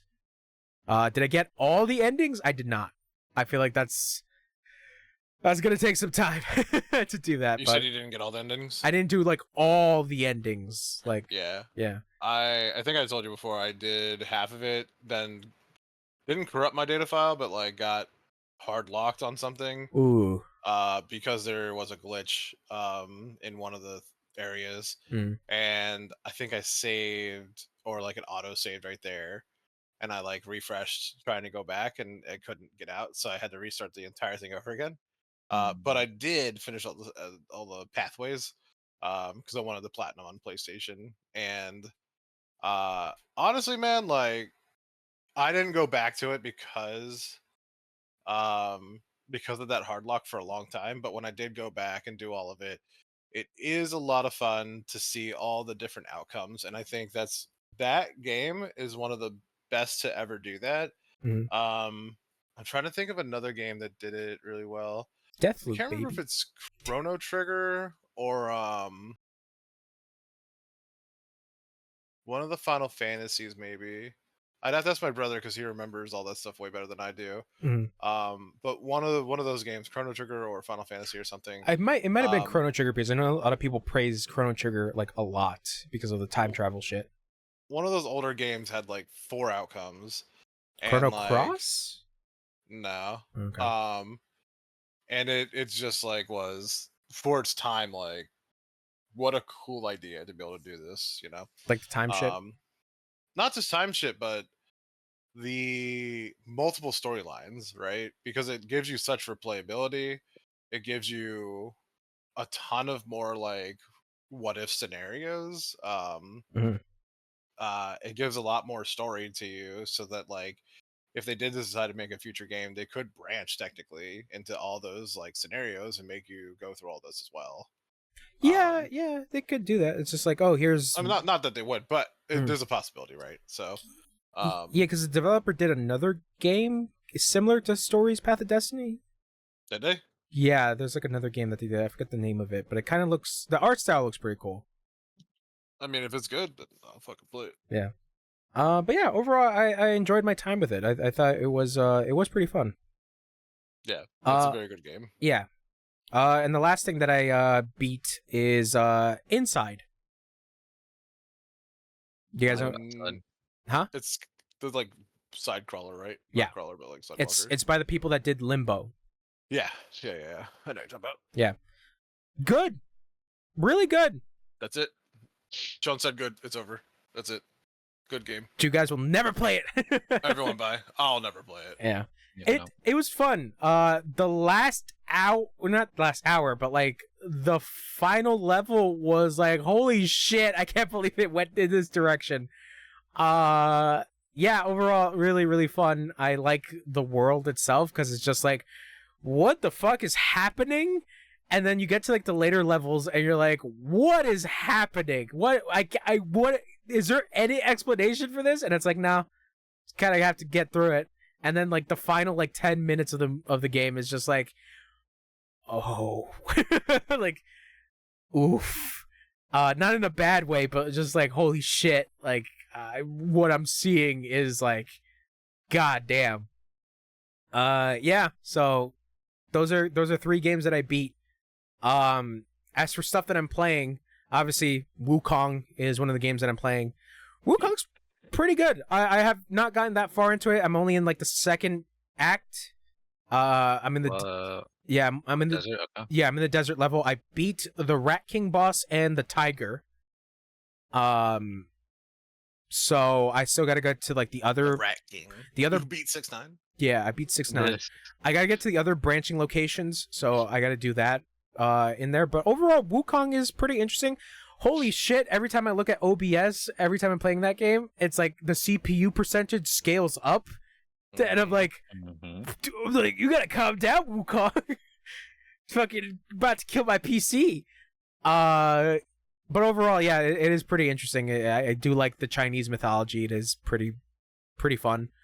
Even the enemy variety of them being like anthropomorphic animals, like you're fighting wolf dudes and like big giant tigers that know kung fu. Anthropomorphic. That was such a big word. Anthropomorphic? Yeah. Okay. Yeah. It was though.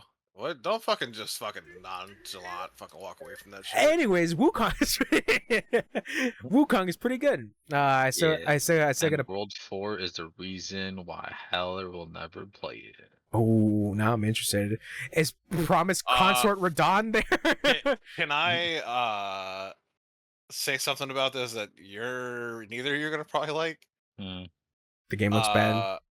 Yeah. So from what it looked like at like E3 or whatever the fuck they showed it off at, it looked fucking amazing. And then watching both of you play it, I was like, ooh, this doesn't look as good as they were fucking boasting this motherfucker to look. Here's the thing. There's a difference between watching it and actually playing it, obviously. There's a big difference. For sure, I understand that. But you think it looks I'm bad. just saying, I think it looks not as good. That doesn't, like, I'm not trying to suck the fun out of the fucking room. That's what I'm saying, like, because I know you guys enjoy it.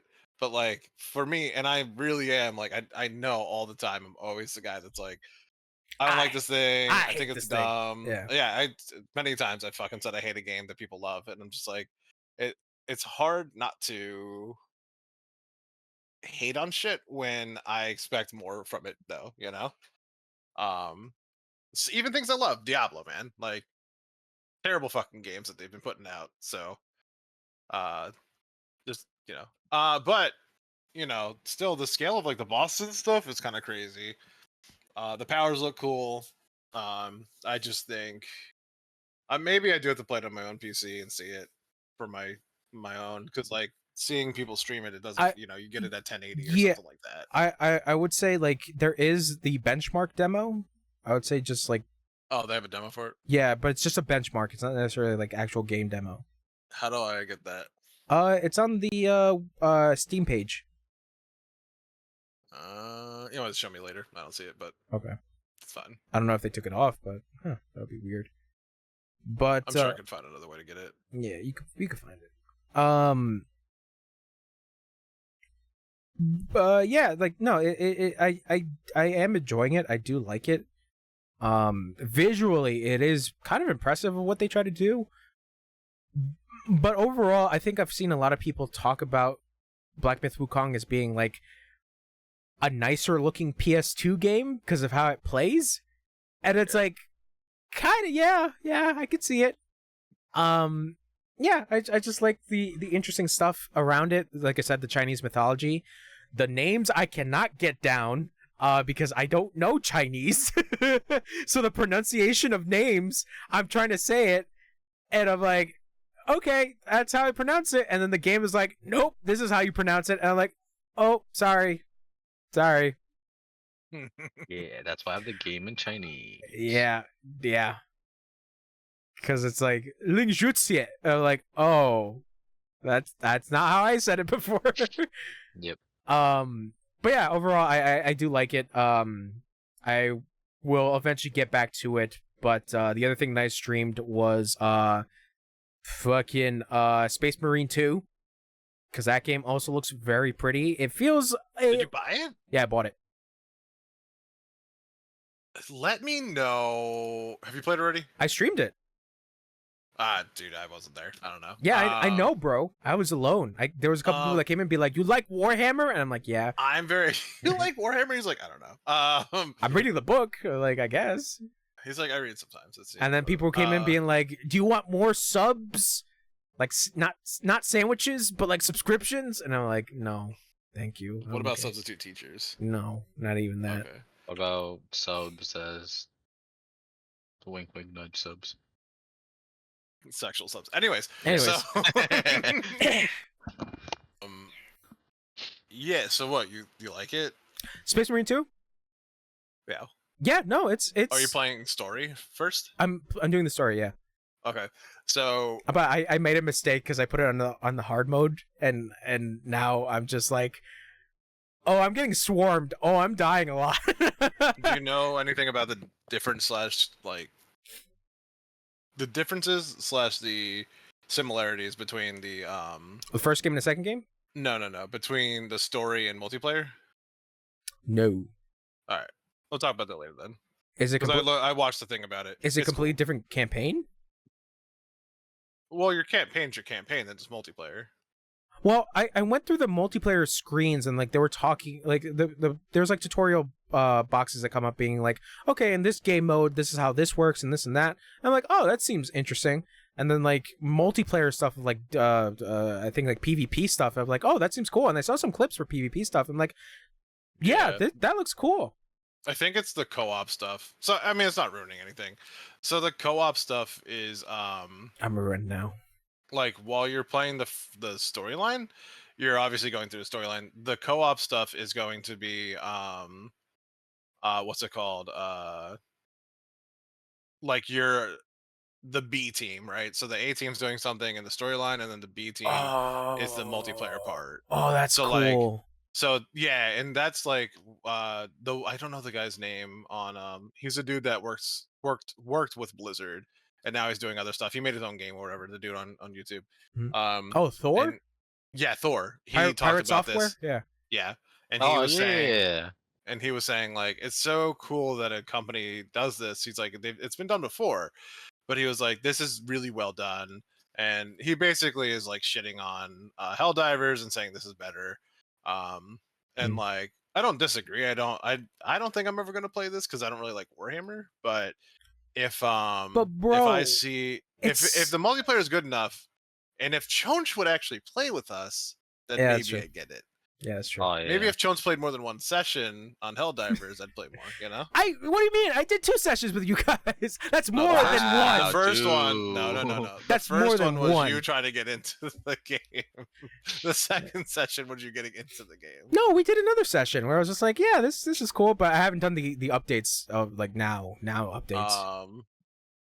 Yeah, so let me know if you like Space Marines enough to actually play. No, and, like genuinely, I'll join you. I think that's cool. I think that would actually make me play a lot more, having like a B-side story thing of just like, yeah, there's shit happening at the same time. Like I genuinely would be interested in playing more, because like that was the thing I was thinking about. It was just like, oh, the multiplayer stuff seems cool, but I just like Howler and Wesley don't have Space Marine 2, so it's like, I guess I'll just play the campaign. I'd have to look more into it too, because like I really don't like Space Marines.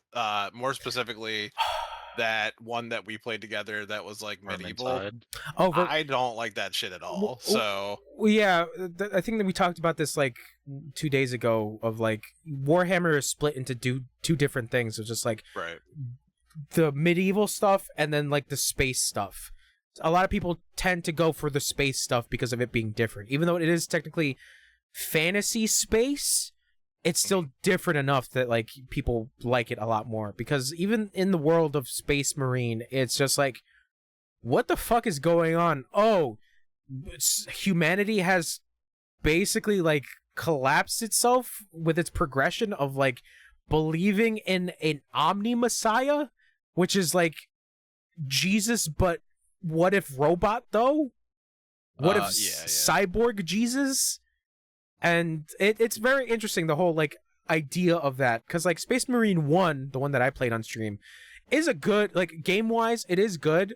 It doesn't really explain anything what the fuck is going on in Warhammer, but overall it is a fun like action game, you know. But I mentioned it like the first time I was playing Space Marine 2, is that like the first game is very bare bones when it comes to its combat, and it's not like anything of like, oh, you're gonna get sick combos like Devil May Cry. It's just like, no, you're just gonna hack and slash and that's it, and shoot your big Warhammer gun.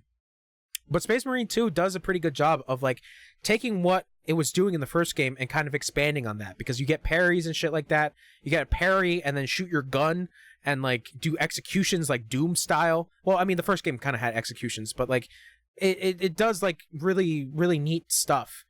But like the first game, it's not going to explain anything of what's happening in the fucking Warhammer universe unless you know the shit of Warhammer itself. All I can say is that the Space Marines are just religious dudes that like don't want to be hated by the church. That's it. Because yeah, it's cool. It's a cool world, I think, personally. But yeah, like I said, if you're just looking for dumb action, yeah, Space Marine 2 is dumb action. But if you're looking for a game that like is going to explain what is happening, it's definitely not that. I could be wrong, because I only got to like the second chapter, but yeah, because I had to learn that shit about Warhammer's world through like wikis and like a little bit of the Horus Heresy, of just like, yeah, the world is fucked. Like, there are some planets that are conquered by other civilizations, and they don't want anything to do with the fucking Space Marines. Like, they hate them. And, yeah, it's cool. I get it. It's the aesthetic is very metal. That's what I really like about like Space Marine, and specifically Warhammer 40K. It's just like everything looks like a fucking metal cover, which is cool. A game that I would recommend that is Warhammer, but like also won't explain shit, is Bolt Gun. Bolt Gun is pretty fun. It's basically like a Doom clone. Yeah, it's good. Let me look at Bolt Gun real quick, because I think I know what you're talking about. Yeah, it's good. I've been playing a little bit of it. Yeah. It stars Rahul Kohli. I have it ignored on my Steam game go through list. Ignored? It doesn't actually look bad. It's not. It's good. It's fun. You know why I immediately blocked it is because of the rat game? I saw Warhammer and immediately was like, I don't want to be part of this fucking community.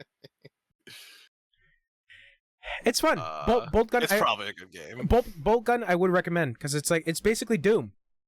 It's Doom, but with Warhammer shit, and like it genuinely like looks visually impressive. Like, even though it is like Doom pixels and shit like that, it's fun. I tried getting through Atomic Heart, by the way, and I couldn't do that either.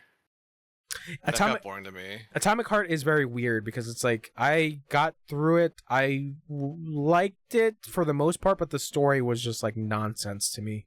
Yeah, it feels really slow. Yeah, and the dialogue was also another thing that bothered me. I think it was just like the English translation of the dialogue was just like Gameplay feels like too.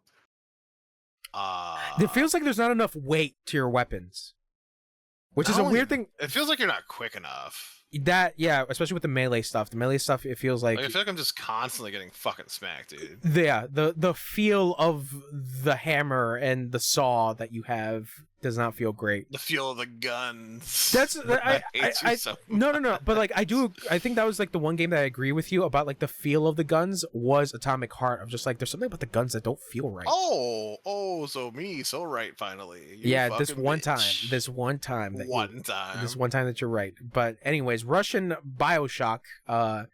Yeah, yeah, for real, right? it is basically Russian BioShock. But like I played through the first DLC of it. It wasn't that bad, but like it kind of like sets up for like sequel stuff.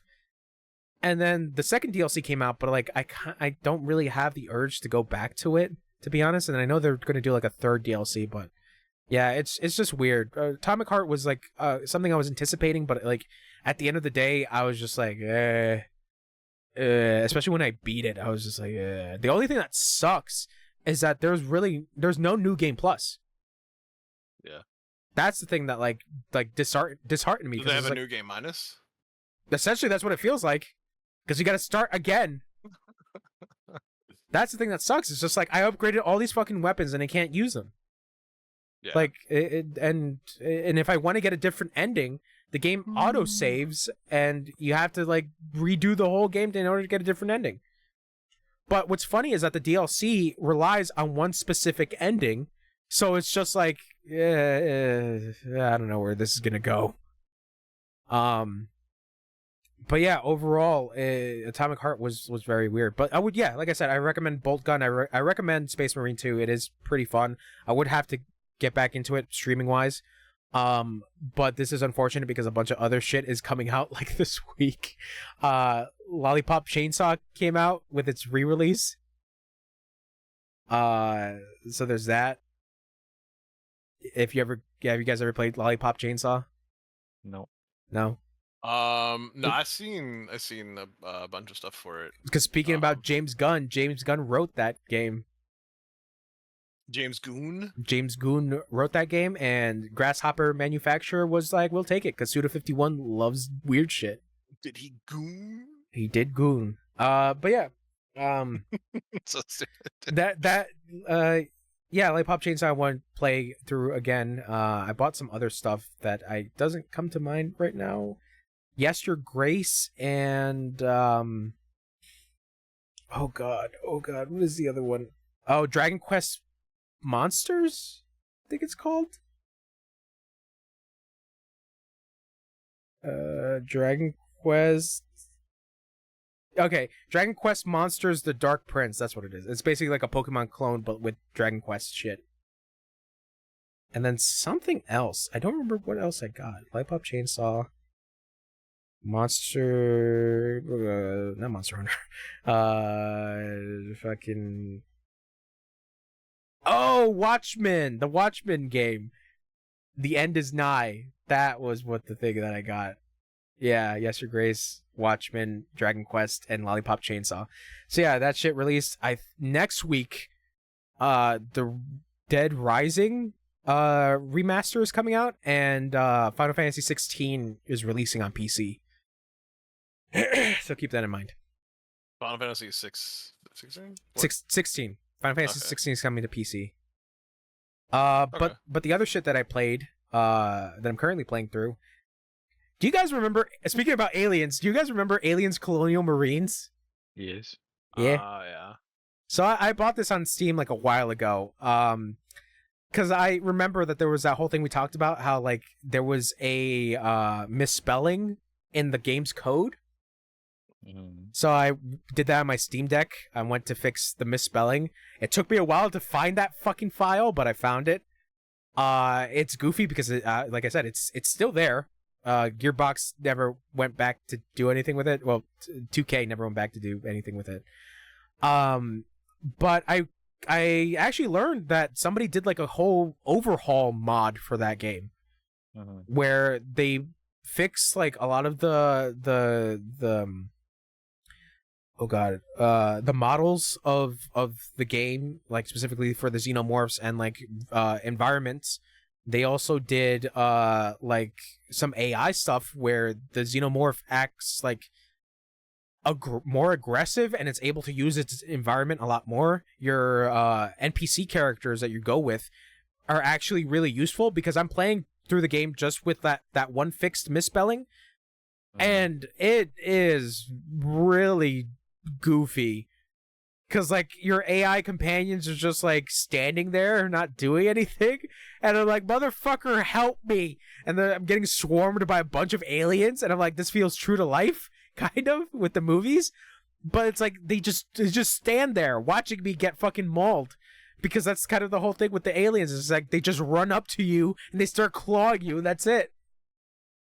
Compare like Kingdom Hearts 1 and 2. Yeah, Kingdom Hearts 1 and 2. You got it. But yeah, I'm interested to see that that overhaul mod, which I'll probably eventually play. Let's see, Alien Isolation. I booted it back up again. I like Alien Isolation. I know Wesley beat that game for me. Thank you, Wesley. I appreciate it. Yeah, you did. Oh yeah, I forgot. You did. You literally were like, I need help. I need help. Yeah, yeah. I was like, Big Brother Wesley, do it for me, and you're like, okay, and then you beat the game. And I'm like, yeah, that was a good game. But I want to play through like the DLC stuff, because like there's a DLC where you play as Ripley, the first character, and basically I think it's like kind of like a roguelike thing of just like the alien will kill you and you kind of have to like go back again and like figure shit out. There's also Aliens Dark Descent, which is like an XCOM Aliens game. I've yet to play that. I hear it's pretty good. Obviously there's Aliens Fireteam, but like that's more of a co-op thing, if you remember. Greedfall, I finally booted that up. I only got like 10 minutes in. It seems interesting. I kind of want to get through the entire thing of it. I've been playing more of Darkest Dungeon. If you guys know anything about Darkest Dungeon. Oh. Darkest Dungeon is like basically a turn-based roguelike where you have a group of 4 guys and then you go off into dungeons, and it's like all dungeons are procedurally generated.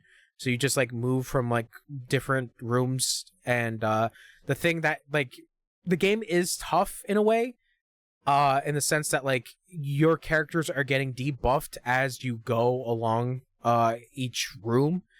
And the interesting mechanic of the game is like there are debuffs and buffs that you can get for your character, and most of the time you will be getting debuffs, and it's one of those games where it's like you have to try again and again and again and again to get it down. And I'm kind of in the moment where like I feel like I'm kind of stuck, so I will probably be playing a little bit more of Darkest Dungeon. I've been just trying to play on my Steam Deck a little bit more. But the other thing I wanted to mention, do you guys remember Batman Arkham Asylum? Is it Arkham? No, Arkham Origins Blackgate. This is like the Batman Metroid game. It was like a side scroller based in the Arkham universe. Nah, fam. No, okay, so this released, I want to say on the Vita. If that sounds familiar. Yes. Yeah, okay. So like this game released on the Vita. It was supposed to be like a companion thing for Arkham Origins. It didn't sell that well. I think a lot of people didn't like it. But it is I played like maybe like half an hour of it. It's not bad. But it is interesting what it's trying to do. Obviously, like I said, it is Metroid, but like Arkham Asylum was kind of Metroid-ish. But obviously it being 2D and a side-scrolling, and it's interesting what it's trying to do. But like I said, I haven't gotten too far into it. And yo, Marvel vs. Capcom Collection is out. Take you for a ride. No? All right. No, yeah, no, I don't care. Howler, What's up? did you get Marvel vs. Capcom Collection? No. Okay. Anyways, I played a little bit of Marvel vs. Capcom Collection. Yeah, I know nothing of those games except for the music and some videos, but I've never played Marvel vs. Capcom. It's cool to see the collection. I will probably play through most of the games. I played a little bit of Marvel vs. Capcom 2. And yeah, I like Doom. I like Venom. But the mechanics of the game, I don't really know. But I will probably play a little bit more of it. As for online shit, I will probably get my ass whooped because obviously there are people who played that game a lot longer than I have. But yeah, it's interesting to see that like a lot of people are praising this collection because a lot of FGC heads are like, oh, this is basically the Dreamcast version of the game, which is actually a really good version of it. And the input lag is like it's not bad. Like it's pretty good. So yeah, I'll play a little bit more of that. And speaking of fighting games, Chonch is trying to get back into fighting games. So I've been playing a lot of Street Fighter 6. I've been doing a lot of character trials. So the characters that I completed their character trials for are Aki, Cammy, Akuma, Marissa, and Ryu. So I did all the character trials for them, and in my years of playing fighting games, I am an infant, cause I completely did not know about input buffers. I'm not gonna try to explain input buffers, but it is when you play fighting games, it's like it's the most like simplest thing you can think of, and I'm like, I can't believe I was trying so hard to make this final input when in reality I didn't have to do that hard because input buffers. Well, I guess in like a quick way of summing down what input buffers are is basically if you put in a motion or a button, the game automatically knows, okay, this button has been placed here. What is the next thing you're gonna do? And if it's a move that requires either the same motion or the same button, you don't have to press that original first button again in order to get that move out.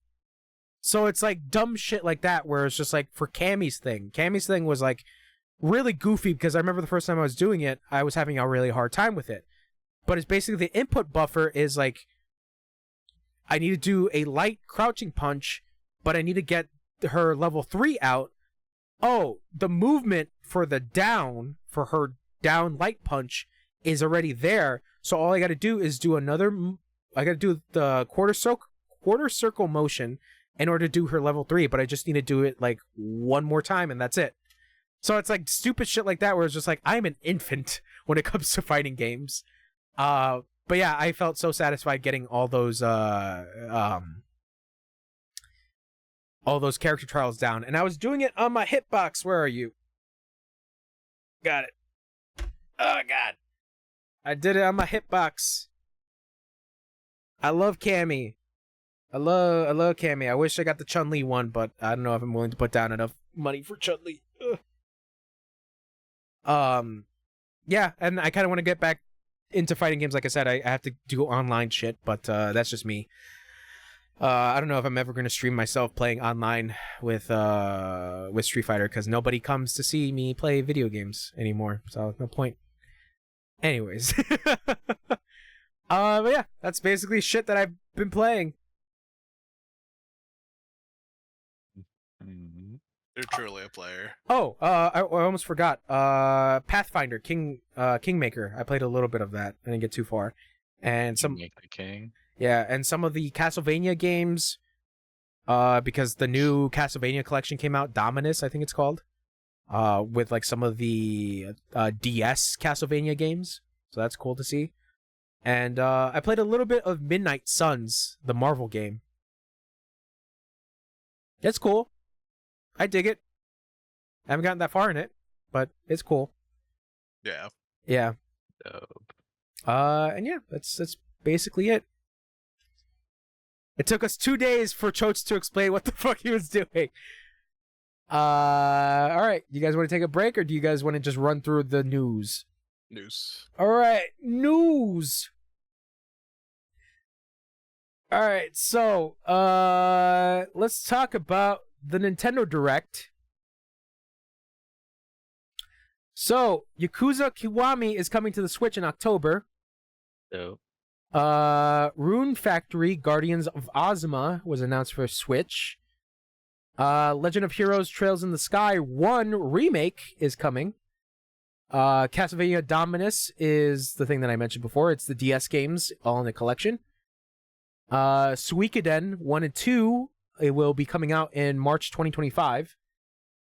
Let's see. This shit blew my mind. Fucking Capcom Fighting Collection 2 is coming out next year.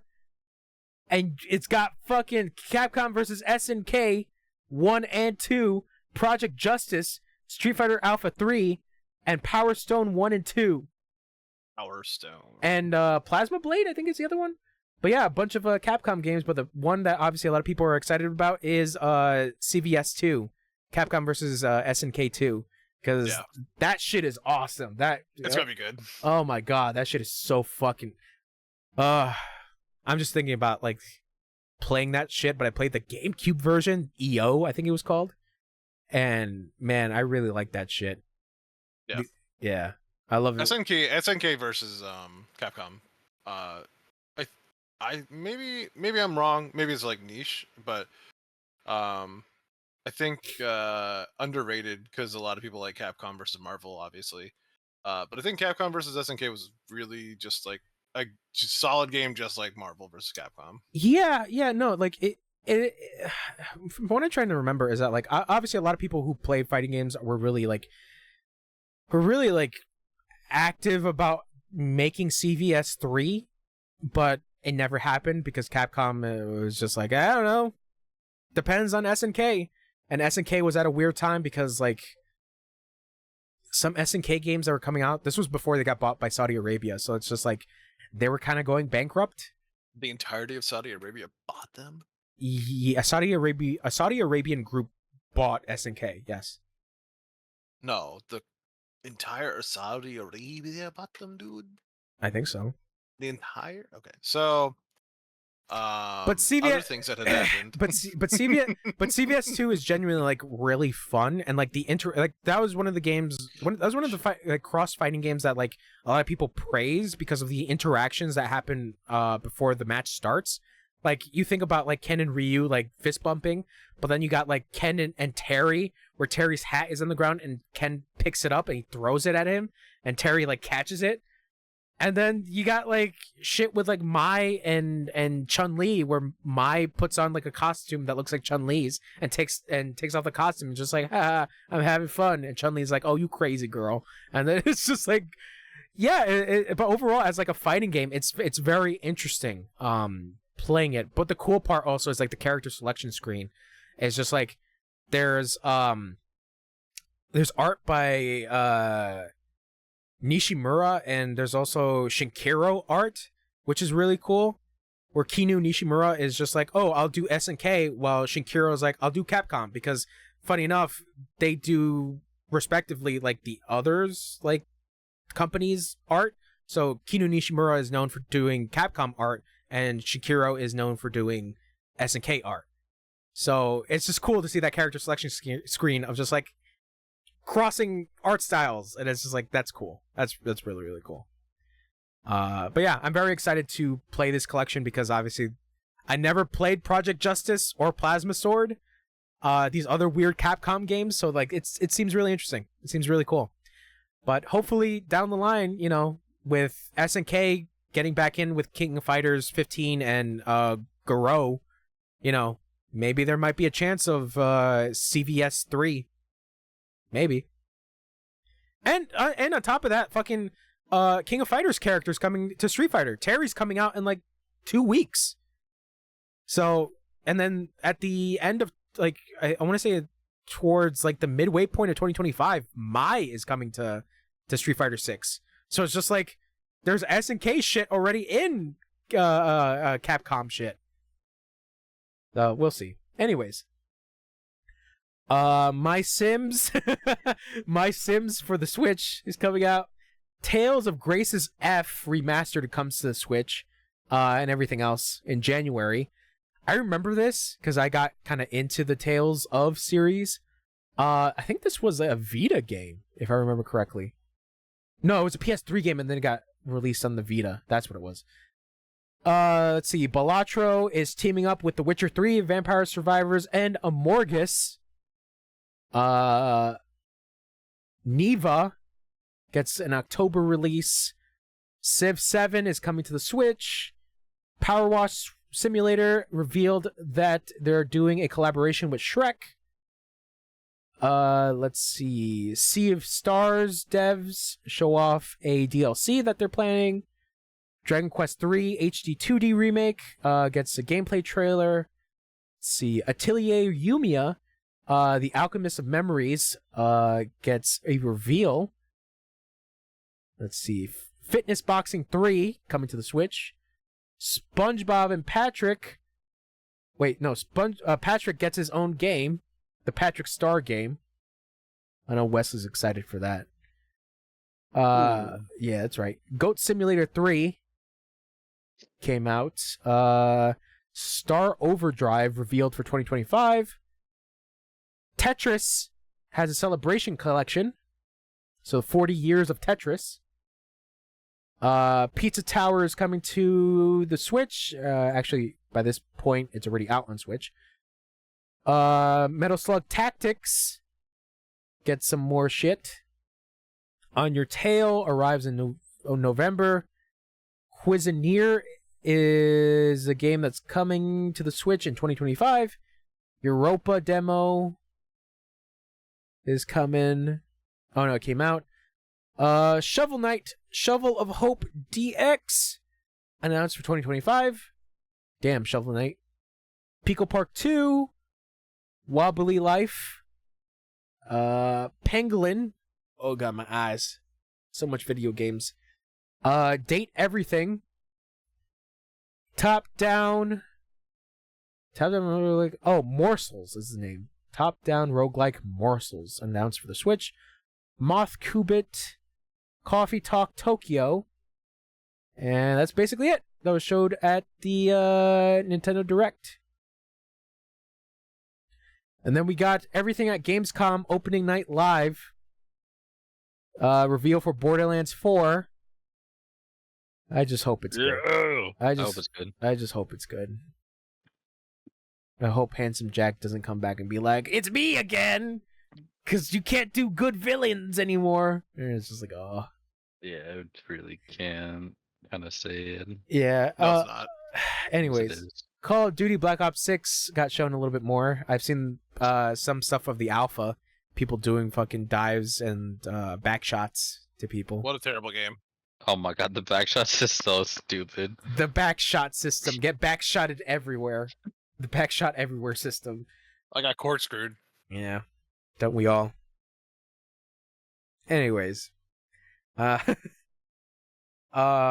see. Goat Simulator Remastered, Persona 3 Reload DLC, the episode Aegis. Oh yeah, the true ending. Oh god, the answer. I remember I played a little bit of it, and I never got past it.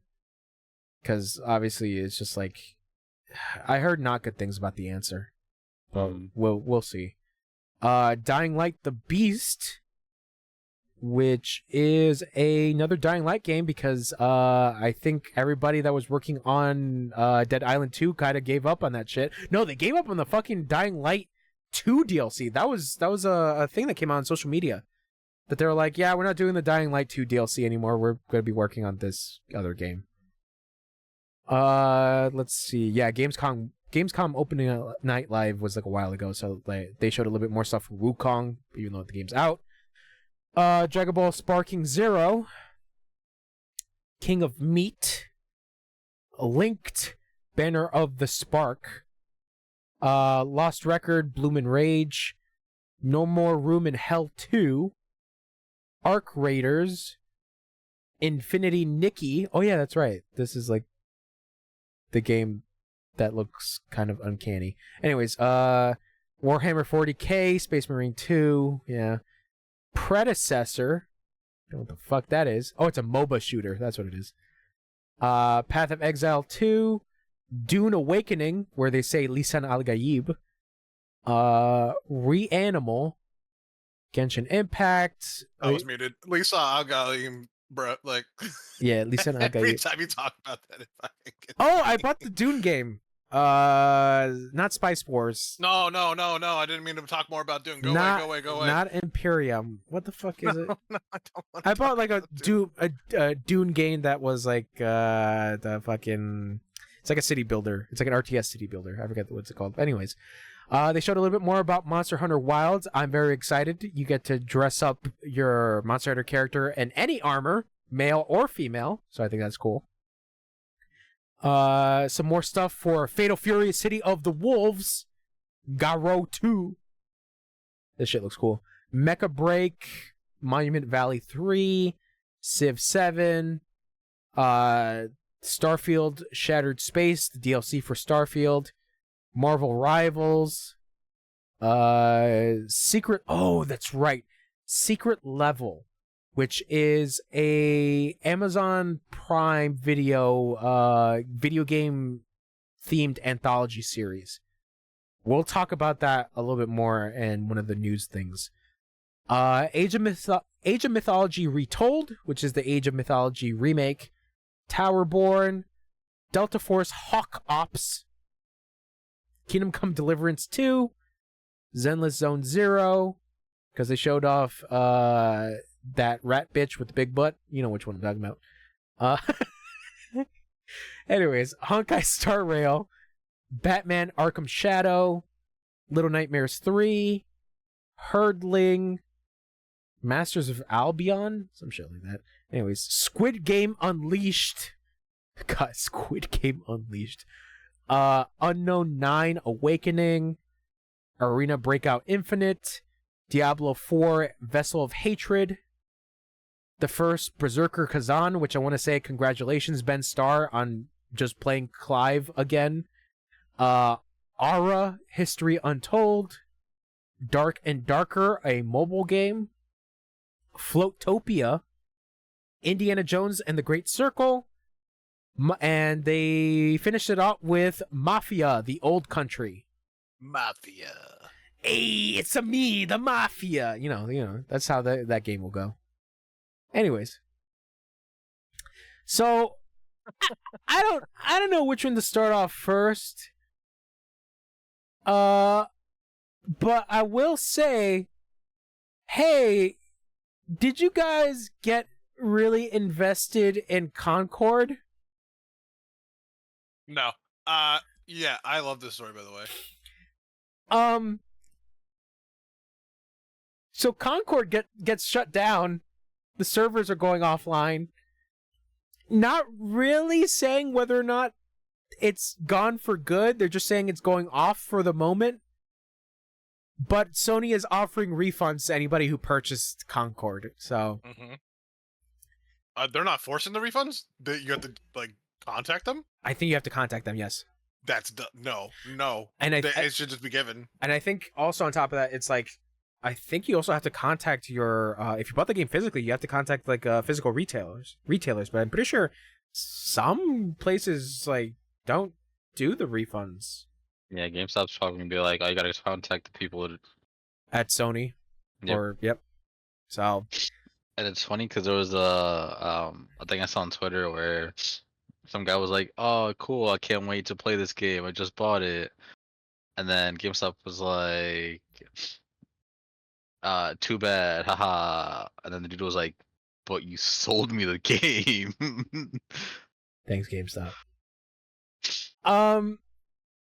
Yeah, it's very weird because of the fact that the game was only on for less than 2 weeks. Right? Am I not crazy? No idea. But yeah, they shut down the servers. They said that maybe they might come back. Who knows? But like I was mentioning before, the secret level shit from Amazon Prime revealed that they're doing an episode on Concord. It's like, I don't know. I don't know. Because it's funny, because I think it was also revealed on that thing was Keanu Reeves is doing an episode with Armored Core, which is kind of cool. But they're doing a Concord episode, and that game kind of doesn't exist anymore. Yeah, Sony fucked up. Sony really fucked up with their investments of like what's gonna appeal to the kids. So yeah, Concord got shut down. Hopefully you didn't buy the Concord physical version or the controller. Well, no, you could probably sell the controller for like an absurd price because that's what people are doing right now. Speaking about let's see. Speaking about cancellations, hey, you guys like The Acolyte? Star Wars? Playing. All right, The Acolyte got canceled after one season. Oh, that yeah. Oh yeah. Okay. Yeah. So yeah, all I know is that people were like shitting on The Acolyte for either like various reasons, but the one that I like kind of saw is that like The Acolyte is just like not a well-written show, but people were complaining about it specifically because black people, Asian people, the woke, and it's just like, all right, so not really valid reasons. Wait, was that the Star Wars show that like people memed like about on yeah, with online? the wire action? Yeah. Okay. Yeah. So But the fight scene that was like really fucking terrible. I haven't seen the whole fight scene, so I can't really say to you. But like I had somewhat interest of The Acolyte because of the fact that like, oh, it seems like an interesting idea, like an assassin hunting down Jedis. I'm like, that's cool. And then yeah, people were just complaining about it because it was just like a woman main character. She's black. The woke. And it's just like, okay, you're not gonna have valid criticism, so I'm like, I'm not gonna listen to this shit. Yeah, but it got canceled after one season, and probably, I don't know, it probably will not ever come back out. Even though like a lot of the actors that were on the show were like, no, we really enjoyed our time with it. Like there was nothing really bad like behind the scenes. But yeah, like I said, some people didn't really like the the writing of the show. So yeah, that lighting was trash, dude. yeah, we'll see how bad that lighting is. But yeah, like I mentioned before, I have a love-hate relationship with Star Wars, so like it really depends. Because like I haven't even finished the fucking Andor show. Like I'm still watching it, but like I come back and forth to it because it's just like, here's some pretty interesting moments, and here are some moments that I don't really give a shit about. Luke Skywalker. Yo, this guy hates Luke Skywalker. I'm starting to hate Luke Skywalker because he's fucking everywhere. What about Drew Klywalker? Mm-hmm. Yeah.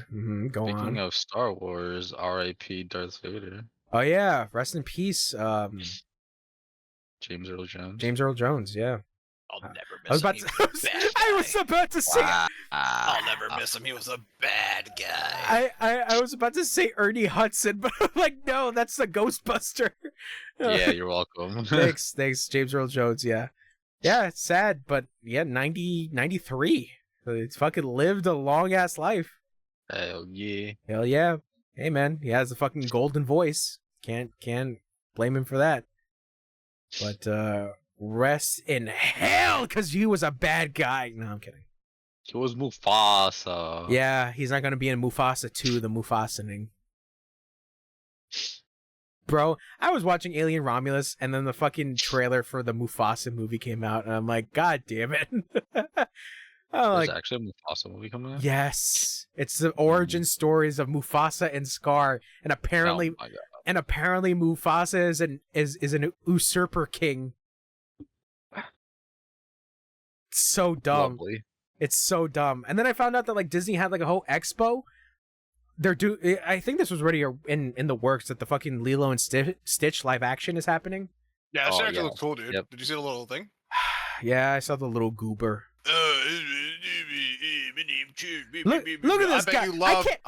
I can't have a conversation with you because you buy the fucking Lorcana cards, okay? You Disney shill. Don't make me fucking. You fucking shill. I got a motherfucking collection. You fucking shill. Coming out here being like, how could you hate Disney? Sorry, I'm fanning myself with my fucking holographic Lorcana cards. Fuck out of here. Mewtwo mixed with Lilo and Stitch. Fucking get out of here. Get out of here. Wait, explain. Lorcana is Lorcana is a Disney trading card game. It's like Magic the Gathering, only Lorcana. Oh, okay. Yeah, Howler has gotten into deep with Lorcana. First of all, I'm not deep. Yeah, he told me, he's like, I had to get the shiny clock fucker from Beauty and the Beast. And I was like, oh, Cogsworth? yes, that Or fucker. Cogsworth or some shit? Yeah, Cogsworth. The clock fucker. Yes. Oh, so I gotta make sure I get the shiny Gaston. Gaston.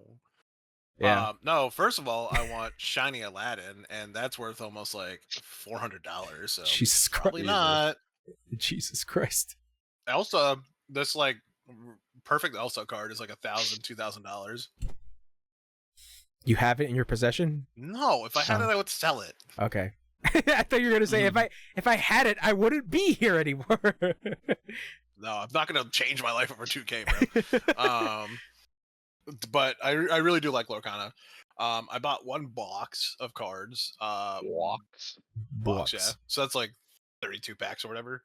And I got almost every card that I wanted. So I was pretty happy about that. Okay. I didn't get to buy any other boxes because the first edition ones are gone completely, or they're being sold for $400 a box. And then the newer ones, I don't know, man. I like my brothers bought them and they got all the cards and kind of like took the air out of it for me. I was like I've seen you guys all have them, so like I don't really have a good like explanation on why that happens for me, but like I guess like I didn't really give a fuck. And if I really want to play with those cards, I can just buy the deck box, I guess. I don't know. Just kind of like hit a lull in it, I guess. It's the same thing with Magic. Like I was really excited for this new set of Magic cards called shit, what are they called? I can't remember. It's all based around like little woodland animals. Mhm. And it's super cute because like basically like they took the characters in Magic the Gathering, which one of them's names like do you know the Planeswalkers or no? So Planeswalker is just like a powerful card / character in the lore. And they're like one of the hard cards to get. And usually they're like a person, right? So like one of them's name is Jason. He's this guy with a blue hoodie or like, you know, blue attire. And what they made him in the woodland creature version is he's an otter who's in the water a lot of the time. So like it's a Jace card, but he's a little otter. And like it's just like it's super cute. And I'm just like, oh, like this is so adorable. It's so great. But it's everything. Everything is cutified in that edition. And like in my head, I was like, hey, like these are gonna be big. One, people love cute shit, and two, people love Magic the Gathering. This is gonna be one of those sets where like it's gonna be 10 years later, and it's $1,000 for a box of these. Yeah. I'm thinking about cute shit, and I just remember that McDonald's had a crossover with Hello Kitty and Yu-Gi-Oh. It's still happening. Okay. Dude, my friend got Dark Magician and Dark Magician Girl. I remember this because it's like she loves Hello Kitty, so like no, like that is genuinely like really cute shit, and like I'm not gonna deny it.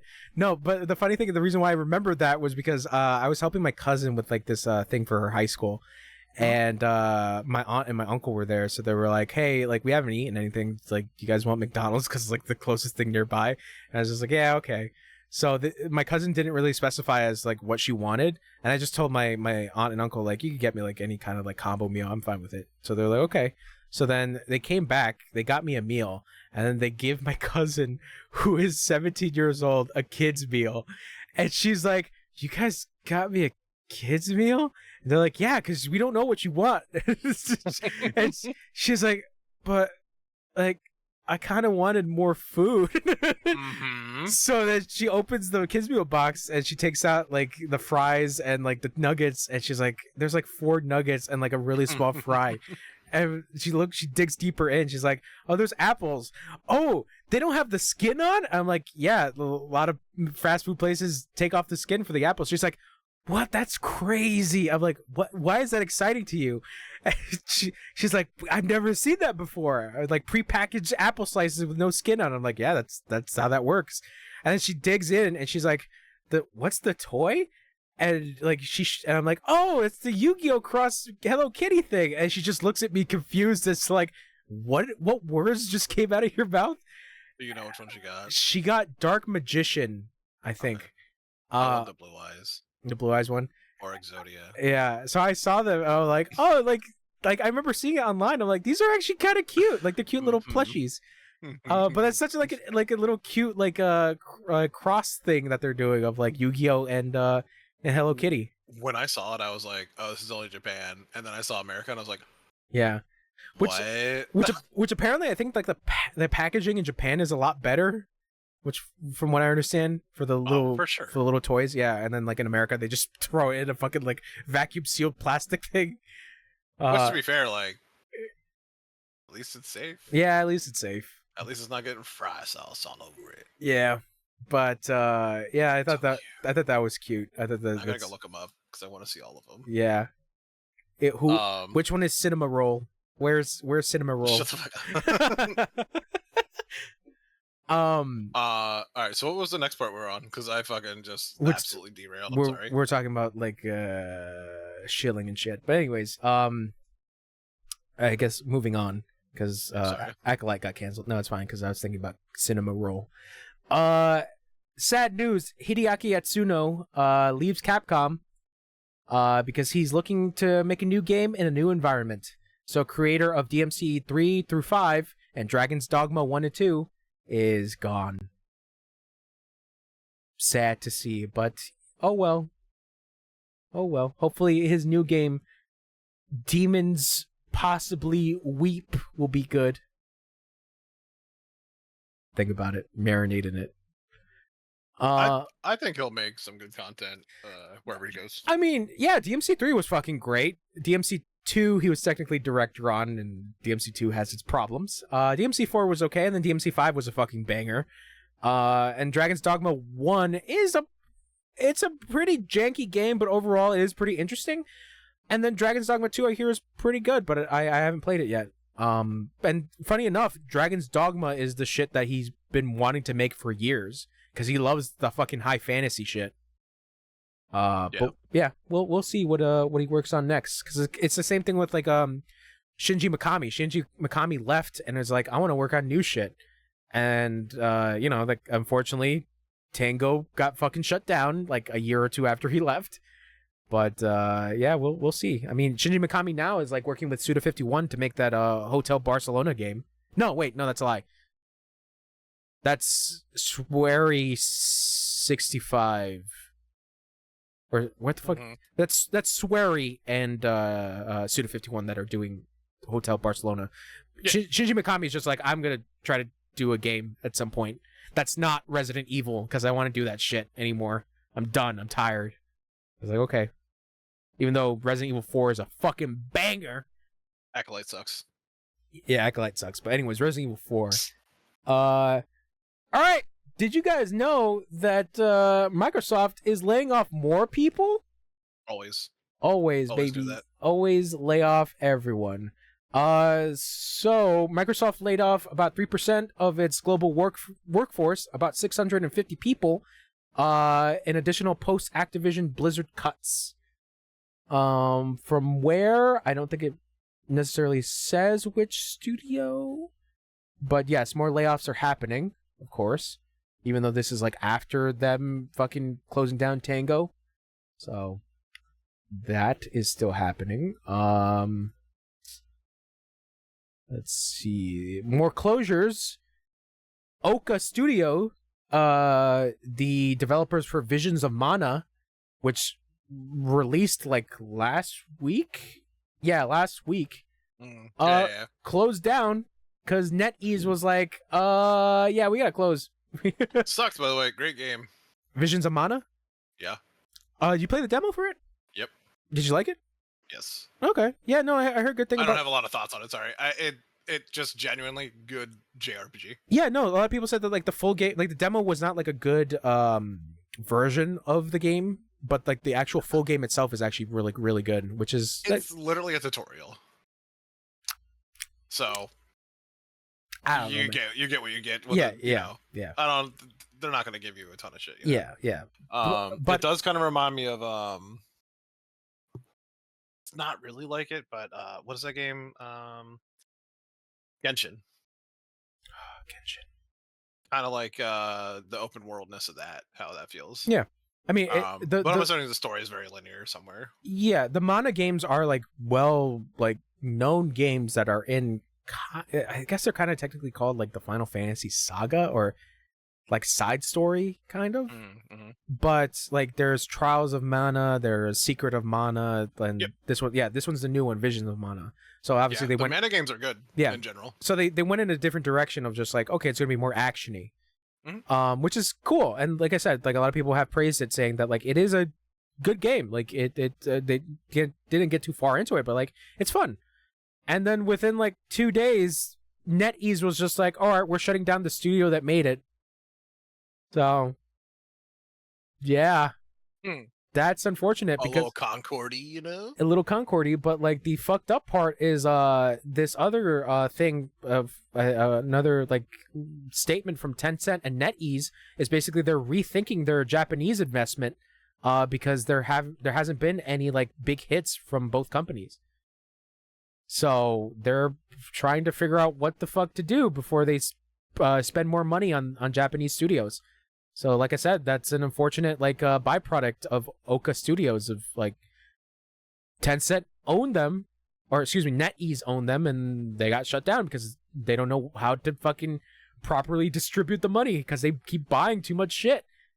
Like they're essentially doing the fucking Embracer Group route of just like, we bought too much shit, we don't know what to do with them because they're not making the amount of money that we invested into them. Mhm. And that's unfortunate because fucking Tencent, I believe, bought a studio for the original creator of Yakuza. Nagoshi went to go do his own studios that's being a part of Tencent. So I don't know. I mean, Tencent. We already know Tencent's a demon company, so whatever. Yeah. So that's unfortunate. I forget, is the company? No, I have to look at this, but like I'm not gonna say anything else. But yeah, it's unfortunate. Big China hates Japanese studio. Watashi wa star.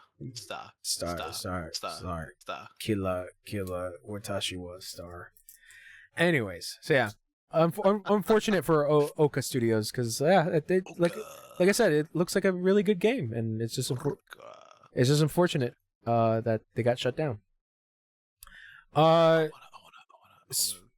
Speaking about collaborations, Remedy Entertainment is partnering with Annapurna to make to co-finance Control 2.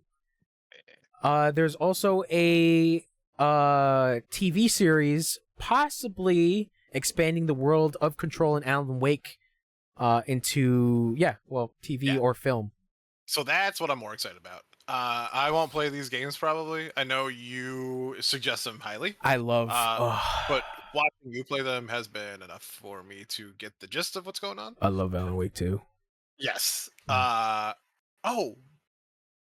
thing, I talked to my friend recently about Alan Wake, the first one, because I was talking to him about video games and horror movies and stuff like that, and he hates horror because it scares him too much. He was telling me that Alan Wake, the first one, scared him so bad in the beginning that he stopped playing it. And I was like, what? Like, it's scary? It's him, it's scary? No, there are creepy moments. It's creepy. I don't think so. But I would say Alan Wake 2 is more horror. But he doesn't know anything. Obviously, he's not going to know about Yeah, it. because like Alan Wake 2 has some fucking scary ass moments. Like insanely scary moments. So I was just like surprised to hear like, oh, I got scared of Alan Wake 1. And it's like, yeah, it has creepy moments. Like you got like dudes like in silhouettes being like, I'm going to get you, Writer Man. And it's just like, all right, bang bang. But no, Alan Wake 2 is far, like, if you want to talk about, like, scare factor, Alan Wake 2 is, like, much more scarier. Yeah. Because it feels more like a survival horror game compared to Alan Wake 1. On top of that being scary to him, we just watched the first episode of the 4th season of Stranger Things. Mhm. I don't know if you've seen that. Have you seen it? Season 4? Yeah. No. I Okay. haven't watched season 3. It has like a little bit of like kind of horror feel to it, and it's not that scary. You should watch The Terror with your friend. No, I don't want to watch that garbage. You talking about the one with the clown? No. Different thing I'm thinking of then. There's a show that I recommended that's on Netflix. Oh yeah, I got you. But he watched it and he was like, he was like, I don't know if I'm gonna sleep tonight. And I was like, what? I've been that scared before, but like not like it has to be like fucking scary, dude. Yeah. Yeah. So sorry. I'm trying to think Don't of, mean to like run off track. no, the only thing I could think about that like legitimately scared me, but it scared me when I was like a child because I was an idiot child, was Van Helsing, because every time the monster came up on screen. Goofy. Yeah. Because the CGI looked too real to me. Oh, it's too real. It's too real, and like the big fucking mouth jaw thing creeped me the fuck out. Same thing with Courage the Cowardly Dog. A lot of the monster designs really like freaked me the fuck out. Totally agree. Yeah, and a lot of people in my family were like, "You were over exaggerating." I'm like, "No, the fucking designs creep me the fuck out." Now, Yeah, like, now the adult telling me that I'm over exaggerating. Now, Right. looking back at Courage, I'm like, okay, there's some fun moments, but like those designs still creep me the fuck out. Like one for me is the Whitehead, Oh God, I want to. where he's causing like mass heat because Eustace is a bad farmer and he can't plant anything. So in the end, Courage manages to I guess grow a flower with Eustace's dying sweat. I think it's pronounced Eustace die. No, I'm just joking. Sorry. Games is like, I'll fucking murder you. Like I'm trying to I'll think. s- Like, yeah, Courage the Cowardly Dog was a very weird time. Yeah, yeah, I'll- I still think I'll it's a find great picture fucking show, once. man. One of the best shows I think as a child that I really liked. I mean, It scared the shit out of me I liked- multiple times. I but liked love it. Ed and Eddie. Also a good show. Yeah, I the don't think there's almost any of those shows that I didn't really like. later season is actually really good. Surprisingly, like I was laughing at times at Ed and Eddie, like the later seasons. Yeah, it's still funny. Mhm. Yeah, man, all I keep thinking about is like fucking the Samurai Jack, like the last season. I really liked that season. I wasn't paying attention if you did. Did you bring up the PS? No, oh, but I really am excited about that. yeah, here's the other thing I wanted to mention. So this just happened like 30 minutes ago. The entire staff of Annapurna Interactive resigned this month following a dispute with its owner. A spokesperson for Annapurna confirmed that it had explored a spin-off and said the parties failed to reach an agreement, which led to the resignations. The spokesperson said that all existing games and projects will remain under Annapurna. Jesus. So that happened like half an hour ago. We're probably gonna get Yeah. some like tea coming out of that shit then. Yeah, later. there's gonna be some interesting shit popping up from that because, like I Uh, said, this was like, oh, cool, Remedy and Annapurna coming together. Yeah. Oh, That's terrifying everybody- games. everybody's gone. Yeah, that guy. I That thing is fucking- terrifying. Yeah, It looks yeah. like the Cat in the Hat without Oh god, now anything except for a cat feature on his nose. I gotta see now. I gotta see now. Oh, this fucker! Yeah. I remember. Oh man, hated that I guy. was about to say you guys should see the design of the creature from the Terror. It's called the Toonbak. Boombak. Toonbak. Alright, Let's But find out what it is. Toonbak, I think it's like Yeah. Tunbaq. I think. TUUNBAQ. Toonbak. What the fuck? That's like a polar bear with a human face. Toonbak. It's literally a polar bear with a human face. Yeah, that's right, baby. Watch the Terror. Nah, I'm okay, thanks. Okay. So yeah, Annapurna Remedy. Hopefully that deal goes by pretty well. Hopefully. before we get to the PlayStation thing, just one more thing. Speaking of PlayStation, hey, you know what people fucking hate? Nope. When their character becomes a fucking mascot to shill Sony shit. Who? So the Days Gone director got really pissed off that Deacon from Days Gone is a little robot, an Astrobot. Because have you guys seen any gameplay for Astrobot, the new one? But No. that's the point of Astrobot. Astrobot is a platformer, but it basically Right.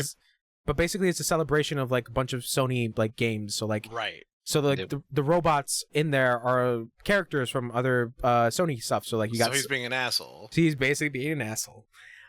So yeah, basically characters like Solid So Snake, fucking Bloodborne, annoying, dude. Bloodborne Hunter, fucking Alucard from Symphony of the Night. I remember seeing the God of War fucking part where they showed a God of War little thing that he's doing. I think he had the axe in his hand or something. Yeah, it's And very I was cute. like, oh, that's so fucking cute and like cool. I and want to then- stream that game, but I have not played the little demo thing that came with your PS5. Oh, don't fucking play the demo. Go play the fucking game, dude. The demo doesn't matter. Stop being a bitch. You don't But gotta I do ne- chronological I bullshit. I need the lore. There's no lore, dickhead. It's literally the the lore. fucking the first game is literally just to showcase the controller. Absolutely no lore. I will say this though. I did play the demo. It is really fun, and there is a lot to it. Yeah. Mhm. So like it's I'll- I would say 2 hours worth of I'll content. I'll there. probably play it tonight, and then once I beat that, I'll probably play. Astrobot. Honestly, if you want to stream that shit is really fun. The demo. Yeah. So like you Yeah. might have fun like just showing it off or whatever. Yeah, It's yeah. You know, obviously up No, to you. I- Do what you want to do. I played a little bit of it, and like I was like, oh, these are really cool because it's just like collect the artifacts, and I'm looking at the artifact as a fucking PSP 2000, and I'm like, holy shit! I'm like, it was like I'm not that old. Like, come on, fucking artifact, get the fuck out of here. Anyways, but yes, back to the Days Gone thing. So this director, I forget his name. His name is John Garvin. There's a lot of things with the Days Gone shit because in subscribe to the Writer's Den, in my review of Days Gone, I basically say I talk about how basically the idea for Days Gone 2 got canned, and it was mostly because the game didn't really sell that well. There has been more updates as to what the fuck was happening. Basically, John Garvin was not a nice man to work with, to the point where Studio Bend, a bunch of people who worked with him, were like, hey, we don't want to work with him anymore. Sony, you gotta fucking come in and do something about this. So, apparently behind the scenes, the guy had a lot of anger episodes, to the point where Sony had to step in and be like, hey, we're gonna put you in anger management because you gotta fix your shit. Damn. Yes. So John Garvin also blames woke journalists for reviewing his game subpar, and says because of the woke journalists, Days Gone did not sell well, and that's why there's no Days Gone 2. I mean, Days Gone's still buggy to this day. PlayStation? Still? Yeah. Like every time I try to play, I always get the whole whatchamacallit, like menu pop-up thing. Well, not menu, the map pop-up Mm-hmm. when I'm just roaming free world. That's weird. I never... And like I don't even touch the touchpad at all, and it just pops up by itself. You're playing on PS5? Yeah. That's weird. I never experienced a problem like that. I tried uninstalling, reinstalling, Yeah. everything. It still keeps happening. That's interesting because like I can't really think of like that many bugs that I ran into. I'm trying to remember at least one, but it's been a while since I played Days Gone. I got it on PC, so I've been meaning to check the PC version out. And I like Days Gone. I really liked it. I think it's a fun open world game that's like kind of a little bit more polished than the Mad Max game. Because it has that whole system of like you got to find gas for your bike. Got to find it. Yeah. But I really like Days Gone, and I kind of like the story. And then it goes in a really, really crazy direction as to explaining what the fuck the virus is. And I'm like, oh my god, this is stupid. But I enjoyed it. But yeah, going back to John Garvin, yeah, he is not a nice guy to work with. So we don't know whether or not there will be a Days Gone 2, but as of now, Deacon is in Astrobot as a little guy. But John Garvin does not like that, and basically said on Twitter, kind of said that Deke has been reduced to promoting other games. Well done, Studio Ben. Way to protect your legacy. The woke mob. But it's funny at the fact that like even Sam Witwer, the guy who played Deacon, is like, this is awesome. Like, this is cool. I like the fact that Deacon's here. There's a little cute little mascot. I'm like, yeah, it's a very interesting thing to talk about. But yeah, I haven't seen this much vitriol for Sony since David Jaffe, if you remember that. Nah. David Jaffe is the creator of God of War. And when he went on about about his whole rant that Kratos is a soft soy boy now, that's what he made his character into. And then the canned idea of God of War originally was that he was going to have Kratos fight Jesus. Nah, yeah, I don't remember totally. Yeah, okay. So, yep. Fucking sucks when your character becomes a cute-ass little robot. I hate it. I hate it here. Yeah, sucks for that guy. Yeah. So fucking idiot. But anyway, speaking about PlayStation, hey guys, so a PlayStation thing happened where the PlayStation 5 Pro was announced. Are you guys excited? Do you guys want to get your hands on the PlayStation 5? Oh, what do you mean it's $700? Oh. Doesn't come with a disc drive? I really wanted to talk about this. Because to me, this is the most important thing currently. Obviously, like what you just talked about, the essentially studio closure, having everyone leave your fucking studio, is insane. And some of the games coming out and stuff were kind of important, but like this is like insane. And I watched some stuff about it. Of course, I watched it as it was happening, because I'm a degenerate and have to know what's happening. And they were like, yeah, $700 and look at all the good things it does, which it does very minimal to do. It's a GPU increase of like 40%, which 40% is, I know to some people huge, but like realistically 40% is not that much. When let's say you have a computer and a PlayStation 5 right now, I'm not saying everyone does, but this target audience of $700 most likely does then.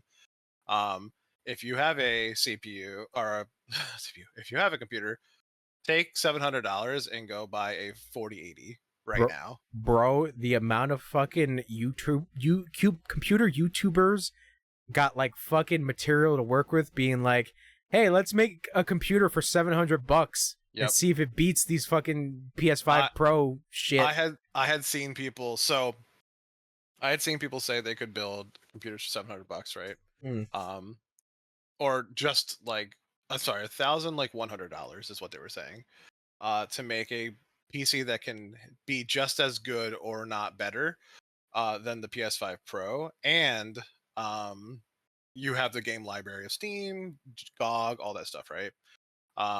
And what I was watching was IGN when it was happening, because they were the only ones currently talking about it at the time. I'm sure I could have found some YouTubers, but anyways, they talked about it, and they were just saying like they were shitting on it. IGN doesn't do it often, but the podcast people for IGN do. And they were like, this is just so unrealistic for like essentially poor people. Like nobody that's poor is gonna buy this thing. Especially people working minimum wage jobs, because like this is the thing, is that like there's always the argument of like, why the fuck are you spending money on a fucking video game console? It's like because people want entertainment. Like entertainment. Movies. Same thing as you're doing this. Yeah, entertainment should not be a fucking like it shouldn't be gate kept for poor people. Like let people live. Let them choose how they want to spend their money. People spend their money frivolously, regardless. There are some shit that I see like like going to the club, getting drunk at the club. It's like I don't Mhm. see that as appealing, but people do it anyways. Right. So no, I totally agree. Yeah. Um. Eh, So yeah. It's good. No, because like that's also the other thing is that like gaming is a luxury, sure, but but it's getting to the point of like it's getting to that luxurious state where it wasn't like that before. Right.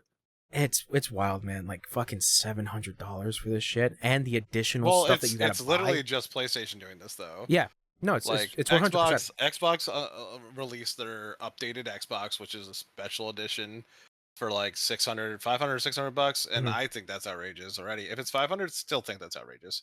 I still think the PlayStation 5 being $500 is crazy. Because you're trying to compete with somebody making a PC. Yeah. And I, being a person that sold my PlayStation to build a PC, I sold my PS5. I got 250, I think, for it. Mm. That is almost enough to buy a 3060. So I bought the 3060. I built the rest of the computer with everything else. Yeah. I think I spent maybe $800 total. Uh, if I really went back over it, I think I spent more closer to 600, and it is not as powerful. That's not true. I don't know if it is as powerful as my PlayStation 5 because what they were saying is your PS5 in like gaming mode is getting like in 30 or 60 FPS, but you're losing visual for it. And Fidelity. then if you're playing in visual mode, you're getting 30 FPS. Whereas on my system right now, I'm getting 90 FPS on Destiny 2, because this is what I'm thinking about the game that I played the most. I'm getting about 90 FPS playing in decent graphics. I'm talking 2K graphics, not 4K. And I think it looks better than, for me, I can see that a difference between the PS5 and my computer. I see more clearly on what I'm playing, including my monitor. Yeah. But I also played it on this monitor for the PlayStation, so I think that it's better. I looked up the difference between the PS5 a long time ago in my 3060, Mm. and it says the 3060 is not. It's maybe equivalent, but it's not really. It's like a step down. Mm. So again, like for me, like I have a PC. The PlayStation 5 Pro just got announced. Yeah. I would go buy a 4080 and shut the fuck up about. I wouldn't buy a PS5 Pro. Yeah. Yeah. Like It's interesting because of the fact that like I think the perfect thing you can watch is like Digital Foundry stuff, because obviously they do like comparisons of like, all right, what are you losing with like the console version of this current game compared to the PC version, and even with a PC version of like decent like hardware, what are you getting out of that compared to the console version? And it's like, okay, here you're losing fidelity right here for the PS5 version, but on the PC version it's still there, but there's some like fluctuations with like frame rate and stuff like that. So it's very interesting when Digital Foundry does a breakdown of like per game basis of like PC and console. I would recommend watching their stuff because they're really good. But I know we always talk about consoles and PC and like what to get, of like what is a better investment.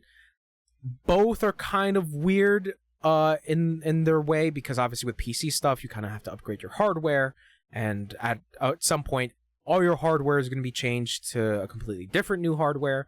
While with consoles is that like it's kind of getting to that point of PC-ness of just like, we got to get replacement shit for our shit in order to play better games and or to play games in a better state. Because like the entire time of them showing off the PS5 Pro, there was like an announcement from Sony being like, hey, you can play fucking Final Fantasy VII Rebirth at like really great fidelity and at a better frame rate, and everybody's complaint was just like, all these games that you're listing is shit that we already beat on our PS5. mm-hmm. Like there has to be a game in here that that makes this purchase even considerable. Yeah, one of my favorite personalities on IGN was talking about. He was like, they didn't even show Wolverine, And he kept pushing Wolverine over and over again, saying they didn't show Wolverine, they didn't show Wolverine. And I think it's because that's like the newest game we know we're gonna get for the PS5. That's like Sony straight up, you know. And it's like, you guys should have showcased anything, Sony. Fuck, showcase God of War 2 again, or I don't know, man. Like, what the fuck, man? I don't know. I'm trying to think, like, what is the next like Sony exclusive that's coming out? As far as I know, Wolverine. Again, I can't remember. I mean, Astrobot was like the only like Sony exclusive thing as of the moment. Yeah. But like after that, it's just like I can't really think of anything. Yeah, besides Wolverine. Yeah, like I said, like this thing being a piece of plastic is a big fucking investment because like we're mentioning, it's just like you just might as well buy a PC because the amount that you're gonna spend on this shit. Because okay, the console's $700. Then this thing doesn't come with a fucking disc drive, which is the insane part. That this thing does not have a disc drive by default. You have to spend $80 to get a disc drive. A dick drive. A dick drive to put your dick in. Yeah. So a complete haul with the disc drive and the stand would be $810 or something, or $820. Almost reaching. So why? And then you also have to take into consideration whether or not you want to play online. Because I can buy a disc drive for $10 for my PC. That's plugs in USB style. Yeah. Yep. So, and I bet I could find it on Craigslist for $2. I bet I could go to a Goodwill and find it for $1. Like, you know what I'm saying? Like, yeah. So that's what I'm mentioning is that like to play online, you need PlayStation Plus. Mm-hmm. How much is PlayStation Plus now? 100 and whatever. For base, it's I think 80. A year? Yeah. Yeah, I think it's like an 80 something. So The base one up for sure. you could The double higher check end real one is like quick. 130 now, though. Yeah. Like the middle ground. Oh, and that's the other thing we forgot about. Guess what got hiked up in price by $5? Controller. The controller. Yeah. So it's 75 now. Yeah. Yep. Just out of nowhere. Yep. Well, they also increased the fucking PS5 price in the UK and Japan. That's right. Yeah, we and- talked about that. Mm-hmm. Yeah, which is like, I know we talked, but I'm just saying, like, it's. I'm fucking spending games I don't too. know what Sony's doing, man. It's buying a new PS5 game for fucking $70 as well. Mm-hmm. You're looking at fucking more than $1,000 in investment. Yeah, this is why I'm so heavily like, I'm happy with my PC. I really like Steam for the discounts I get. Yes, all that and then stuff. also the gray sites that you can find that you can get games on. That's I'm also too scared to use this. I have one that I use and it's been pretty reliant, surprisingly, because like I used the same one time and it worked, but I actually had to email them to get it to work. Oh really? Okay, no, because Yeah. I actually got a refund for one, which is I was I think we surprised. talked about that. Yeah, I got surprised because it's just like, hey, this shit is meant for Europe. It was Yeah. listed as America. Can I get Dude. something back? And they were like, yeah. Like, we'll give you a refund. And I was like, oh, cool. I have to tell you this shit. I didn't know. So I tried to buy a friend Game Pass. Mhm. Because I was playing, my friend wanted me to play Diablo. His girlfriend didn't have Diablo, so I was like, oh, like I can send her Game Pass, like it's like $10, right? Yeah. And then I looked it up and I'm like, oh, there's like you can get the $30 one. So I tried to get the $30 one. I bought the $30 one through Amazon because it's 3 months. And I'm like, cool, we can play like Diablo for that long or whatever. Because it's on the Game Pass, blah, blah. So I sent her the code. She puts it in. She's in Canada. So it doesn't work. Oh, Because I bought the US one. Yeah. And I immediately go, no way. Like, there's I didn't know there's a difference for fucking Game Pass. For Canada, dude. Yes. It's significantly more expensive there too. Yeah. Which I'm like, okay, well, like I didn't know I couldn't do that. Like, I can't return it. Oh, yeah. No, that So sucks. I'm like, you know, and so I looked into how to like gift somebody that. You cannot gift somebody in another country Game Pass at all. There's no way to do it unless you go through a gray site. And I was like, at that point I already spent money, and I'm like, no, I'm not doing it again. Yeah. And the other part to it is I don't know if I'm gonna get the content that I asked for, So Mhm. I'm not gonna try it. Yeah. But I No. was just like, they're literally missing an opportunity there to let people, even if it's more money, like at least they can still gift it to people, like because I thought about like. I know you know who Bad Dog is, I think, games. And I was like, what if I wanted to send him like something I can't do that? Like that's so stupid, Yeah. Damn. Yeah. Yep. Or if any of us went out of country, like couldn't like it's just weird, man. But you can do it on Steam, you know what I'm saying? Yeah. Steam is much more simpler because obviously, because it's all one marketplace. But like, yeah, I know it's so weird, man. Speaking about Astrobot, I forgot to mention. I forgot I pre-ordered this. That is so much money right there. Sorry, that's Or the to first what? thing I thought of. Oh my God. Astrobot controller. I forgot I pre-ordered this. Isn't that 120? No. It's a How price. much was it? It was the price of a regular controller before they hiked up the price. No, it's on. People are selling it for what? 129 at Walmart. Jesus. That's probably a reseller. That's probably. No, I did not spend fucking 120 on this It shit. says PlayStation. It does not say reseller. 120. Hold on, let me look at my receipt. It's 130 because it's 129. Let me look at my receipt because I pre-ordered this from Best Buy. Yeah, they probably hiked up the price because it's exclusive. What do you mean? Well, Sony's allowed to do whatever the fuck they want, so could also just be Walmart being Walmart. It's 120 everywhere. Hold on. Drive me crazy. No, it's $80 on their site. Okay. On PlayStation site. Okay, so it was probably $80 then. But Walmart 120. What the fuck? Well, there's a Spider-Man edition. Oh yeah, I wanted to get that one. Yeah, I remember I wanted to get that one, but oh yeah, it says currently unavailable. Okay. yeah. I want to say I think it might have been 80 because obviously this is a Call of Duty one. special edition. Right out. Bro, do you remember? Like this was like a hit of nostalgia that I was seeing on Astrobot sold out. on Twitter. I got the physical copy of Astrobot. Anyways, No, the game controller sold out. Oh, okay. Look at this cute little guy. I'm keeping this shit sealed. That's cool as fuck, dude. I do like that controller. I think that's probably the best one they've done. I'm keeping that shit sealed. Anyways, you were saying? In case I die and then I can leave something behind, so it could be sold off. Encased it in resin. It's a resin block of Astrobot controller. No, the thing that hit fucking with like nostalgia was it was because of this discourse of like how much this shit cost. That like, do you remember the controller bundle for PlayStation 3 where it came with a game? It was like $800 or some shit.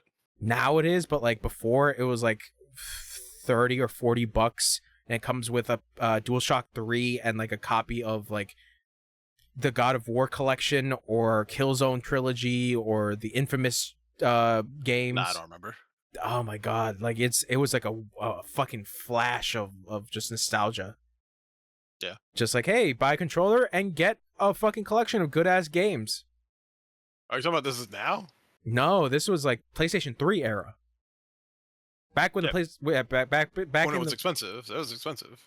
PlayStation 3? Yeah. No, but I'm just talking about the bundle of the controller and game, not the bundle of console. The console. Okay. Yeah. God, you don't listen. You just think about money on your mind. You say bad things. Anyways. Alien Romulus was good. So Alien Romulus is good. I'm gonna go drink soda and pee and go to sleep. Wow. So right there, you're not gonna go off more about the $700? No, I've already explained how bad that is. Okay. And you should not make that bad decision unless you have a lot of money. Yeah, because like I said, it's just like right now there's really nothing to say yes, I'm going to buy a PlayStation 5 Pro right now. No, there's actually no reason to buy that. Even when another game comes out, somebody made a point of Grand Theft Auto 6 being the reason to do it. No, it's not. No, Don't it's not. do it. It's fucking coming on PC.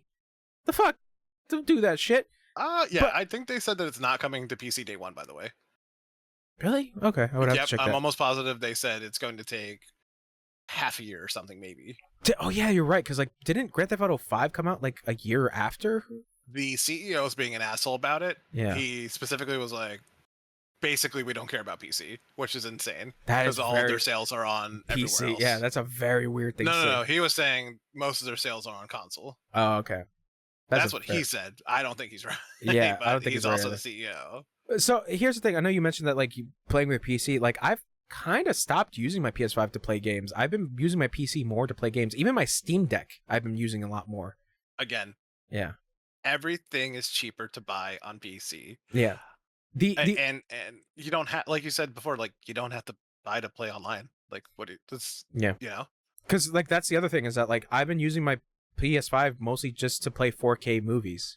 Yeah. I could like, and I've been debating like, should I just buy a 4K player? And I'm like, there's really no point because I have my PS5 right here. Unless this thing fucking overheats and dies, which eventually it'll do. Mine Then- was doing that. Yeah. So eventually it'll happen. Unless because I've been hearing that Astrobot has been killing people's PS5s. It's been causing funny. overheating. So we'll see. We'll see on stream whether or not Chunch's PS5 will die. But yeah, I've just been using it to watch 4K movies, and that's basically it. You know, an occasional amount of games, but I remember I wanted to buy a PSVR 2 headset, but I got the adapter for that thing so I could connect it to my PC and play fucking Half-Life Alyx at some point. Yeah, the only other VR game that I can think about is Resident Evil 4 Remake. That's like the other thing that's VR, but that's exclusively on PS5, which is kind of shitty, but still. Mhm. But you know, the PSVR 2 like didn't sell well. I know they had a sale like a while ago, which I was planning on buying it, but like I was like, I don't know about right now because I think it was going for like $350 for like the regular, and then like $400 for like the bundle with the Horizon game. And then now I went back up to $500 for the regular, and then $550 for the Horizon bundle. So, yeah, it's just like you said, Sony is the one to blame for this because they're making the decisions of just like, yeah, let's make a fucking $700 console. And Cerny looks like a fucking absolute creepy asshole, by the way. Leave Mark Cerny alone. He's very excited about hardware. Anyways. Yeah, his smile looks like he's gonna fucking skin my penis off my body. So here's the thing. I was thinking about this, like, as to why the price is that much. I know people can blame inflation, but I think it's because of the fact Sony is not making enough money back from their investments. Maybe from their shit ass fucking console that they, you know, consoles are expensive, specifically because they try to make their money back and they never do apparently. So yeah, whatever. So there's that, but there's also like, look at what happened with Concord and look at the shit that's happening with Bungie. Yeah, but, Bungie, whatever. Those were But $1 million investments. yeah, I know. So it's Concord, they should have tested more. That's their fault. yeah, that's their fault. And then Bungie, Playtesters- they shouldn't have gotten lied to. Their marketing's also fucking abysmal for that game. It was bad. It was really bad. Yeah. So there's that. But yeah, I think it's just because Sony is not making enough right now, and it's funny because like a lot of their games have come to PC, and like people have bought a lot of it. Yeah, because they're good games. Because they're good games, yeah. But it's just like Sony in general has just been like a really shit company, like right next to Nintendo, of just like exclusivity I shit. can't remember what somebody had said about what Sony needs to do is get back into Hardware. They need to start making games that are like Because kind of gotta worry type of stuff, like very like story driven instead of these like they talked a little bit about Concord, I guess, where it was like they want to do these live service games, and he's like, no, like just make story driven good content and people will like it. It's fine. That way you don't have to do the other stuff. Because the news about Concord was that like it was an investment made after the fact that Overwatch came out. It was supposed to be a response to Overwatch, even though now we live in an Overwatch 2 post-era. So it was starting to be made when Overwatch 1 came out? Yes. Okay. That's a terrible... That time frame, you have to get that... If you're trying to compete with somebody, i.e. Fortnite, which Fortnite technically was competing with PUBG. You have to get your game out the door immediately, or Yeah. else the way the world works right now is if you don't have something fresh right after the fresh thing already happened Yeah. to compete with it, then you're not getting that fucking competition. Uh, Holy shit, Overwatch 2 is out.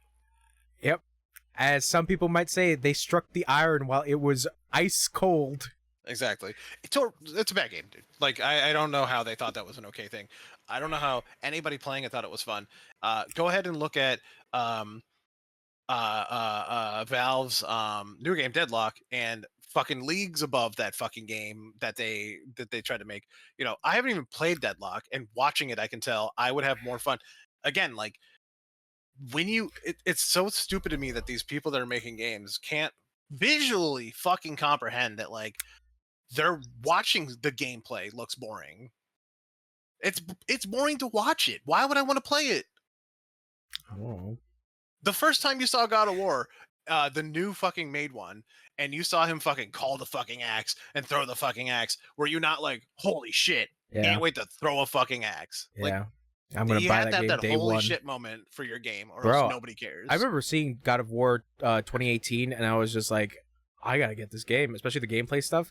And then I kept going to like this game shop of just like, hey, do you have a copy in? And the guy's like, nah, not yet. And I went another day, I'm like, you have it in? And he's like, nah. And I was like, I just gave up at the second try. I'm just like, I'm just gonna go to GameStop because they fucking have it.